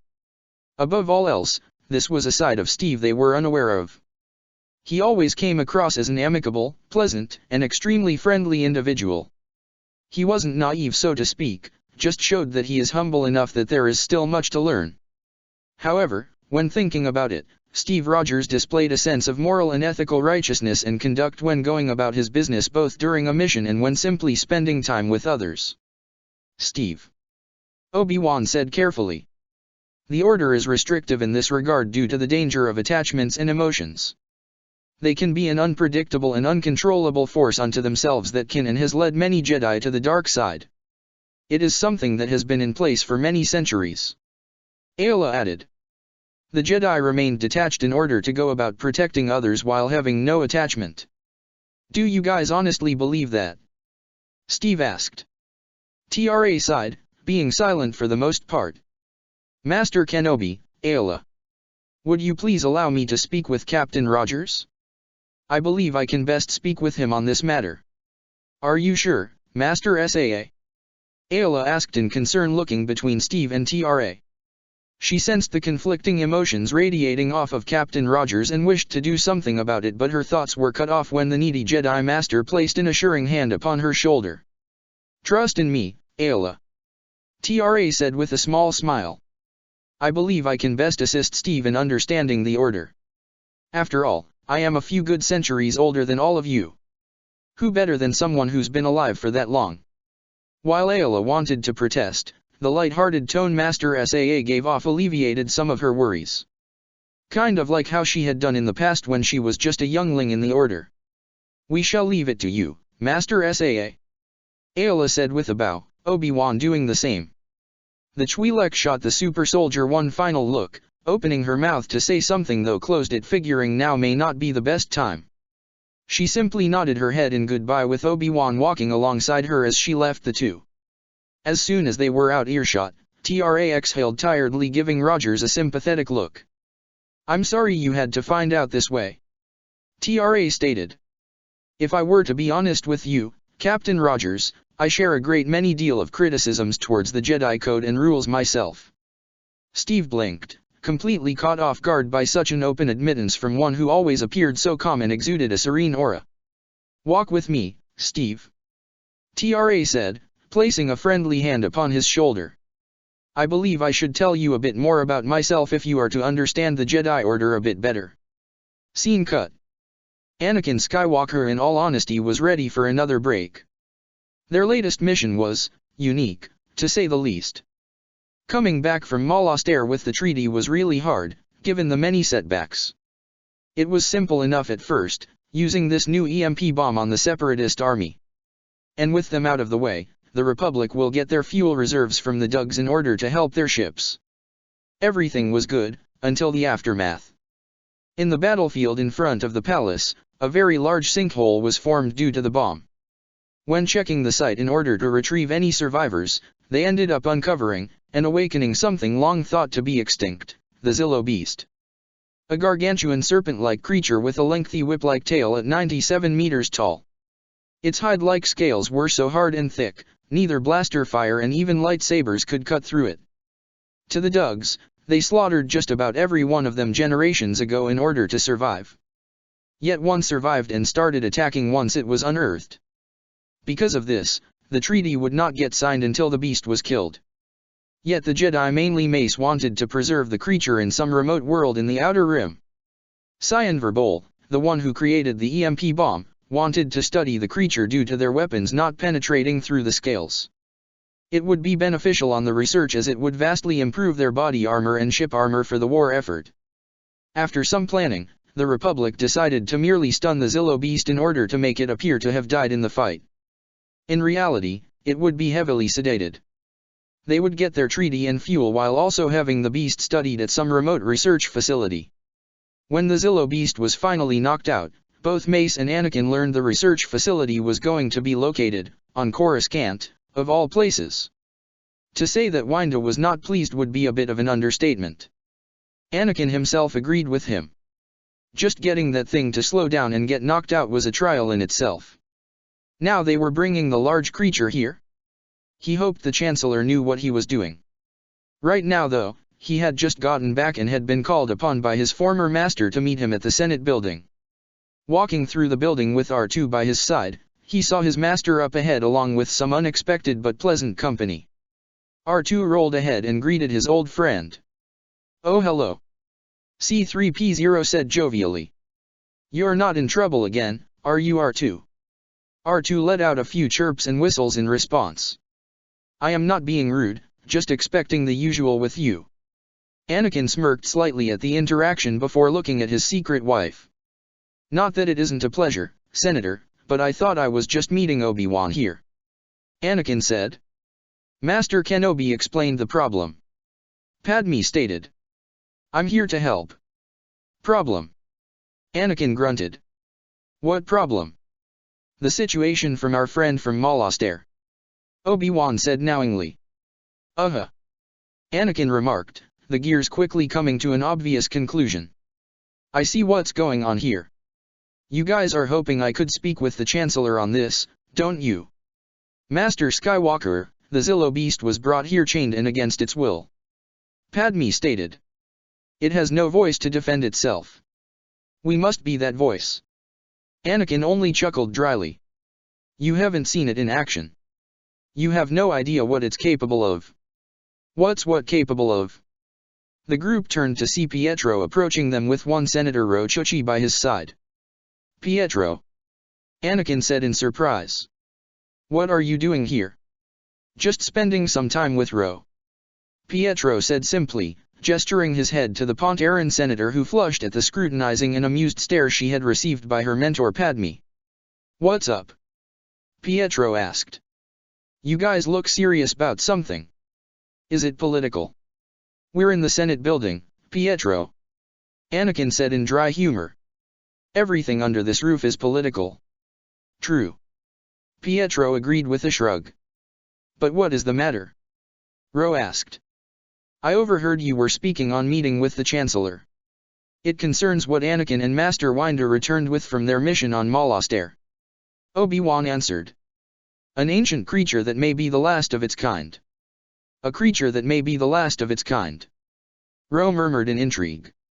Not only that, but it was brought here against its will. Man, the animal rights activists are gonna have a field day on this one. Pietro couldn't help but joke.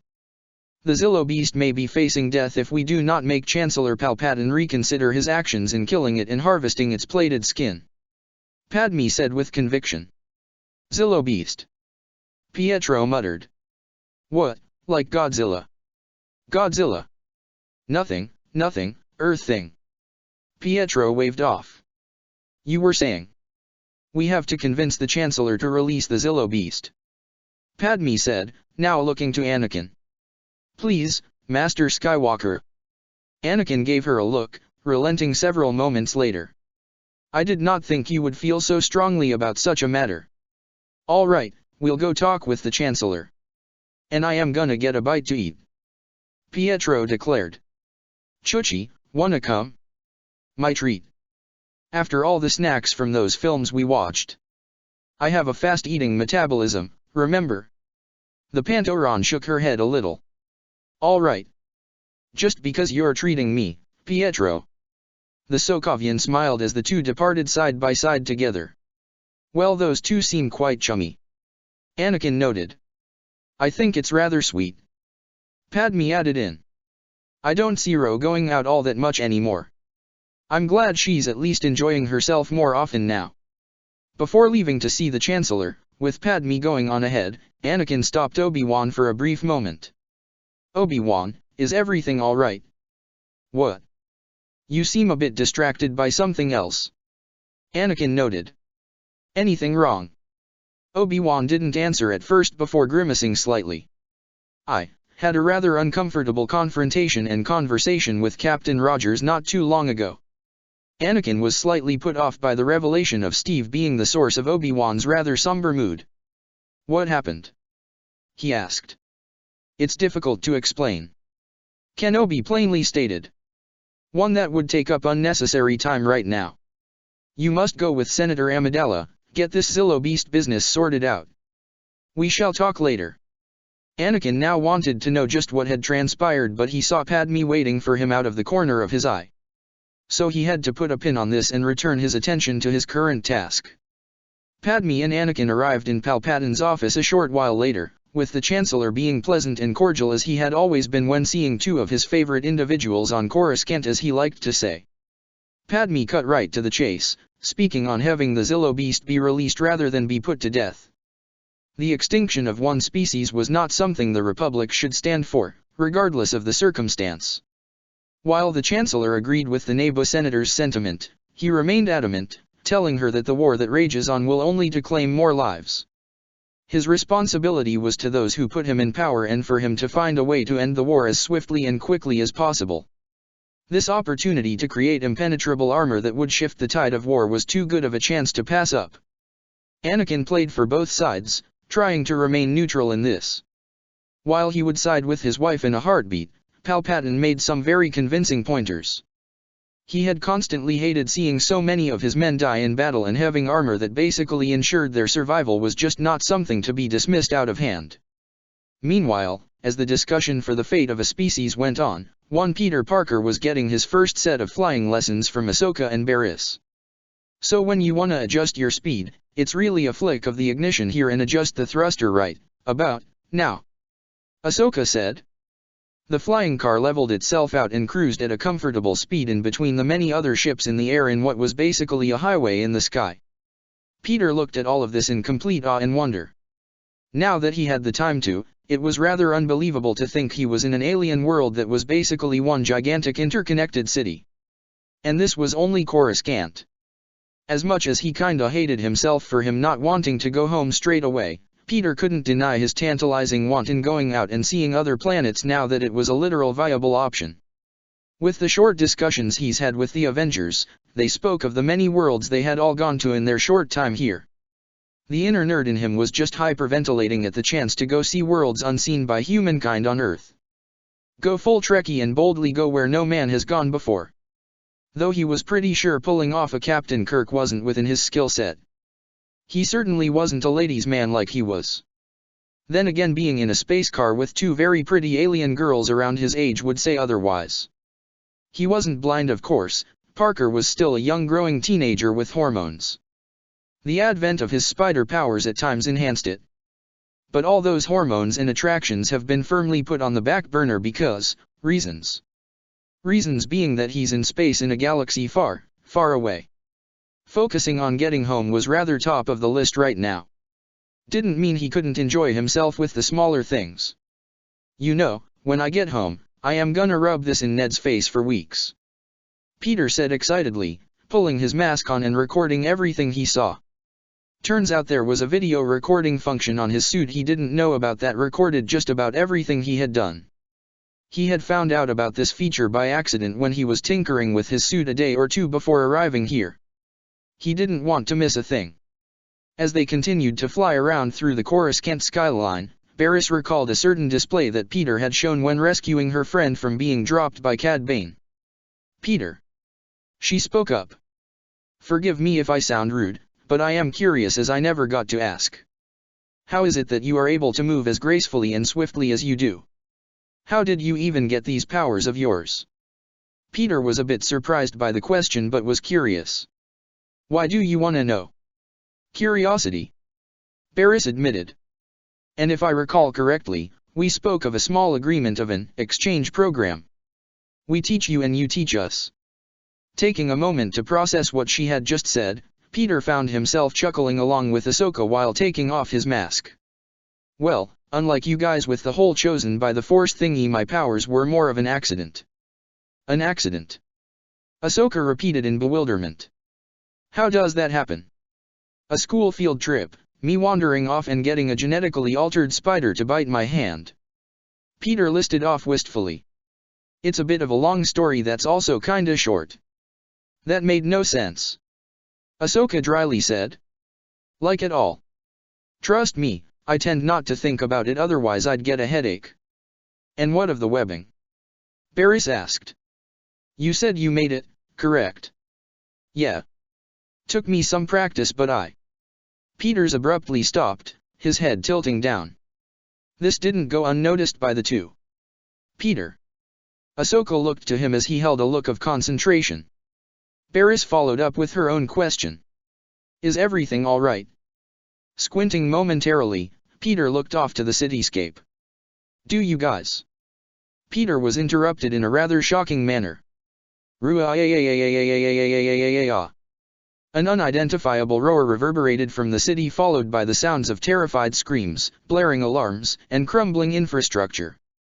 The trio sat up sharply as they caught sight of some gigantic creature plowing through bridges and swatting aside any and all ships in its way. Oh God! Peter cried out, instantly slipping on his mask and discarded the clothes he had on to reveal him still wearing his suit beneath them. Ahsoka immediately sensed Peter's intentions. Peter, wait.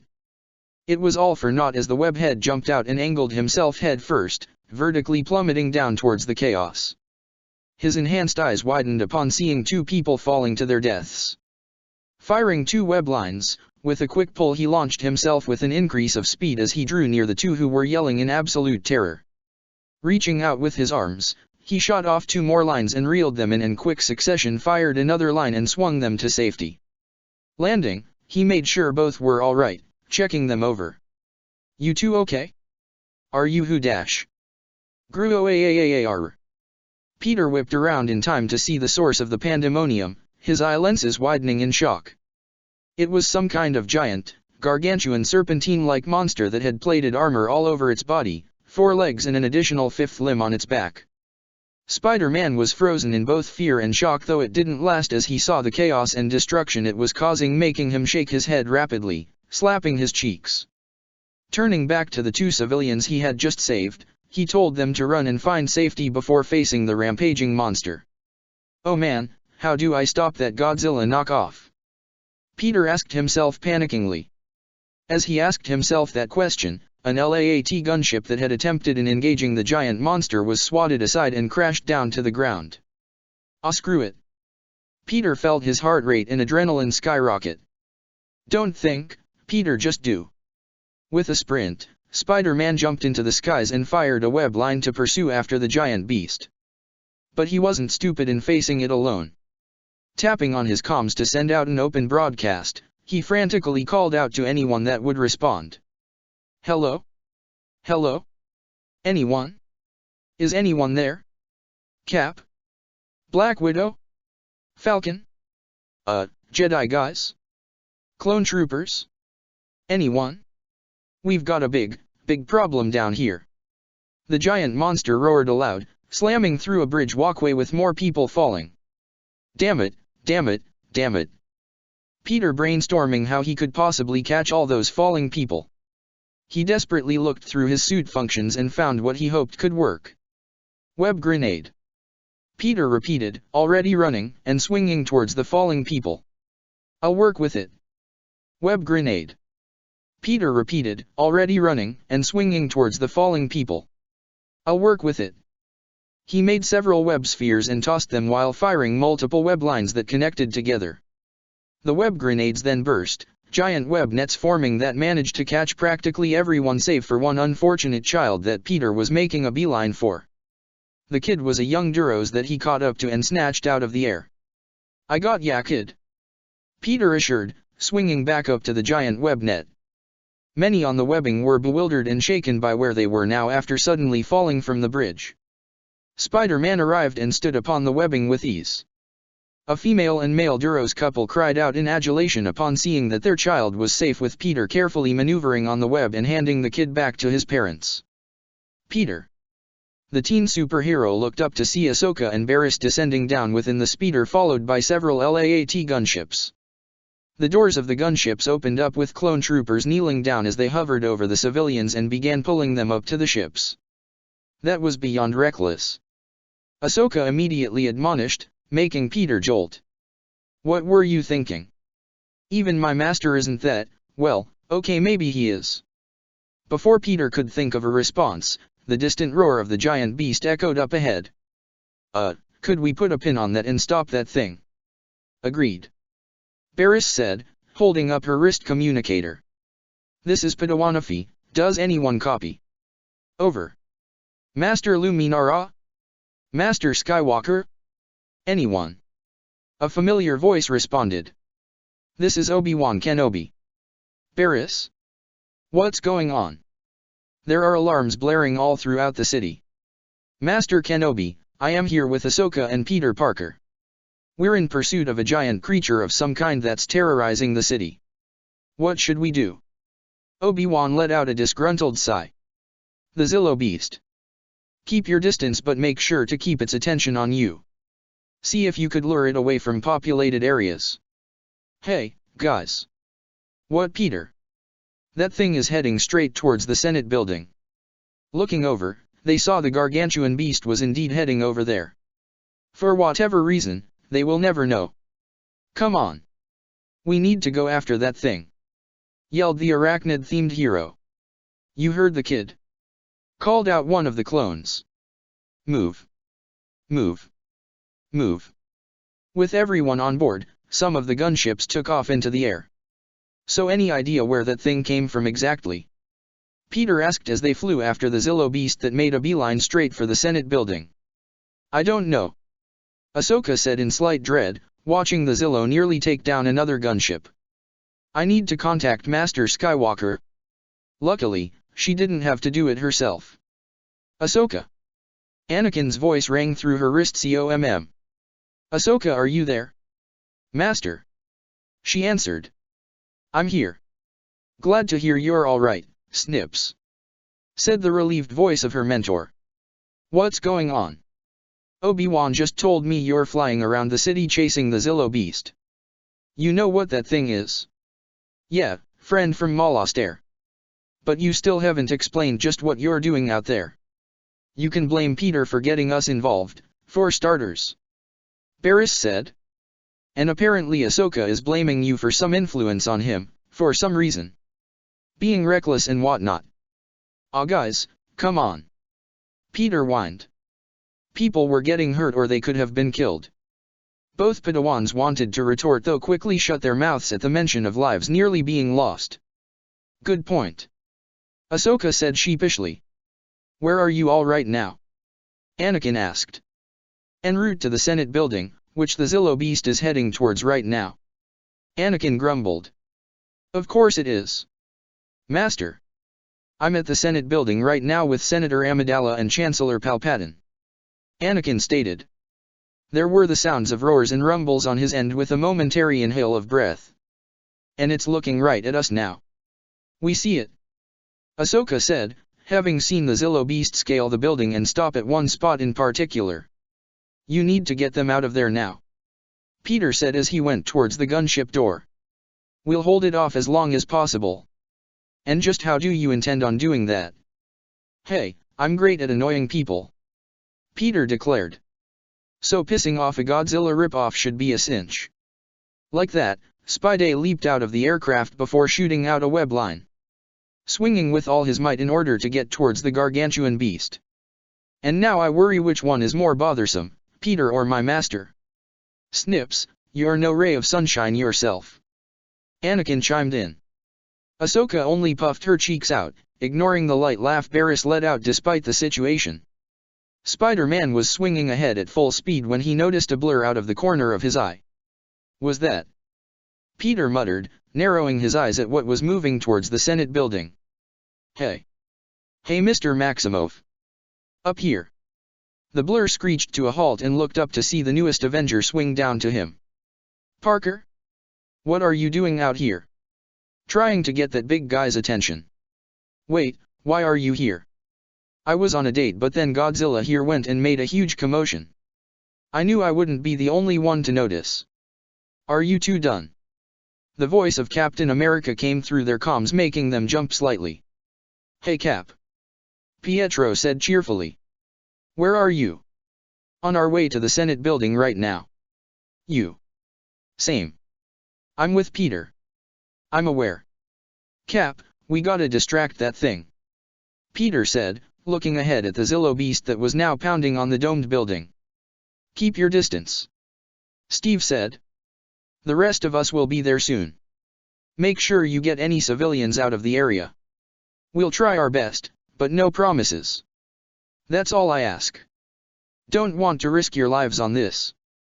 Please, this is what we do on a daily basis." Swinging back up into the air once more, Spider-Man swung at full speed, Quicksilver already running ahead.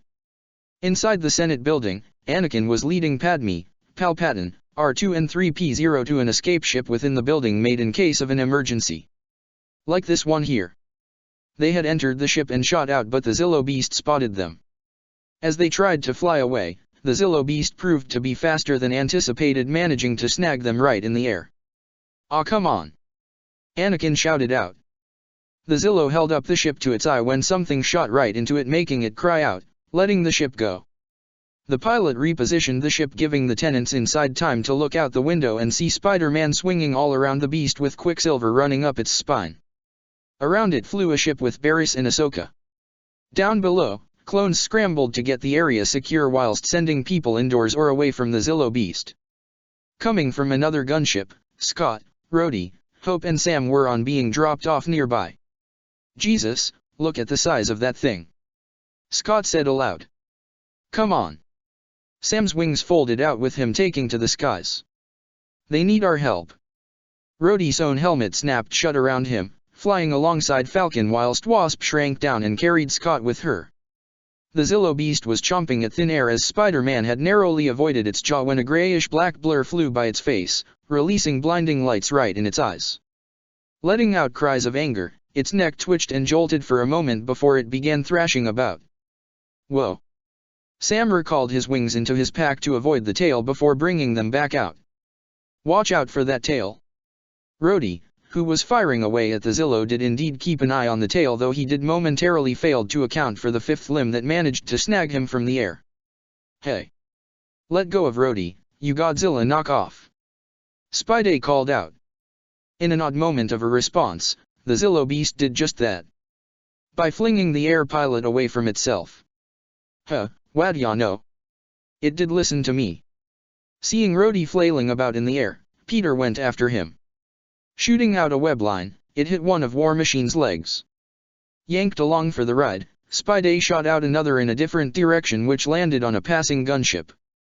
Pulling with all his might, Peter was able to get Rhodey away from colliding against the Senate building, which would have damaged his suit. Thanks for the save, kid. Responded the War Machine, using his thrusters to restabilize himself. Anytime. Disconnecting the web line to the gunship, Peter was dragged along by Rhodey as they went back into the action. Getting in a report that gas bombs are en route and it'll neutralize this thing. Rhodey stated. Problem is, it'll take too long. We gotta find another way to distract it. Sam said, flying around the beast from above. Some kind of diversion. Something big. I got something kind of big. Scott stated, Wasp carrying him up high in the air. We've been working on it for a while, but it could give us the time we need. Well, whatever it is, do it. Steve said, standing with Windu, Kenobi, Ayla, Yoda, and Rex from afar as they watched the whole thing transpire. Closing his eyes, Scott did the adjustments on his wrist device before taking in a rapid succession of breaths. You ready, Scott? Hope asked, nervous herself once they reached an optimal height. He only silently nodded with her letting go, and he fell right above the Zillow beast. I'm the boss, I'm the boss, I'm the boss. He repeated to himself. Once stopping, he pressed the button to change his size accordingly. Everything seemed to slow to a crawl for Scott as everything became different. For the onlookers, they saw something quite extraordinary. And their reactions, well. Holy shit. Peter bellowed out. Oh my god. Okay, tiny dude is big now. He's big now. Scott's gigantic frame crashed down upon the Zillow beast, who roared aloud, and they both went falling down to the ground. The Zillow beast was then punched in the head with a gigantic fist courtesy of his new opponent. Oh ho ho ho ho ho ho ho. Scott bellowed out, releasing fits of laughter. I am Giant Man. Way to go, Tic Tac. Sam praised with a beaming grin. On the ground, Steve blinked several times in surprise. Well, I think that'll work. The Jedi and clones could only gape in complete and utter shock at what they were witnessing. From his spot, Palpatine's mind practically shut down in utter disbelief.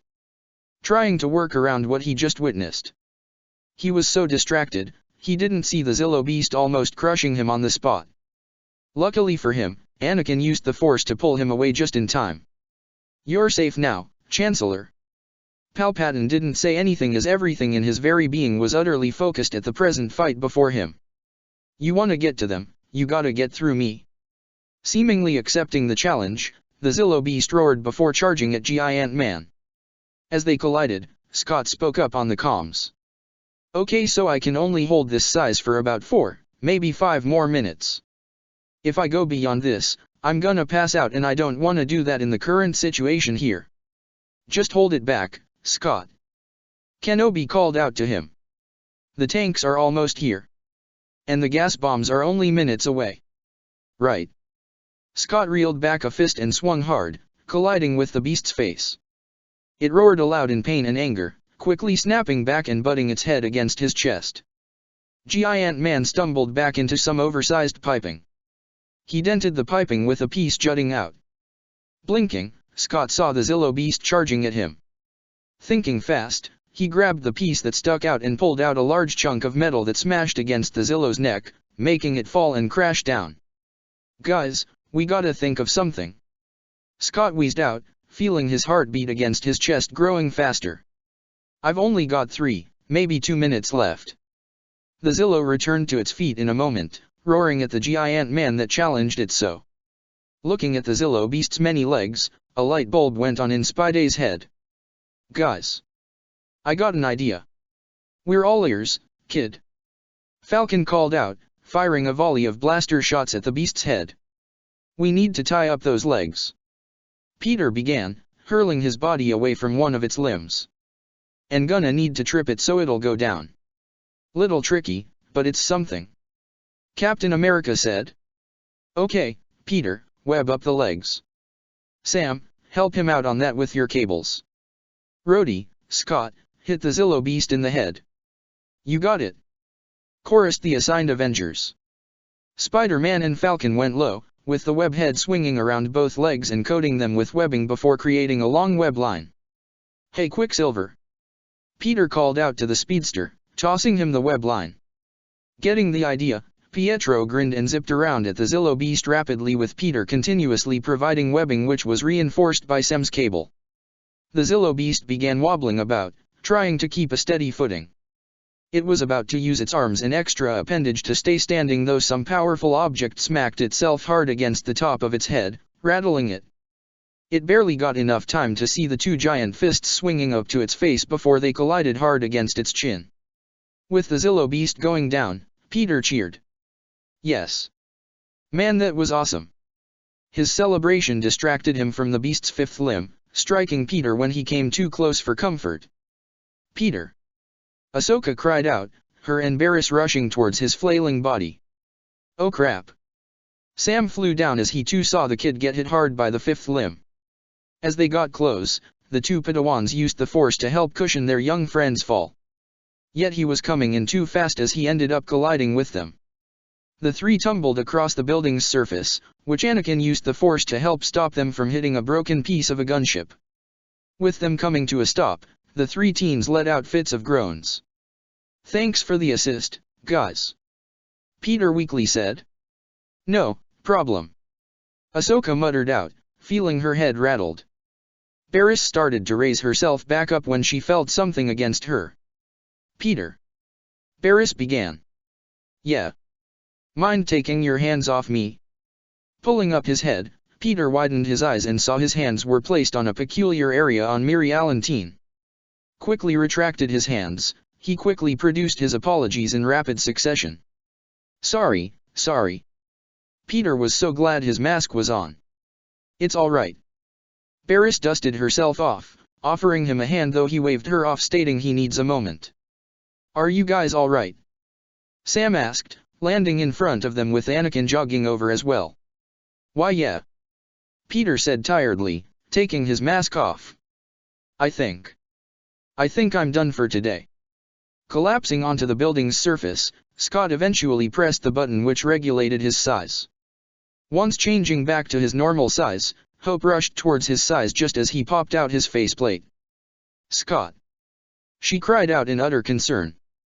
Come on, focus on me. Focus on me.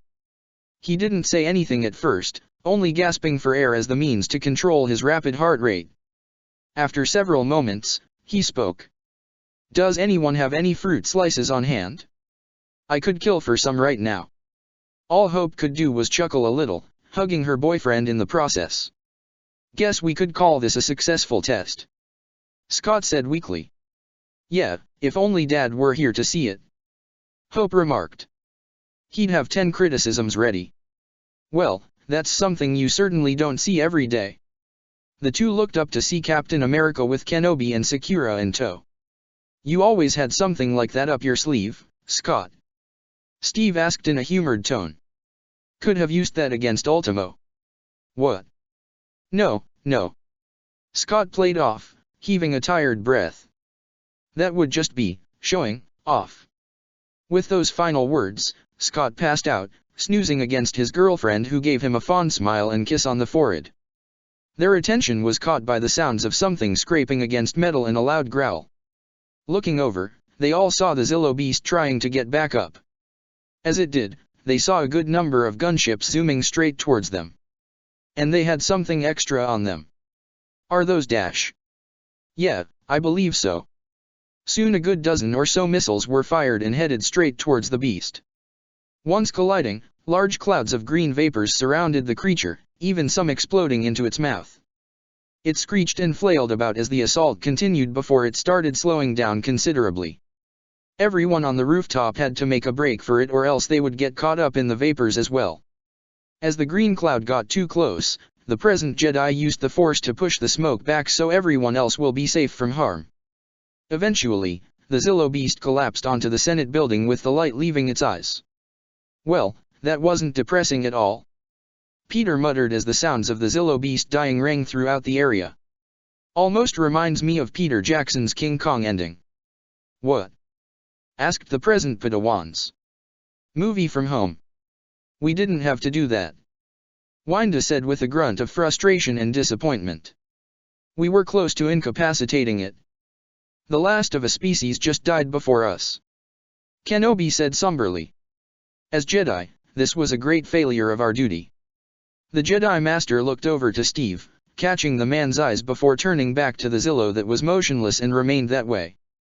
All in all, not the best ending to the day.